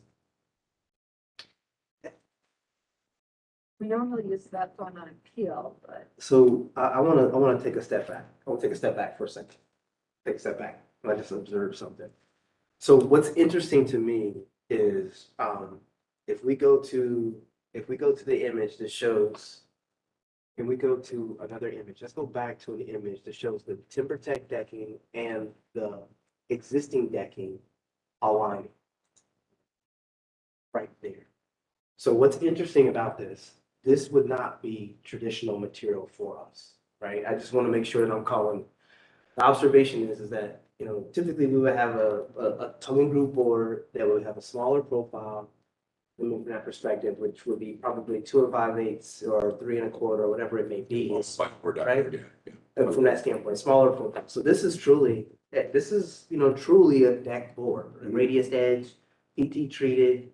That's exactly what's here and it's been painted from that perspective. So It's not a traditional porch. it's not a traditional wood floor. So I guess in this case, you know, what we're saying is that we're putting like for like back, but the material is, in terms of its profile, in terms of its use, right? But the material is not being put back as pressure treated wood, which wouldn't be a compliant or wouldn't be inappropriate for this application, right? So it's already been modified. I'm not trying to reach. I'm just pointing out a fact, for right? the sake of time, we're not gonna go down the rabbit hole. Okay, awesome. So Mr. Sewell's point, I just want to clarify, yes, I agree, Mr. Sewell, but I just want to clarify why I think we feel comfortable potentially moving forward with the timber tech in this case. Okay. All right, so is there a second? Any additional comments? Okay. Go ahead and cast vote. All those in favor say aye. Aye. Any opposed? Motion passed. Thank you. All right, number 15 is 816 Renner Avenue. This is to remove existing spiral staircase up the rear of the building. Construct a new 2-story addition to the rear of the house with a 1-story open porch. New addition would have a 19-foot deep by 17-foot 6-inch wide footprint. And we saw this conceptually, I believe, at February 9th here. Comments have been provided. The proposed alteration is respectful to the original structure. It is lower in height and has contrasted material, all of which are in line with 3116.11, the standards for alteration. Staff recommends approval of the application. Any modifications or clarifications from the commission. Basis for recommendation is 3116.11, the standards for alteration. Can you state your name, be you sworn in, sir? Steve Hurt with Urban Order Architecture. Thank you. Do you agree to tell the truth and nothing but the truth? I do. Thank you, sir. Turn it over to you, Steve. Thank you.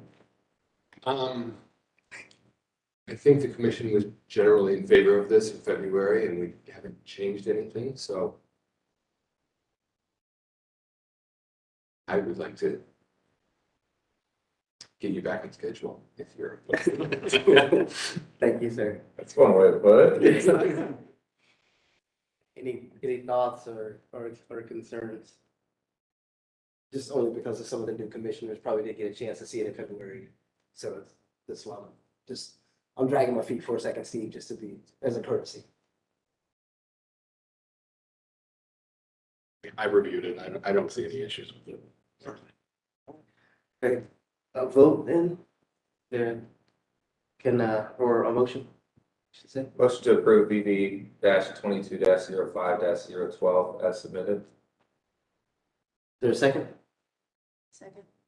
Perfect. Here we go. All those in favor say aye. Aye. Any opposed?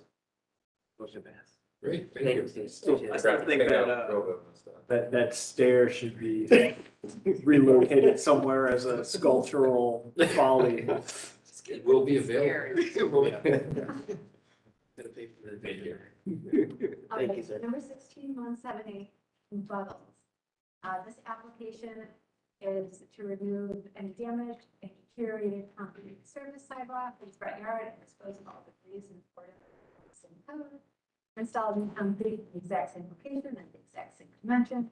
Remove and reset the existing limestone steps and check walls at the end of the front walk. If salvageable, to repair and level them. If the stone is damaged beyond use, replaced with new poured concrete steps in the same location.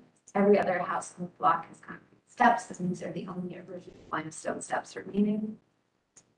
Commissioners at the business meeting requested additional clarification on the state of the existing step and cheek walls. Additional photographs of the existing step conditions would also be helpful, showing where there is any deterioration or damage. The certificate of appropriateness expired more than 2 years ago, and per the office policy, this requires reapproval by the commission. The commission at the business meeting also requested that I double copied stuff.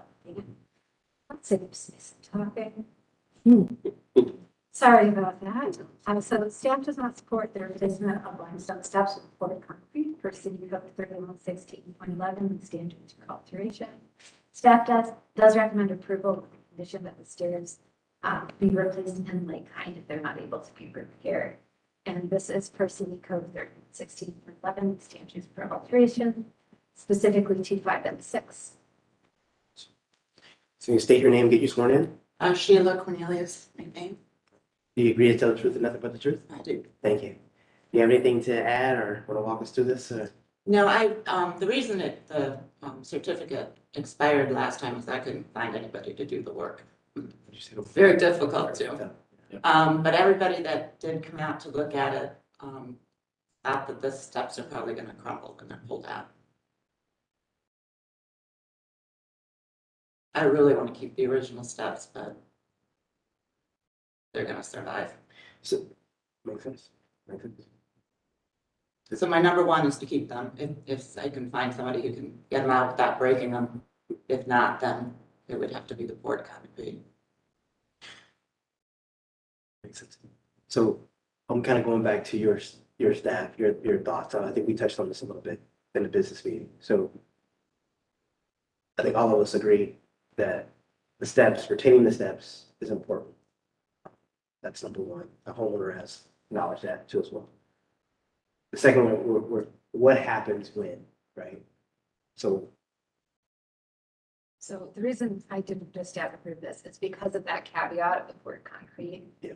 We would suggest replacing it like kind, which is that's what the department policy is, which Right. I do have to apologize because this was approved to the previous staff person who's not very good and has left me a lot of problems, such as this, which should have been kind of discussed during your first review. Okay. So I Do you still get these kind of steps? Limestone, yes. Yeah.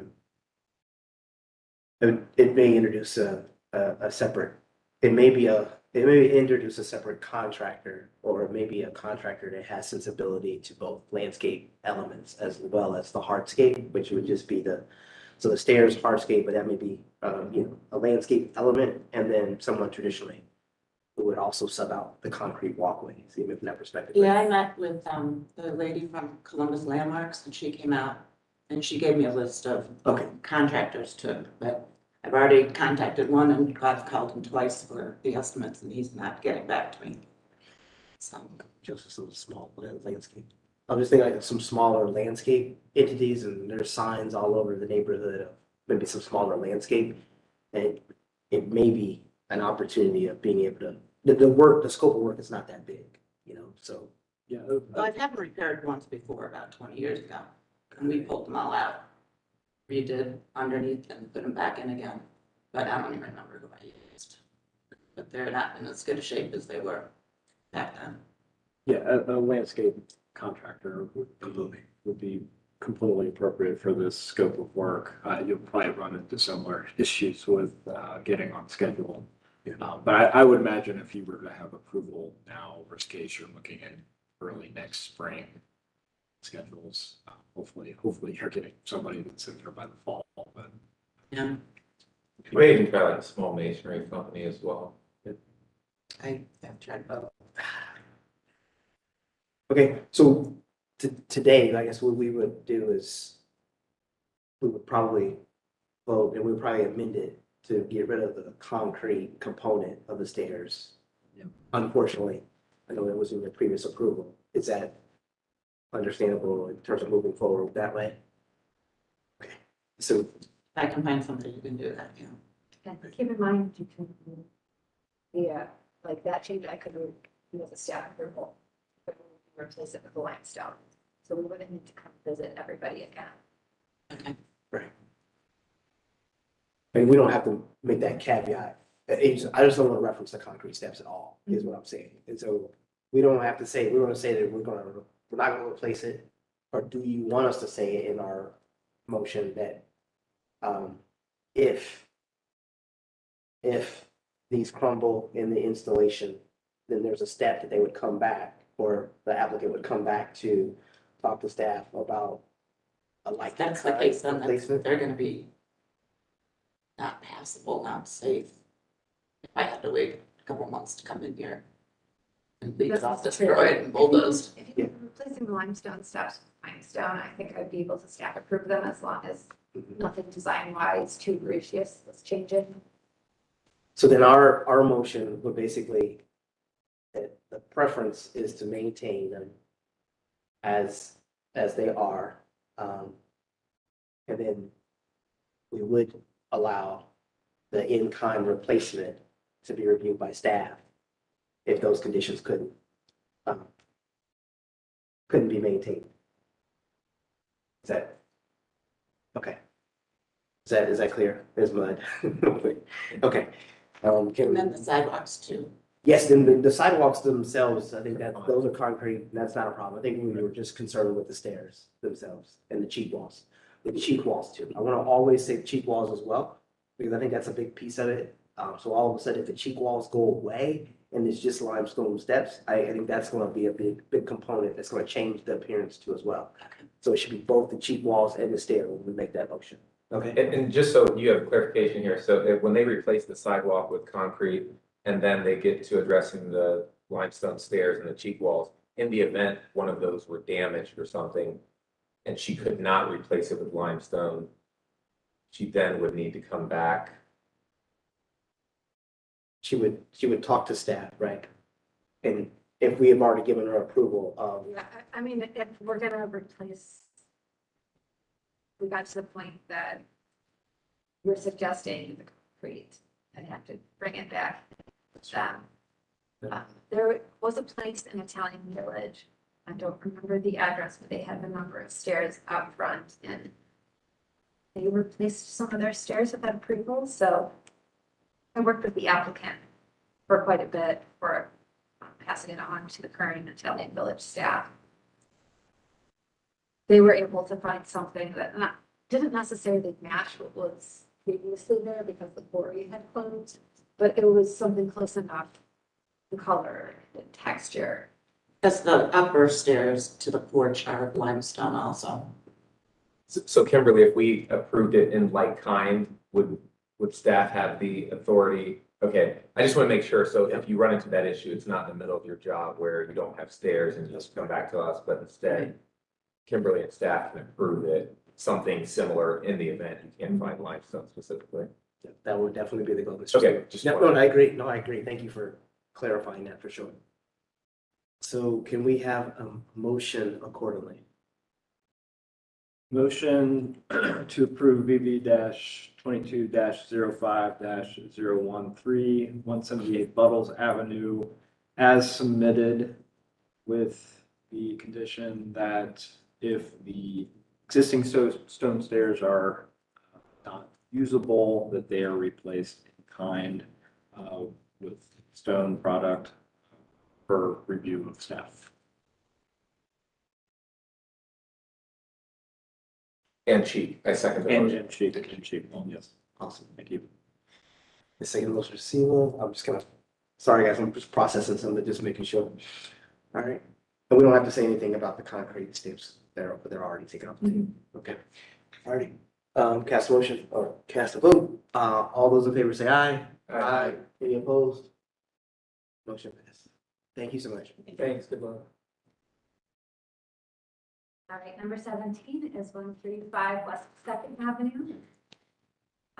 This application is to construct additions to the east and south elevations of the original house, construct a new two-car, two-story garage, carriage house at the rear of the property, remove wrought iron fence detailing on the existing front porch and columns, install new wood siding to be painted the Sherwin-Williams color 6723, replace existing roof shingles with the Owens Corning 3-cap and state red, place the windows with the Pella architectural series, so we replaced with 2x2s, replace the entry doors with a two-style with doors, the style PL 200, and replace the existing gutters with the OG gutters. I did gloss over a couple heaps, but they are proposing to paint some of that too. And install patio pavers with mission tumbled 8-inch by 4-inch by 2¼ clay brown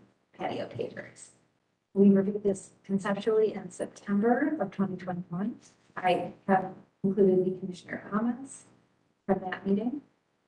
Commissioners at the business meeting requested a site plan with adjacent properties included. They would like to see the greater context of the area.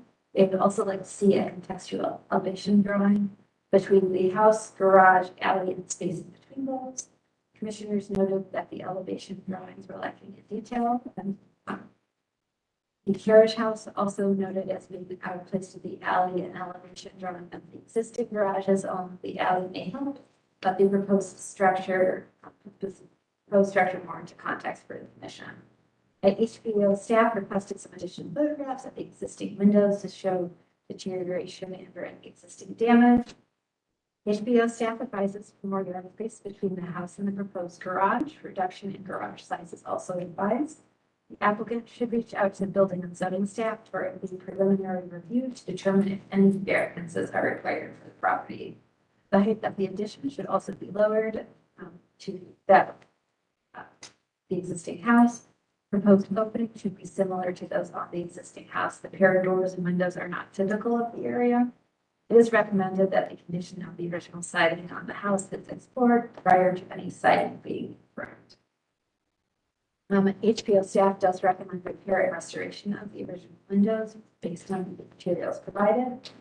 Staff recommends continuation of the application to allow the applicant to further refine the proposed design. Basis for recommendation is City Code 3116.11 standards for alteration, as well as 3116.12 with standards for new construction. Thank you. Can you guys state your name and get you sworn in, sir? Dr. Farwana. Stephen Wink. Go ahead. Do you guys agree to tell the truth and nothing but the truth? I do. Thank you. All right, do you have, want to walk us through or? Okay, so, I don't know what happened technologically wise, but that's not the current, set of drawings, I don't think. There was, the garage is taken off, the carriage house was taken off. They were sent over on May 4th, I corresponded with multiple times. With who? I believe with you. No, I was out of state. Yeah, she was. The one I'm looking at has the garage removed. Okay, awesome. So that meant Jacqueline would have. These are ones she updated. So do you, what's the file name? Just for us for the thing. Yeah, it's BV, it's 2205014, and then the address, there's no revision Okay. number. Jacqueline, I think, overwrote the existing file. So unless something funny happened on our end, It looks like it's posted to Fox. Entrance too as well. The other one I downloaded was the September one. Okay, with the garage still. Yeah, the September one is still there. There's 2 files. Pardon us for technological problems on our end. If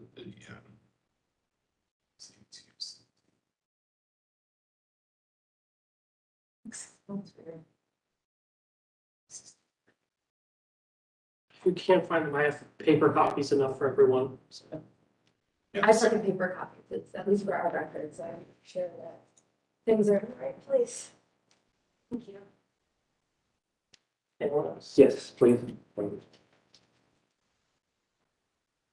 Jacqueline, have been updated, so the site plan would look like this with the number back here. Anyone else? Thanks. So she may have added it on top of the existing, like it may be later. Yeah, yeah.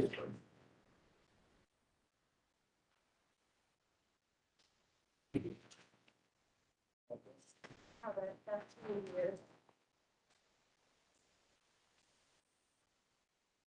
Yeah, it's the same file name, definitely, but definitely different. Yeah, because as There. you know, there's no back Yeah. here. We're just confusing ourselves. Do the same thing though, I downloaded I have, The previous yeah. one. I typically preload and the one I have has the carriage house as well, so sorry about that. All right, so I think we're back on cue, so we should look more so at, this is the entire Yeah, application. the drawings, right? entire, everything is updated in the packet that you have in front of you. It should be correct now that you have the correct one on the screen as well. So, Okay, and just to note, after I publish the staff reports, I don't update them if I get additional material. I was at the office all last week, so if possible.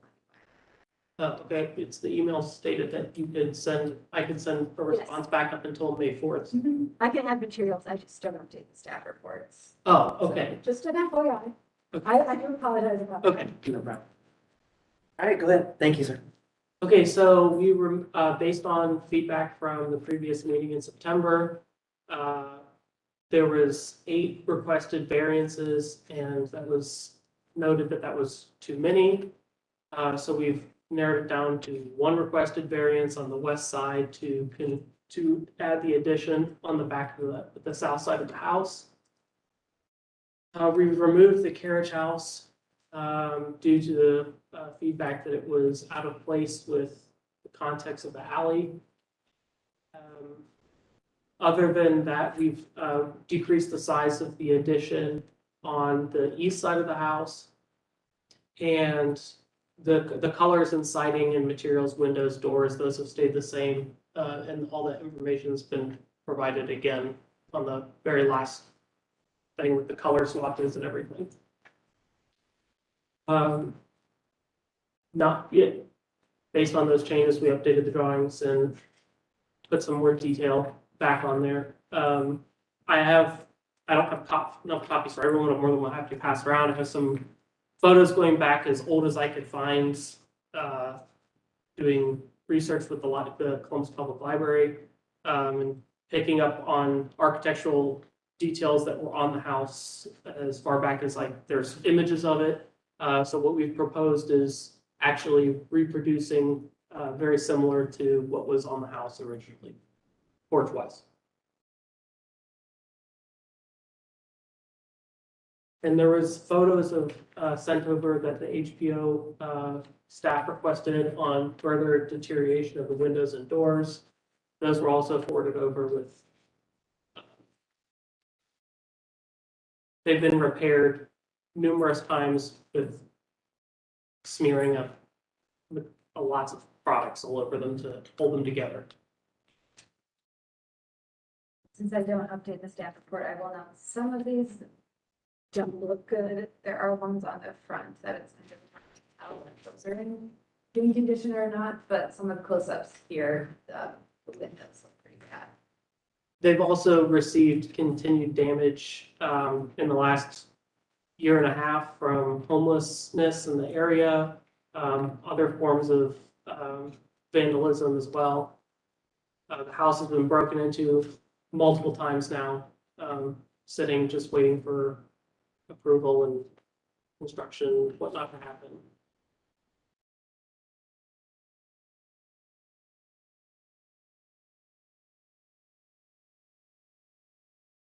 Anything else before we open it up to commissioner comments? I think that's everything I have. So, any thoughts, comments? Going back. With the removal of the carriage house, it kind of opens things up in the rear yard.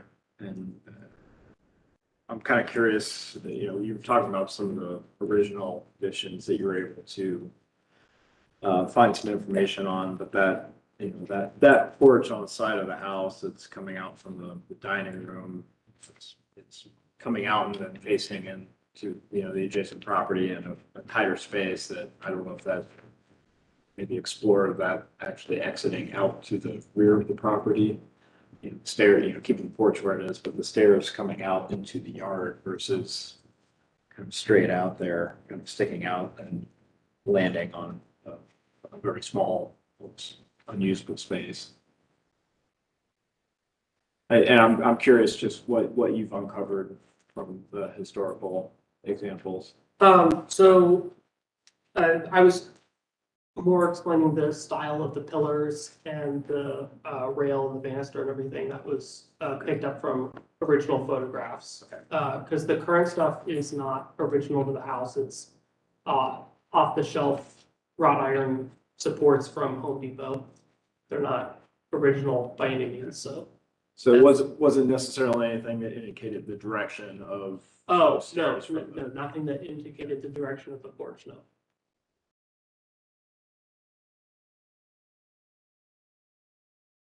I mean, that's my first observation too, as well as, it seemed like the house, in terms of its layout, it was more so responding to the constraint that was being provided towards the rear with the carriage house. And so to find relief, it sort of speak pushed out to the side, but now it seems as though it's slightly odd. We typically get this condition on, a house that's on a corner and has an alley or something of that nature where you have to turn a corner, right? So you have that side entry, that side exit, plus you also have that opportunity to exit to the rear of the home. In this case, when you're right against you don't have that condition. So, did you ever think about revisiting that now that the carriage house has been removed? Not that since the carriage house has been removed, originally the steps were on the back of the house. And that was the complaint, was there was too much there, not enough space in between the garage or the carriage house and the existing structure. So that's why the stairs were changed to the side of the house to alleviate that distance issue. Okay. Very helpful. Thank you for recalling our steps. I just kind of trying to remember. We're trying our best. Yeah, no, for sure. No, we appreciate it. We appreciate it. And then we have a lot of new commissioners as well. So it's been quite some time with this particular project. Yeah, I'm gonna just give a personal note. We have had this property for 4.5 years. We're trying to be out of what it is now. And quite frankly, we were hoping that it would be a flagship for the street because we really believe the location is premier and really important to build. This is the original design was with the mindset that if we were to use that, we wanted to use something that ourselves and our family utility of it. And it was actually duplicating a place that we saw in Naples that was literally the main drag of Fifth Avenue, but we have been there on the side streets, the walkability, the attractiveness. I believe the original design and whatever is left now, it's really just going to elevate. We're going to just bring a lot of new energy to the street. We don't want whatever else is existing. That's not what we were trying to do. Just the personal note of what we're trying to achieve. Yeah, going back with the carriage house being gone and that constraint going away, it's a game changer in terms of the way that element of the house is treated. I think in my mind, it still needs some evolution based on those new conditions. I think it's one, gonna help the design, two, and gonna help the function. I mean, I think you're gonna be able to use the property to its fullest advantage when you do that. You front out to the yard and, you know, you're embracing. So I think the idea with the staircase coming off the side was if you're walking off the back there, you're just looking over to an alley with a bunch of mismatched garages. And the idea of putting it on the side was you're looking at another, you're looking at the historic neighborhood, not the alley. Yeah. So if you're gonna sit out and spend any outside time in your yard, you're gonna spend it in the side yard, not in the back, looking over a dirty alley with dumpsters. Have you ever thought about, you know, now that the object that was kind of creating that sense of enclosure for your outdoor space, which is, you know, a garage or carriage house or whatever it may be, alternatively fence, you know, landscaping, things of that nature that still would give you that sense of, you know, enclosure that you're looking for, that screen, but it still at least mimics the character of the context. The garage or the carriage house was taken off the application because of all the controversy over the size of it and the proportions of the property. But I don't think that that's necessarily, from our client's perspective, taken off the table for at some point in time in the future. So I don't think they're looking at any point in time to change the back there, because that is their only off-street parking that's existing in the neighborhood right now. So I don't think putting a bunch of landscaping on the back of the house is going to be a good solution for that type of backyard feel. So there is parking back there right now? There is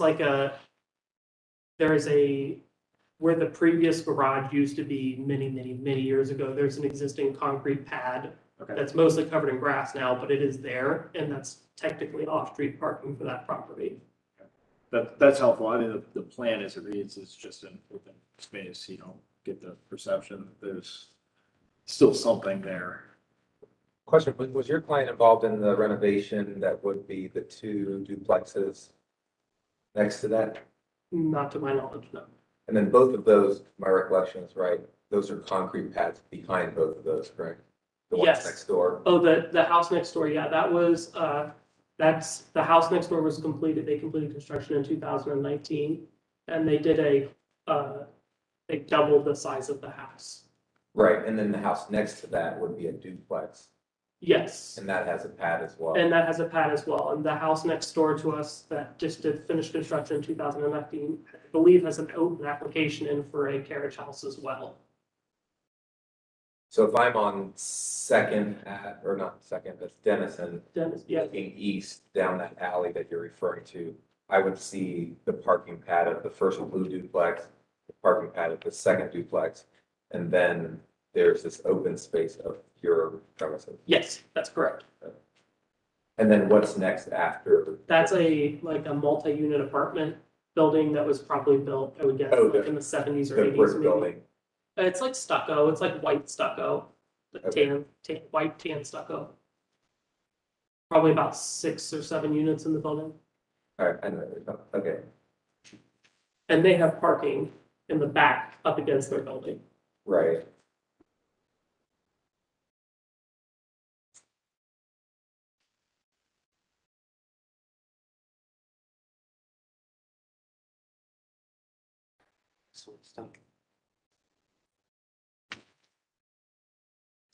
I feel like our firm did an excellent job combing through the design guidelines that are provided from the commission and trying to give our clients what they wanted and keep in respect of the neighborhood as well. And it says in the guidelines that the whole point of these guidelines is to help the neighborhood grow and continue to have new people move into the area and restore these houses. And what's on the house now is not even close to original. In appearance, by factual standards, it's just not original to the house. And we're trying to take an eyesore on the street and turn it into a home that someone could live in and love. and continue to maintain. And as it sits right now is not something that's been great for the neighbors. They've had lots of complaints with people breaking into the house because it's not livable in the state that it's in right now. Yeah, we're on a speed dial with the police department to get people moved out. Kimberly, I'm sorry to ask this again. What's staff's recommendation? So I was just looking. Continue. I think, hold on. You did say that. I was just trying to understand or recall what the reasoning. Yeah, further refine the proposed design.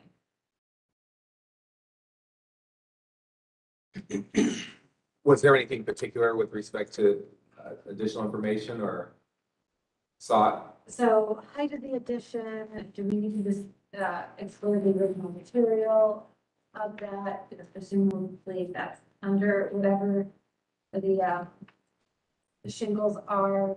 There's some fenestration that's not typical of the area.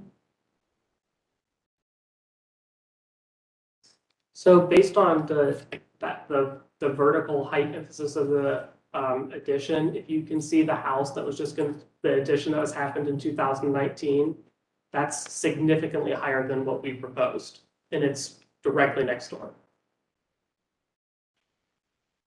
So we're proposing keeping the same roof line that we're at right now with the addition. So the addition would be the same. It's at the same roof height. We're not changing the height of the roof at all. And the house next door actually has a significantly higher roof and a different style roof than the house that they're adding on to. And the 8 variances that you originally requested, what's the one that's remaining? Would it be The one for the southern, the addition that's coming onto the south of the house. Because we're building up against the property line, the east property. Yeah, the east, not the south. Yes. Yeah. Yes. That's the only variance requested now from the original 8.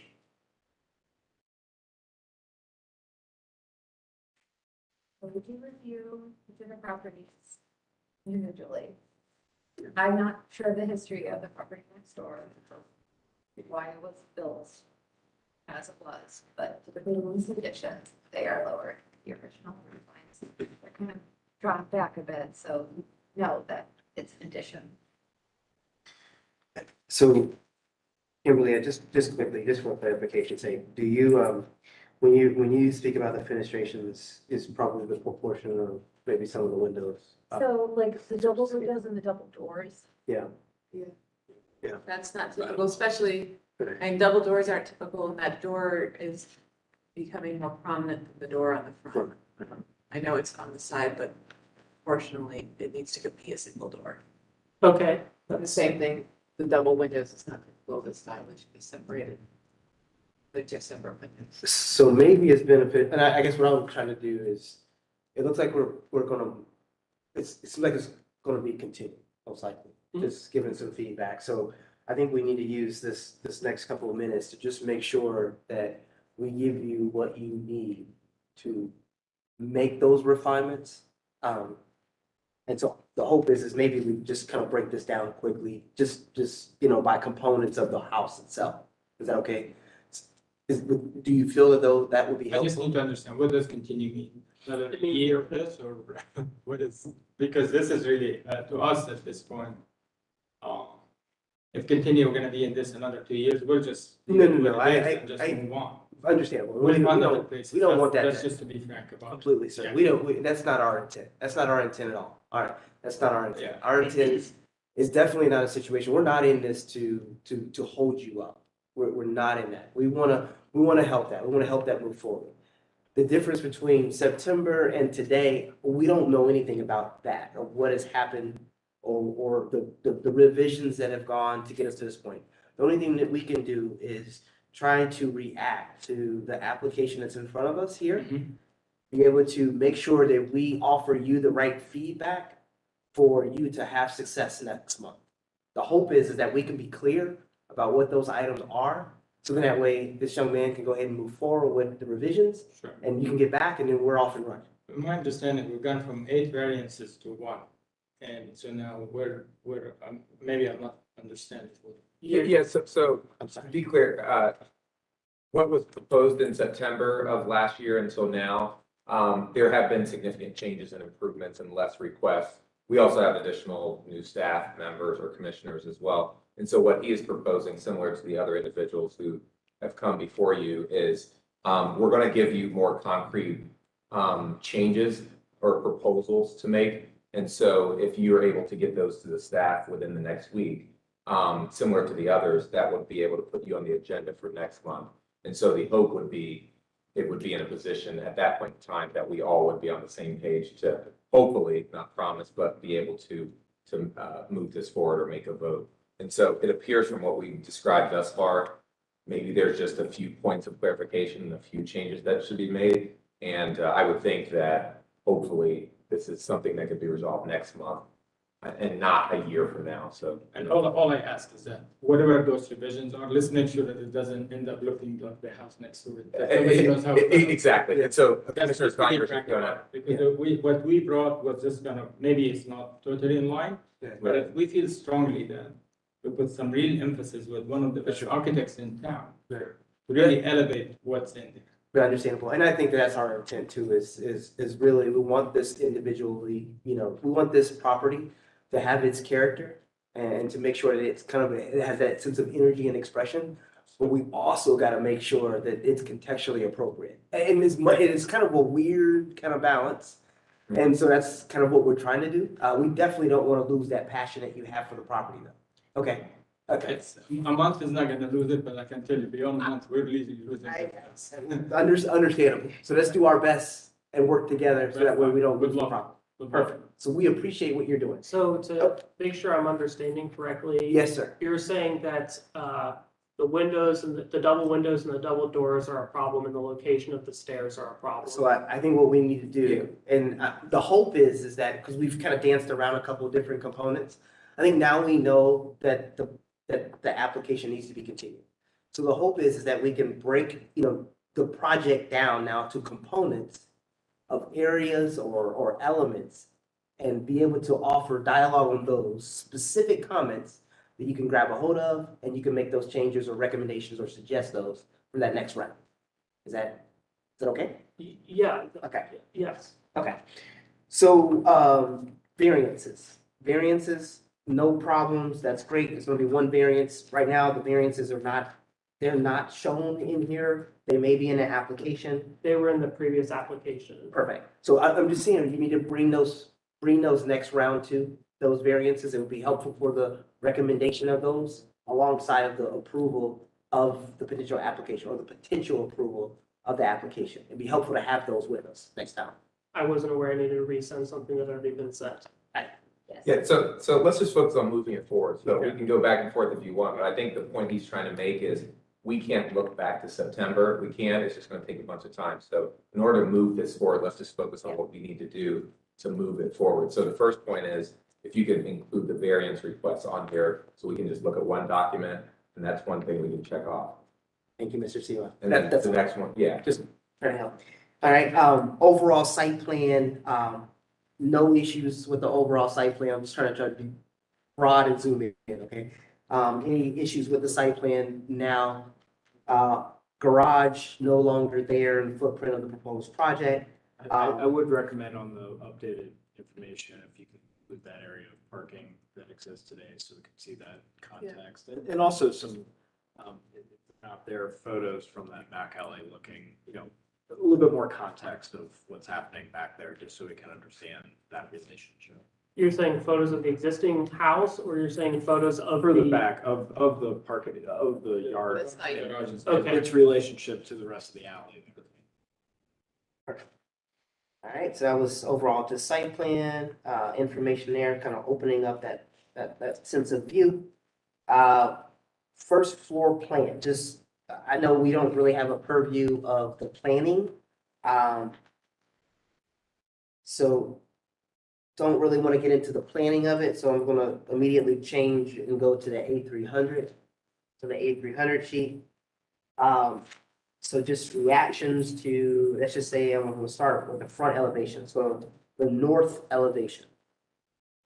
And if we can concentrate, maybe maybe on fenestrations. Let's just concentrate on fenestrations, I'm sorry. So I think Melinda, you kind of pointed out some fenestration concerns. Can you go ahead and articulate those fenestration concerns, please? Sure, for this style of house, a double window or a double door is not typical for it, so they, on the second floor, rear addition, those windows should be separated, so they read as two separate windows. Likewise, the door, double doors would not be common on this type of house. So same issue on the first floor. Also on the west elevation, there's a window shown on the entry parlor on the first floor that's not shown on the west elevation. So just clarification, if there is more than one window on that west elevation or not. Oh, yes, you are correct. There is a, in the entry parlor, there is an existing window. You're correct. Anything else on fenestrations or openings? So I think to Melinda's point on that east elevation, it could be a small window and then the door. Or you still could get, a composition of two components down on that porch element, as well as up above when those windows start to spread themselves apart slightly. Don't think that you only have to go to one door and compromise that experience or that light that's coming into that room.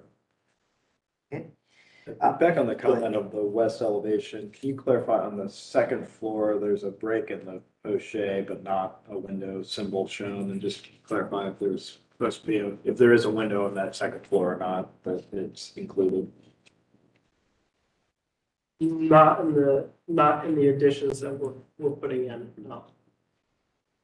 I see what you're saying. It's in the washer dryer room, there's a break in the poche. On eighth row. No, that block is showing, sorry, so the way we do plans is the existing walls versus not. So it's not, there's an old opening there. It's not a window anymore though. It's just filled in with plywood. Okay. Does that make sense? Yeah, I was just making sure while we're catching. Yes, yes. That there wasn't something on that second floor.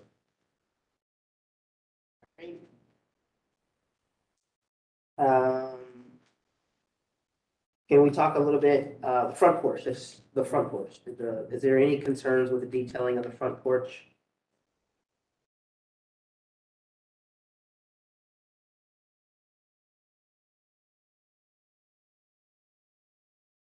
Base condition, it would be great on that next, if we had a section kind of cut through there to try to understand the base.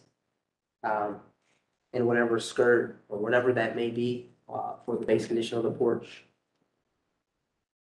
There's no materials that are called out for the base right now or the foundation. It's existing. Even the addition Yeah, and you the mean back of your porch as The well. new porch. the new porch, are you saying like the floor boards From and the stuff? floorboards down to the ground, what is covering that area? I don't think that's been discussed yet. Okay, well, that needs to be clarified as well as we're seeking full approval. And you could do that through a section drawing of that area, just to be able to understand, what those materials are, as we go from grade all the way back up. I would also try to clarify the foundation material and what that foundation is gonna look like on the existing, on the new, addition.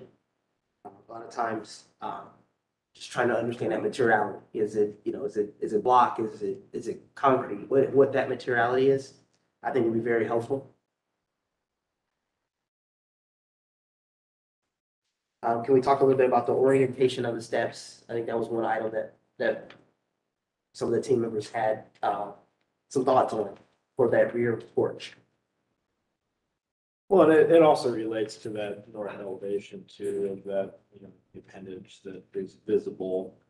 It's further appendage on that elevation of that stair sticking out to the side of the property. But feels a bit odd to me, let alone the function of it. So we want to consider looking at the orientation of those stairs and how the porch interacts with the backyard. I think would be helpful. We had some pictures of those garages on Airbnb. That's part of the issues. What are you looking at when you're going out? That's really not a very site. It's not somewhere that I would like to do anyways. Yeah. And that's I think that's where that balance that I was kind of trying to mention of, trying to understand and not trying to lose that sense of energy and that enthusiasm and that experience that you are looking for, but also being somewhat balanced with the contextual conditions that you're in. It's like the contextual conditions is more of a shotgun. There's always that sense of there's a front porch, that sense of identity, and then there's always that backyard experience. And the side yard is really a circulation zone, unless you have double lots and it's just a little bit different. A corner lot, it's a little bit different celebration. And so I think just trying to find that balance, because right now it is kind of odd to exit towards the side yard. So just something to consider. And I think what you can still maintain, assuming everybody else is okay with the porch itself wrapping around the side, that in terms of being on the porch and experiencing and having that forward facing, I think is still there, regardless of where the stair is. So the way you use this basically say it's more of that elevation and that function of exiting out to the back and around that way versus the way it's shown right now. So I think it's just the relocation of the stairs, right? I think that's okay. All right, and then we'll try to switch it. I'm gonna switch over to the A300 details.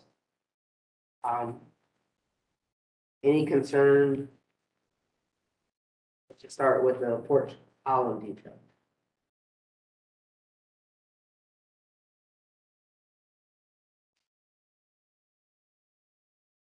The thought would just be able to add a piece of trim at the transition. So you have a piece of trim at the base, which would be the base where it sits on the porch, and then another piece of trim, right at that datum that you have 1.5 inches, which would be your topper. I think it was what you're calling it.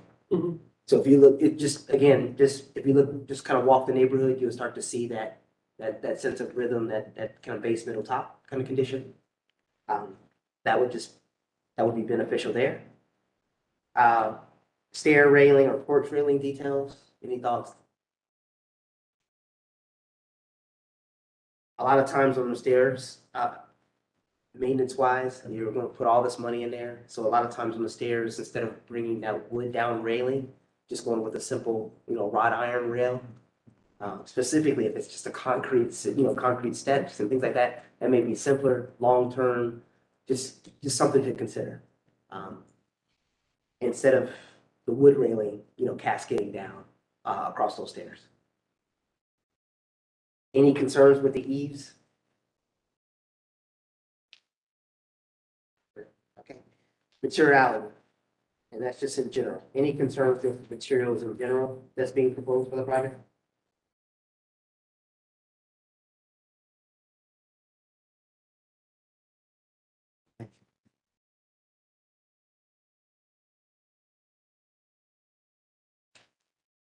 Anything regarding the original side of the school?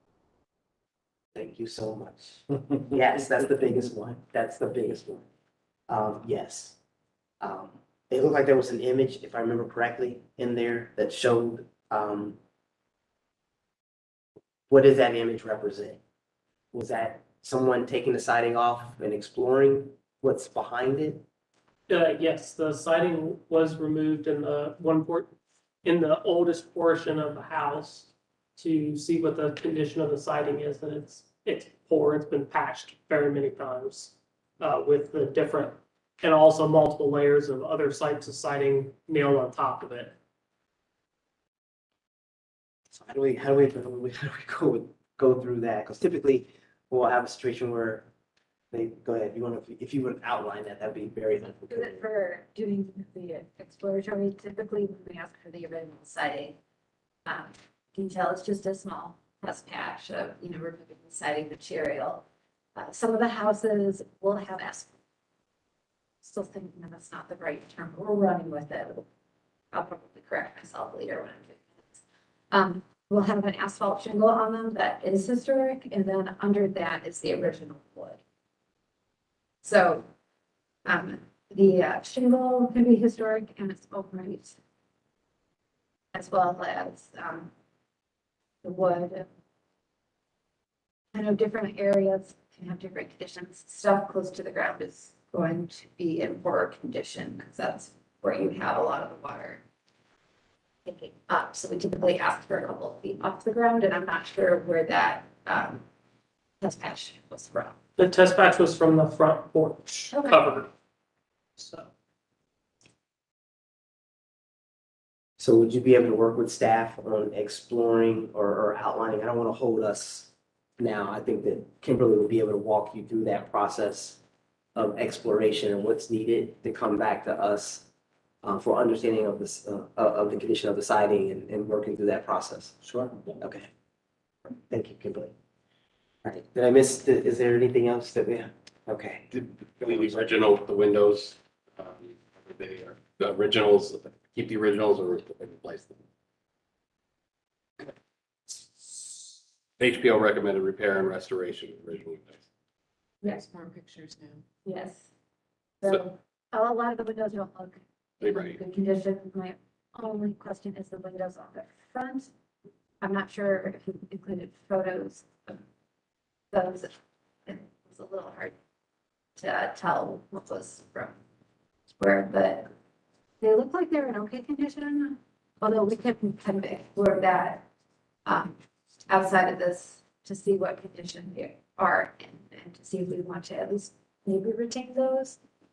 Not saying that will be the final outcome, just saying we'll explore that. So more images of the front windows, I think would be very helpful. We understand that there are a lot of the windows are compromised, so you provided some great details, so we appreciate that. In the end too, we want a cohesive product, right? We want a cohesive product, but at the same time, we want to be respectful of what's there. So again, it's just that balance. So don't mean to try to create more work. It's just being able to get the information to be able to help the conversation. Okay?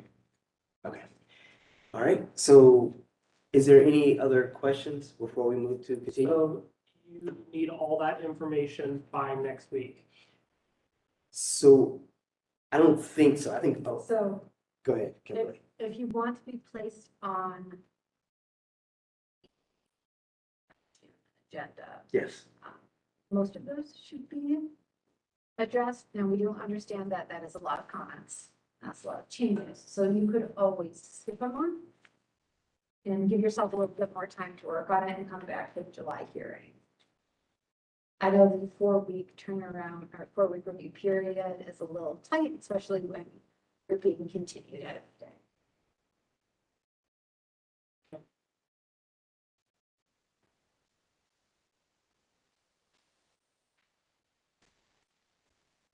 Can I have a motion to continue, guys? Motion to continue 3B-22-05-014-135 West Second Avenue. Seconded. Thank you. All those in favor say aye. Aye. Any opposed? Motion passed. Please, please, thank you so much for having this dialogue. Please do not leave thinking that we're holding you up, okay? Well, and I encourage you guys, this sounds a lot more than, I mean, you're close. So Right, you're close. Yes. I hope so. And we appreciate, oh, no, and we appreciate This is what very you're doing with the property. frustrating this. Yes. And not only to us, I'm sure the neighbors too, by the way. So, Yeah. so the longer this stays the way it is, and if we're not able to get this done here in a month or two, honestly, we're at a point where it's just been one really good thing. And we can sense that. We can My sense that. understanding also from the last meeting that this has been actually, what we didn't know is that even the people prior to us have not been able to get anything done to it. So it sounds like it's just, maybe it's a cursed house somehow. No, it it's seems not to that. be. We've had a lot of turnover too, and then it's been very different. I mean, so it's okay from that perspective. We're gonna get on the right page. We're gonna move it forward. It's gonna be positive. It's gonna be a great outcome. So I just want to make sure you guys don't leave discouraged forward. because that wasn't the intent of the conversation. Appreciate it. Okay, thank you so much. Thank you. All right, number 18 was withdrawn by the applicant. So we are going to move on to number 19, which is 54 West 3rd Avenue. I appreciate you waiting. So this is another conceptual review for the reconstruction of a 1-story porch at the front of the house. Porch would measure approximately 19 feet deep by 7 feet 2 inches wide and 9 foot 6 inches tall. Proposed porch would have east-like style detailing and balusters on top of the sloped roof and the roof material. Commissioners at the business meeting noted that the balusters on top of the roof were too ornate. They were also entertaining the roof being flat. The porch was removed in 1982 and was supposed to be replaced with a canopy. This is per CLA number 82-4-5.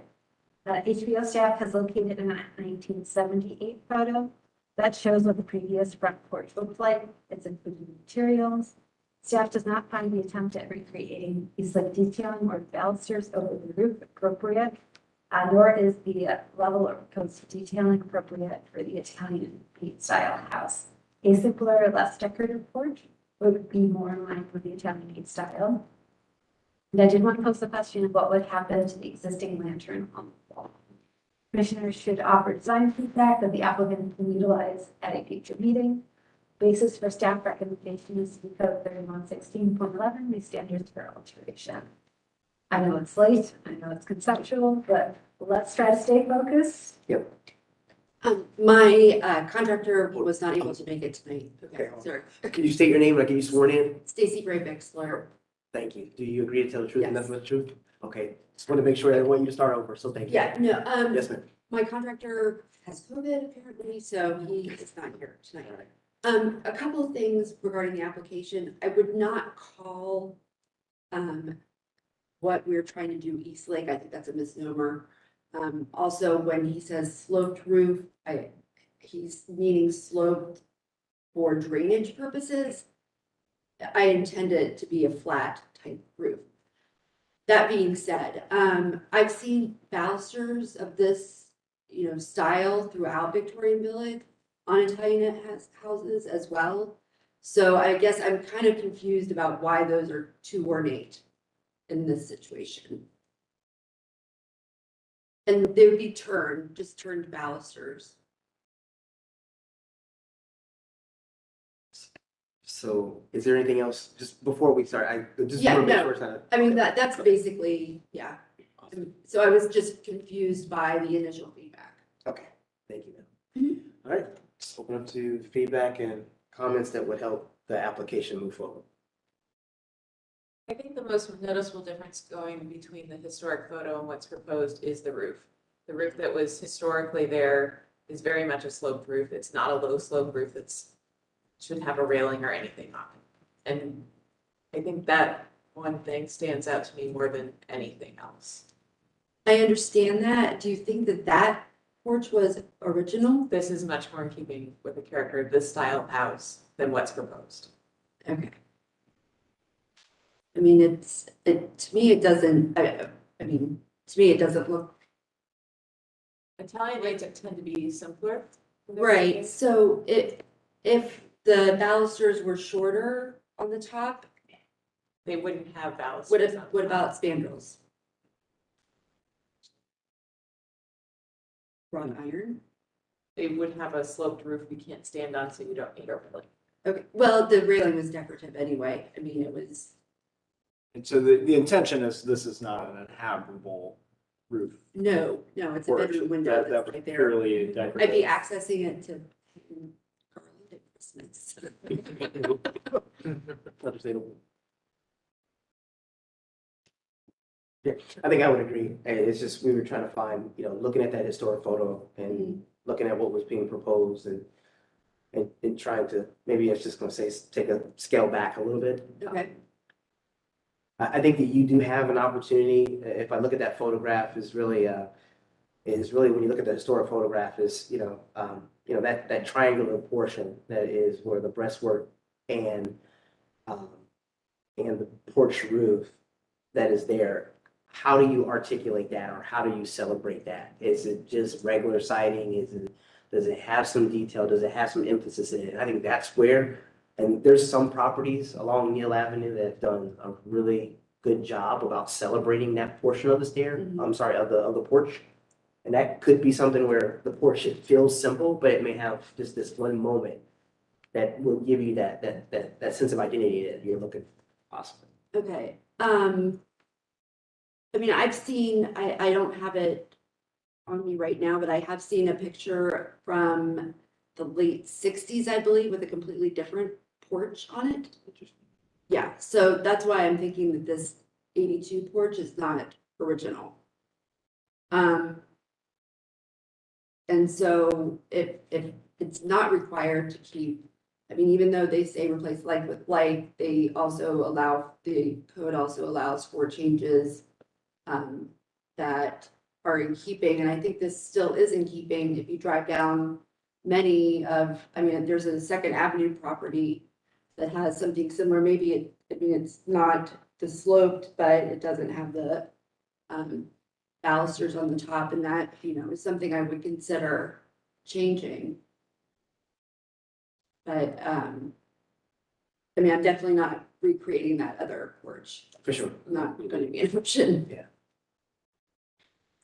Would you be able to tell us a little bit about that seat wall that's like there's this end cap wall that's Yeah, it's there, I think it's a veneer of brick that it's capped. I don't think it's limestone, I think it's concrete and it's capped.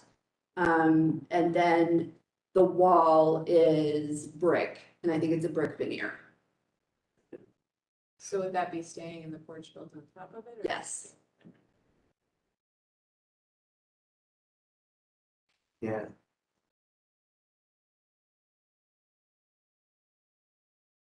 So what was interesting about the porch, just kind of, and whether it's right or wrong, or whether it's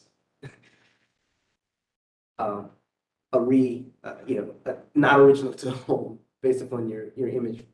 So is that, it's sloping, it's pitched to one side. So we don't have, what's interesting is that we don't have a column that's right up against the home.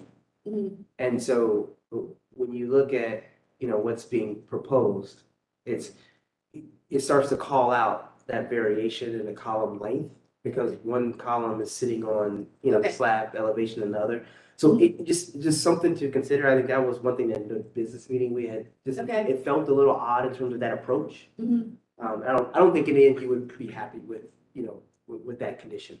So that may be a way to kind of think about that. That was probably why I was heavier weighted towards one side. And that may start to help that existing condition if you're not going to be replacing the base. Okay. That's all I have. Any additional comments or feedback that would help?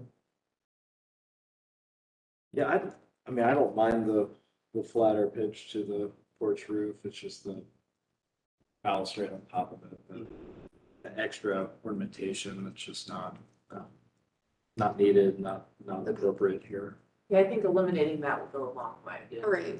Yeah, because this one as well, this is on Second, it has a staggered pillar as well.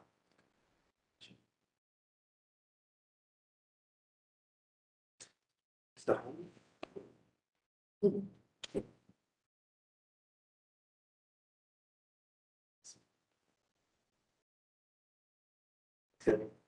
Yeah, so it's the height staggering of that detail.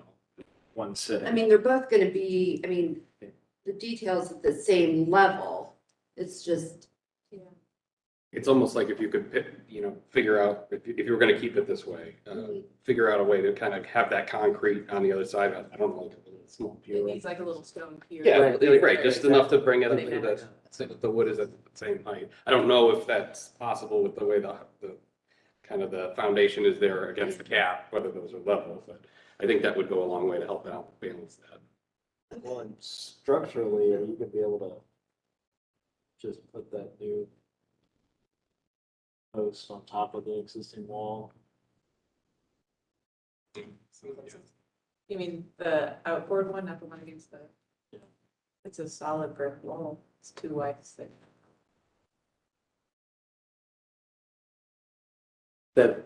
Is any of that dialogue helpful? I don't want to discourage you. I just, Yeah, no, it is. Okay. Yeah, we'll take a look at it and try to. An alternative. Okay. And at the same time, I mean, it seems like you're walking in a neighborhood, you're looking at images, things like that. So even some of those images and sharing some of those images in this application. Okay. Yes, less about rendering. I mean, like, don't, you mean, the rendering's great, everything's great, but if you can supplement some of that with some of these images and things like that would kind of get us on the same page, then we can go, hey, that's it. And then you can move forward with some revised drawings. Addresses. Yeah. Well, not everybody does. Okay. And I will note, since you have an older photo, if you could submit that as well. Yes, I only go back like in our files, like I don't typically do additional research, like library. Right, and this came from it's only part of my house, it's my neighbor's house that's in the picture, but you can see what's next door to, That's my nice. Yeah. Very helpful. Very helpful. What else? I wanted to ask one other question. The other thing that was on the staff report was to address the land. Oh, I mean, that would move, and Yeah, I was gonna say, it's right where I think the porch roof. Well, you look right along there, you can kind of see where there's bricks that are slightly off that look like Exactly. that's where the porch roof came in. Exactly. Yeah, so that would move, or it would be removed, and then I would do a ceiling fixture because that provides practically no light for me anyway. Yes. Well, yeah, It's probably where the hole in the wall was, if they could push the wire. Yeah. So I don't feel entirely safe all the time walking to the front door, but I haven't had to yet, thank God. I only moved in 2017, so. I did have one more question and it's escaped me now. You can always email. Okay. I promise I won't be as cranky tomorrow as. Okay, no, that's fine, thanks. I guess, sorry, one more thing. But what doesn't show up in the rendering very well is that, the shape of the bump out bay there, how that relates to the roof, that's gonna take some figuring out. That's a great point. And not to labor on that, but right now, in this model, do you know if they model the rest of the home, just like finish the front elevation, finish the side of the elevation, and so you can see those, you see the bump of the Queen Anne on that side, and you see the proportion of the elevation on the front. I see, and so like in image 6, you think that didn't quite capture the bump out there? I guess what could happen is when we're looking at this, it may help when you're exploring this is to finish the front elevation, Okay, meaning the home's front elevation. You're losing a sense of scale here. Yeah. I see what you're saying. Oh, You know? okay, I think both vertically and horizontally. Exactly. yes, Because if you finish that, then all of a sudden, there's maybe some of the things that may appear odd, they may actually appear to be balanced and correct. Okay. Once you see it in its broader context. okay, So those two full elevations actually may help later on. all right, understood. Okay. Okay, great. Perfect. Thank you so much. And at the same time, thank you for being patient because I know that. Yes. No problem. So thank you. Thank you. All right. All right, our last item on the agenda is number 20, 70 to 874 Denison Avenue. Big finish. Thank you two for waiting so long. So this application is a conceptual review of the proposed demolition of an existing 3-unit structure, as well as a new construction to construct a similarly sized 3 building. The overall height would be approximately 21 feet, 2 inches, with a footprint of 31 feet 1 inch by 39 feet 4 inches. Commissioners at the business meeting noted that 3 out of 4 walls were still sound. A fire did occur in February of 2021. A notice of unsafe building was issued on March 5th, 2021. The only COA which has been issued has been to board up the windows, and that was issued in February of 2022. Only one unit appears to be fire damaged, as shown by the submitted photos, but the other ones would have suffered water damage from fire being extinguished. HBO staff would entertain a site visit with the commissioners should they feel the need for one. This, of course, will be in coordination with the applicant owner. Commissioners should discuss the appropriateness of the proposed demo and if the proposed design is appropriate. Since it's conceptual, commissioners should offer feedback that can be utilized by the applicant to further refine the proposal for a future meeting. Basis for staff recommendation is 3116.14, the standards for demolition, 3116.12, the standards for construction, 3116.26, civil penalty, 4109, the unsafe building conditions, and pardon some of the highlighting here, it decided I wanted to be stubborn.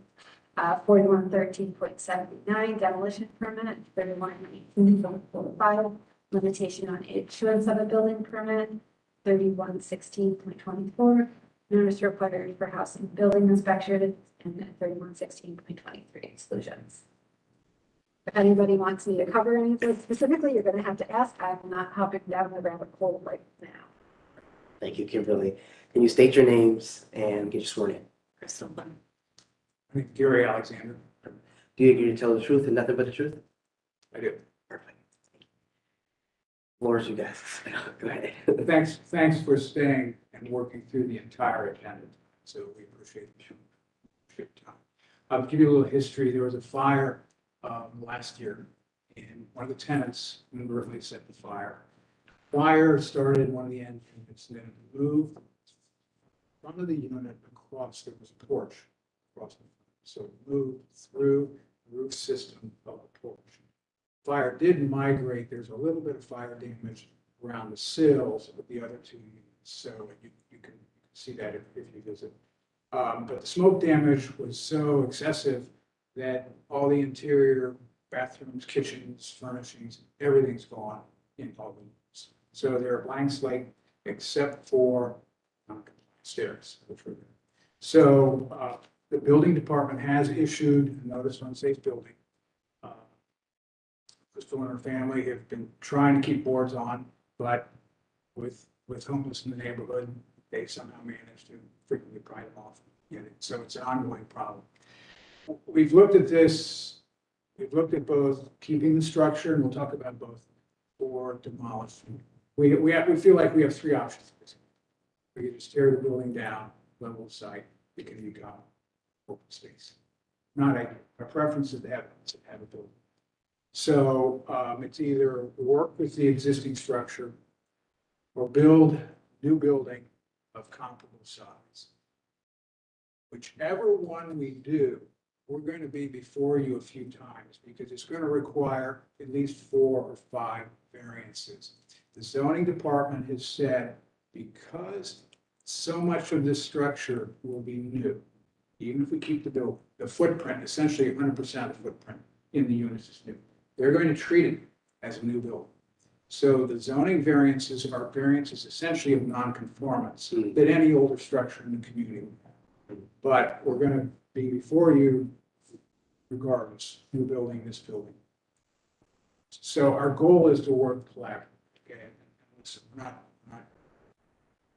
And I want your input, but I'm going to share with you what the issues are. First of all, no, sorry. Okay, go ahead. First of all, the conditions of the existing building. If you look at the masonry, the front wall needs to be completely rebuilt. There are voids through the front wall. Actually, if you look at the upper lintels, you'll see those have all bowed out because water's got in. And then if you look beyond at the cornice, the upper part of the building, it's pulling away. So when we've talked to masons, they've said it's unstable. So if they try to fill the voids or work down below, because the 2 wides are not grouted solid, it's a building of 2 wides of brick. There are header courses about 6 to 8 feet apart, but those headers are spaced out. That's the only thing that's tiny. So it's 2 courses, unstable. They don't want to pull brick out because they feel the upper parts coming. And there's a crack in the foundation. So the front wall has got to be completely. The rest of the walls are, as I mentioned, 2 wides. They're not grouted solid of brick. These are not reinforced walls. So in terms of current compliance, they're not solid masonry walls because there's the void in the cavity, and they're not reinforced. So clearly, if we keep this building, these walls will never be reinforced. The lintels and all the openings are wood lintels. Most of you are aware, wood lintels masonry is not. So as a result, because those have deteriorated, water's in the building. So the structural engineers have said, at the rear of the building, if you keep that wall, every one of those lintels is going to be replaced with a steel lintel. So we're going to be doing some rebuilding back there at the rear. And as a masonry building, the building is completely uninsulated. The walls are expanded. So If we do keep the building, then we're gonna be furring out, adding additional wall. The units are about 12 feet, 3 inches wide. So losing another 4 inches to try to insulate is can be done, but it's not ideal. So that's the masonry. The framing on this building, it's framed with 2x8s. So the floor framing works, but it needs to be reinforced because we would be using 2x10s today in this situation. Most of the framing, or at least a third of the framing, will have to be reworked anyways because the stairs don't comply.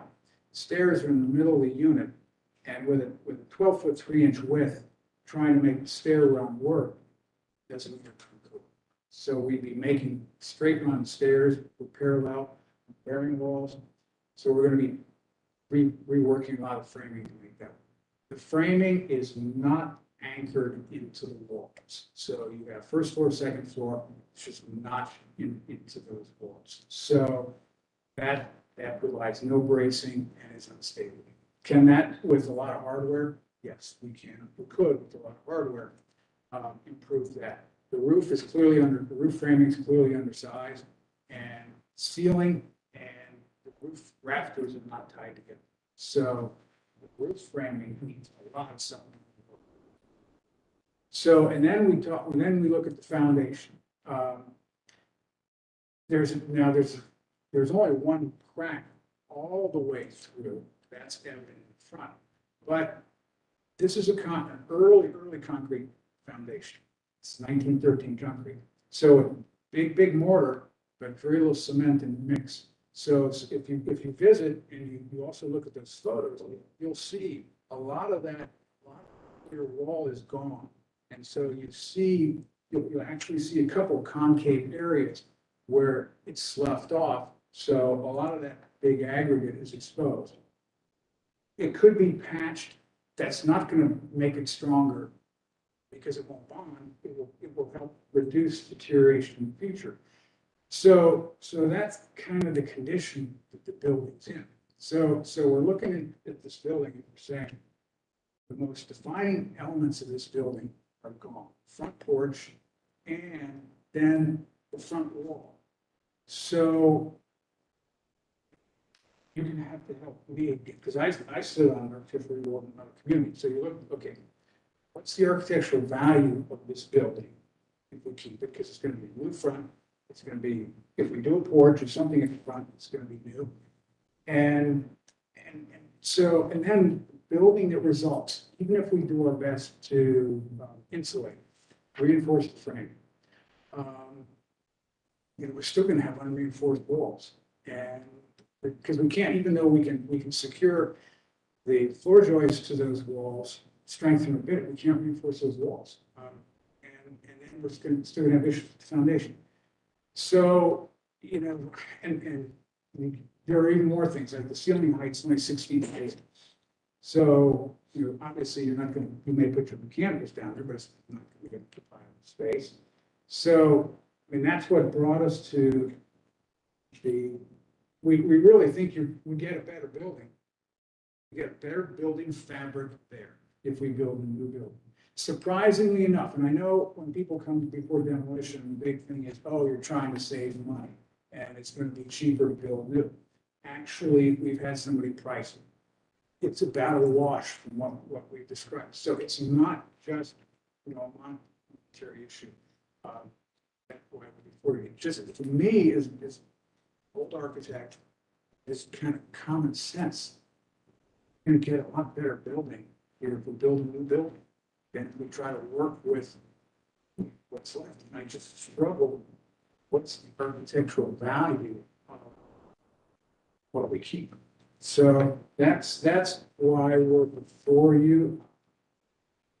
Please, we want your input. That's why this is conceptual. The drawings we brought are just to show you that we weren't intending to tear this down and build 5 stories back there in 20 minutes.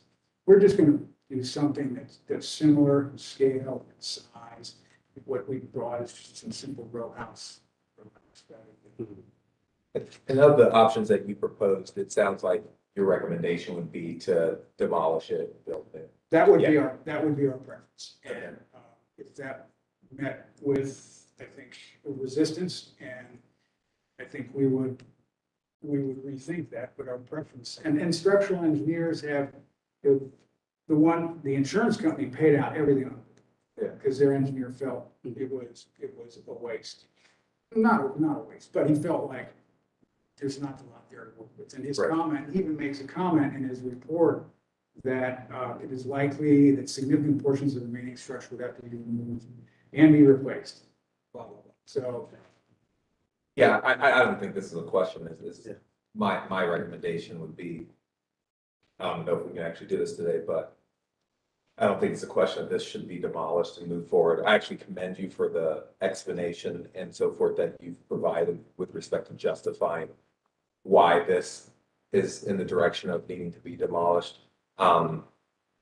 And finally, the context is, well, A, I walk my dog by here all day, so I've seen this up front, and then I've reviewed the files as well. But I also think of some of the other properties in the past that we voted to demolish. And if you just think 2 months ago, we demolished a perfectly working single unit garage because they wanted to build a 2-story garage. So the garage was fine, but, and then even earlier, we were considering the wood building where they wanted to demolish a perfectly functioning retail office space to build a high rise on top of that. And so when I think of projects that we've approved that were nowhere near this type of situation, I think it's a no-brainer with respect to my vote to move this forward to be demolished. So was that garage historic or was it non-historic? Because I know sometimes that makes a difference if we're voting to demolish. Yeah, it probably was not contributing at that time. 'Cause I think it was a block one. It was the 70s era. Yeah, so it was not. But I mean, I can understand Mr. Sewell putting in his thoughts, and it just, I guess the interesting thing is, like, once we start peeling these layers back and we start making the improvements, get back to what else is going to be found. And so if we say we have 2 walls, we have 3 walls, and that's the premise, really, are we going to have those elements in the end? I don't think so. I honestly, I don't. So, I think what's really enticing is the notion that what's going to be put back to is going to be something that's compatible, something that would be appropriate, something that the density is not going to change. Do we start talking about what is materiality? Is materiality still is it masonry? You know what I mean? Like, I think those are the kind of things that will help that conversation along too as well. if majority of you are supportive, then one of our next steps would be come back with a conceptual review with a building. So we can get kind of input you've been giving other people, get your reaction, something more concrete. But I just wanted to do enough. Kimberly said, just give us a rough concept of what you're thinking. So I'm just trying to do enough to get the agenda. But yeah, we would be back before you with. I will put people that are proposing a demo, so they have a conceptual design because we can't approve the demolition without a design replacing it, so. That's correct. No, that's totally right, Kimberly. So that was kind of a similar conversation that we were having earlier with a different scale project. So is there any concerns at all where we're trending? It seems like it's understandable. It seems like there's concrete information here that will offer us the understanding of the hardship and why, the demolition is being considered. Again, a lot of times we don't really focus on the demolition. We get too caught up in the merits of the new project. So I just don't want to move us forward if there's any concerns with the demolition and waste their resources. I will say, I think Commissioner Hisso was probably the most outspoken about not demolishing it. Okay. He's currently not present. Right. Okay. And I think, to Mr. Hissom, is probably going to be a situation of trying to understand more. And he probably didn't understand about, didn't understand or didn't know all of the backstory and the why and all of the other compromise. So, so I feel pretty comfortable regarding that in terms of you guys taking that next step conceptually. But I think to Kimberly's point, when Mr. Hissom is here, he may have some of that and he may need that little bit of kind of backstory as well during that time. And this is okay. Crystal, if anybody wants a tour, we can get we have to get boards removed from all 3 units to get in, but it's to see for themselves, and we're not trying to hide. My morning tours from the sidewalk is close enough. Well, I guess what's interesting though too is as well as thinking about, again, is when someone looks back at this, right, they don't really know, and they look back at what happened. So I think we do need to make sure that we do the right steps. Right. You know what I mean, from a process standpoint. So, is it something that, obviously all the information is here, but we should probably take that step of staff, at least at a minimum, getting there and, just doing those right We're steps. being consistent with all That's the correct. properties. That's correct. So, and even if it is just an exterior turf for our safety. Yeah. Right. Yeah. Completely. So I can try to arrange that. I know it sounds like we probably will have another one as well, so it might be kind of tricky getting both in. I'm not sure if stars can align and do both on the same day. Well, see, what's interesting is that this one I don't think is as important. The other one I think is more urgent. And so if you can fit that way, I think that's more important. I think this one is a situation where regardless, we need to make sure that we have the right documentation in the process. So when we look back, we've checked all the boxes. This is due diligence. Right, It's- exactly. I think, I completely agree Okay. with Commissioner Seaman. You've done a fantastic job of explaining why it's here. What's important. That reasoning. And more importantly, thank you for sitting through. Others. No doubt. We're perfect. Well, thank you so much. Yeah, Thank you. Thank you. Appreciate it. Anything else, Kimberly? Yes, so I do have one item of new business and so, We have to make sure 1, oh, yes. 4, and 7, we have to continue. There's nothing in the room. Yes. No, we have to continue those guys. So, well, we're gonna take one at a time because one of them's gonna be a little bit different. Okay. So All right. I'm going to go back. So number 1 is BB-22-04-003. This is 326 Wilbur Avenue. Staff would recommend continuing it due to the absence of the applicant. So this would automatically carry over to next month. Okay. I guess before we do that, when is, is it 2, is it 3, and then all of a sudden it has to fall? So it's Got you. 3, which with the next one I'll dive a little bit deeper into. Understandable. I just want to be sure that we were looking at that. Okay. Can we have a motion to continue this application? Do we need a motion that or? Yes. Okay. I unfortunately cannot. Yeah. Motion? Motion to continue VV-22-04-003, 326 Wilbur Avenue. Is there a second? Second. Perfect. Thank you. All those in favor say aye. Aye. Any opposed? Motion passed. Before we move on, were there any additional, quick comments that I can give the applicant? That knows a completely valid answer, especially because it's sure we're all tired and all. No. Well, the interesting thing is, just kind of looking at this one was, is they're already using the Pella, right? The Pella is already a standard for that particular, and that's not number 1, right? Are we looking at the next one, number 4? We're looking at the gas lanterns. Oh, the gas lantern.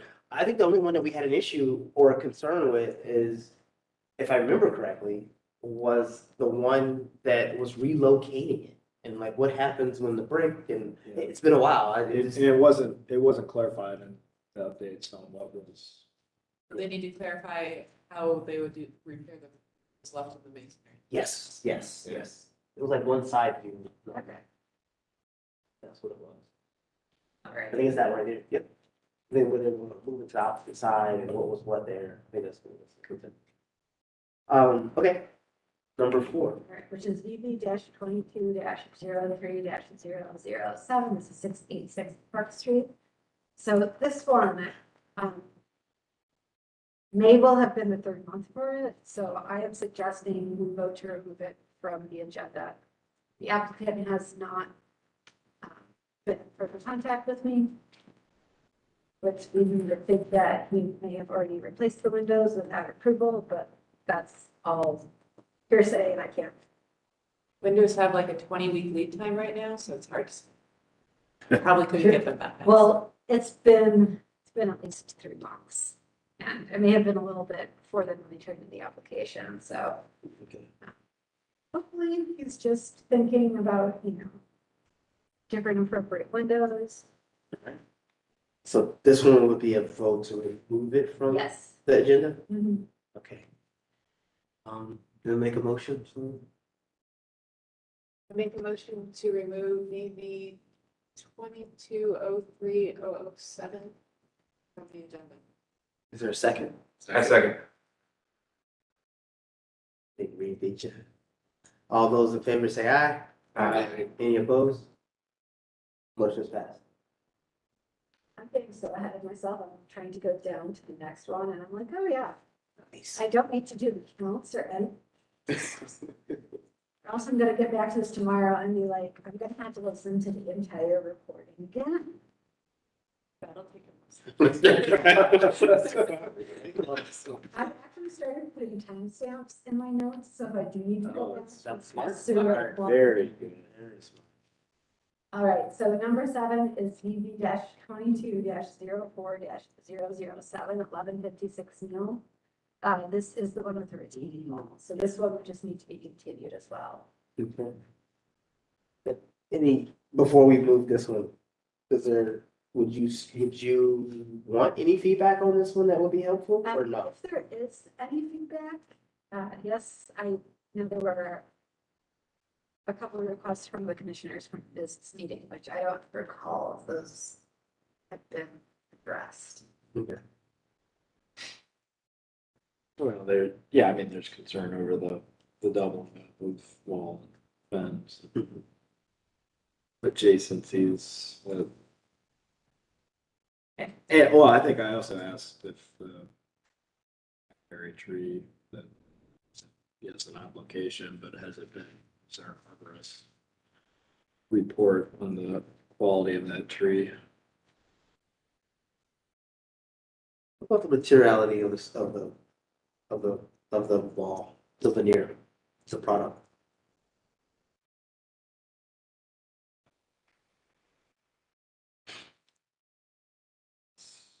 Not crazy about it.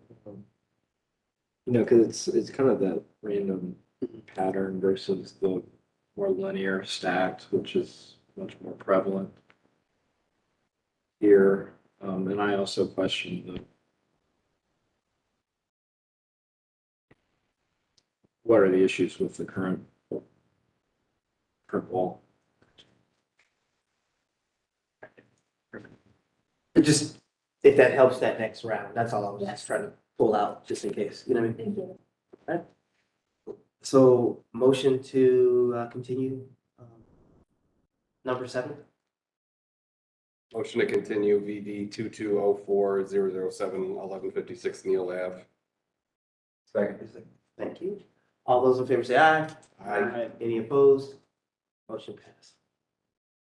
All right, Kimberly, now you can go ahead. I'm sorry. The new business, since we have had training for the newest 3 commissioners, I did want to remind all the commissioners of the sunshine law. We don't talk about applications outside of hearing.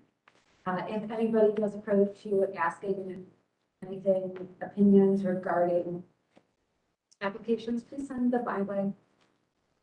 This is what I'm here for. I'm more than happy to answer them so you're not placed in an awkward position. Perfect. Thank you so much. So, anything else that we need to cover before we go? I think so. Motion to adjourn? Motion to adjourn. Awesome. Wow. This is the longest meeting. Yeah. Yeah, not all. They're gonna have to recharge. They're all like this. Wait, did I sign up for? I've already got. You got 5 minutes back. So you normally go 5. Oh, recording.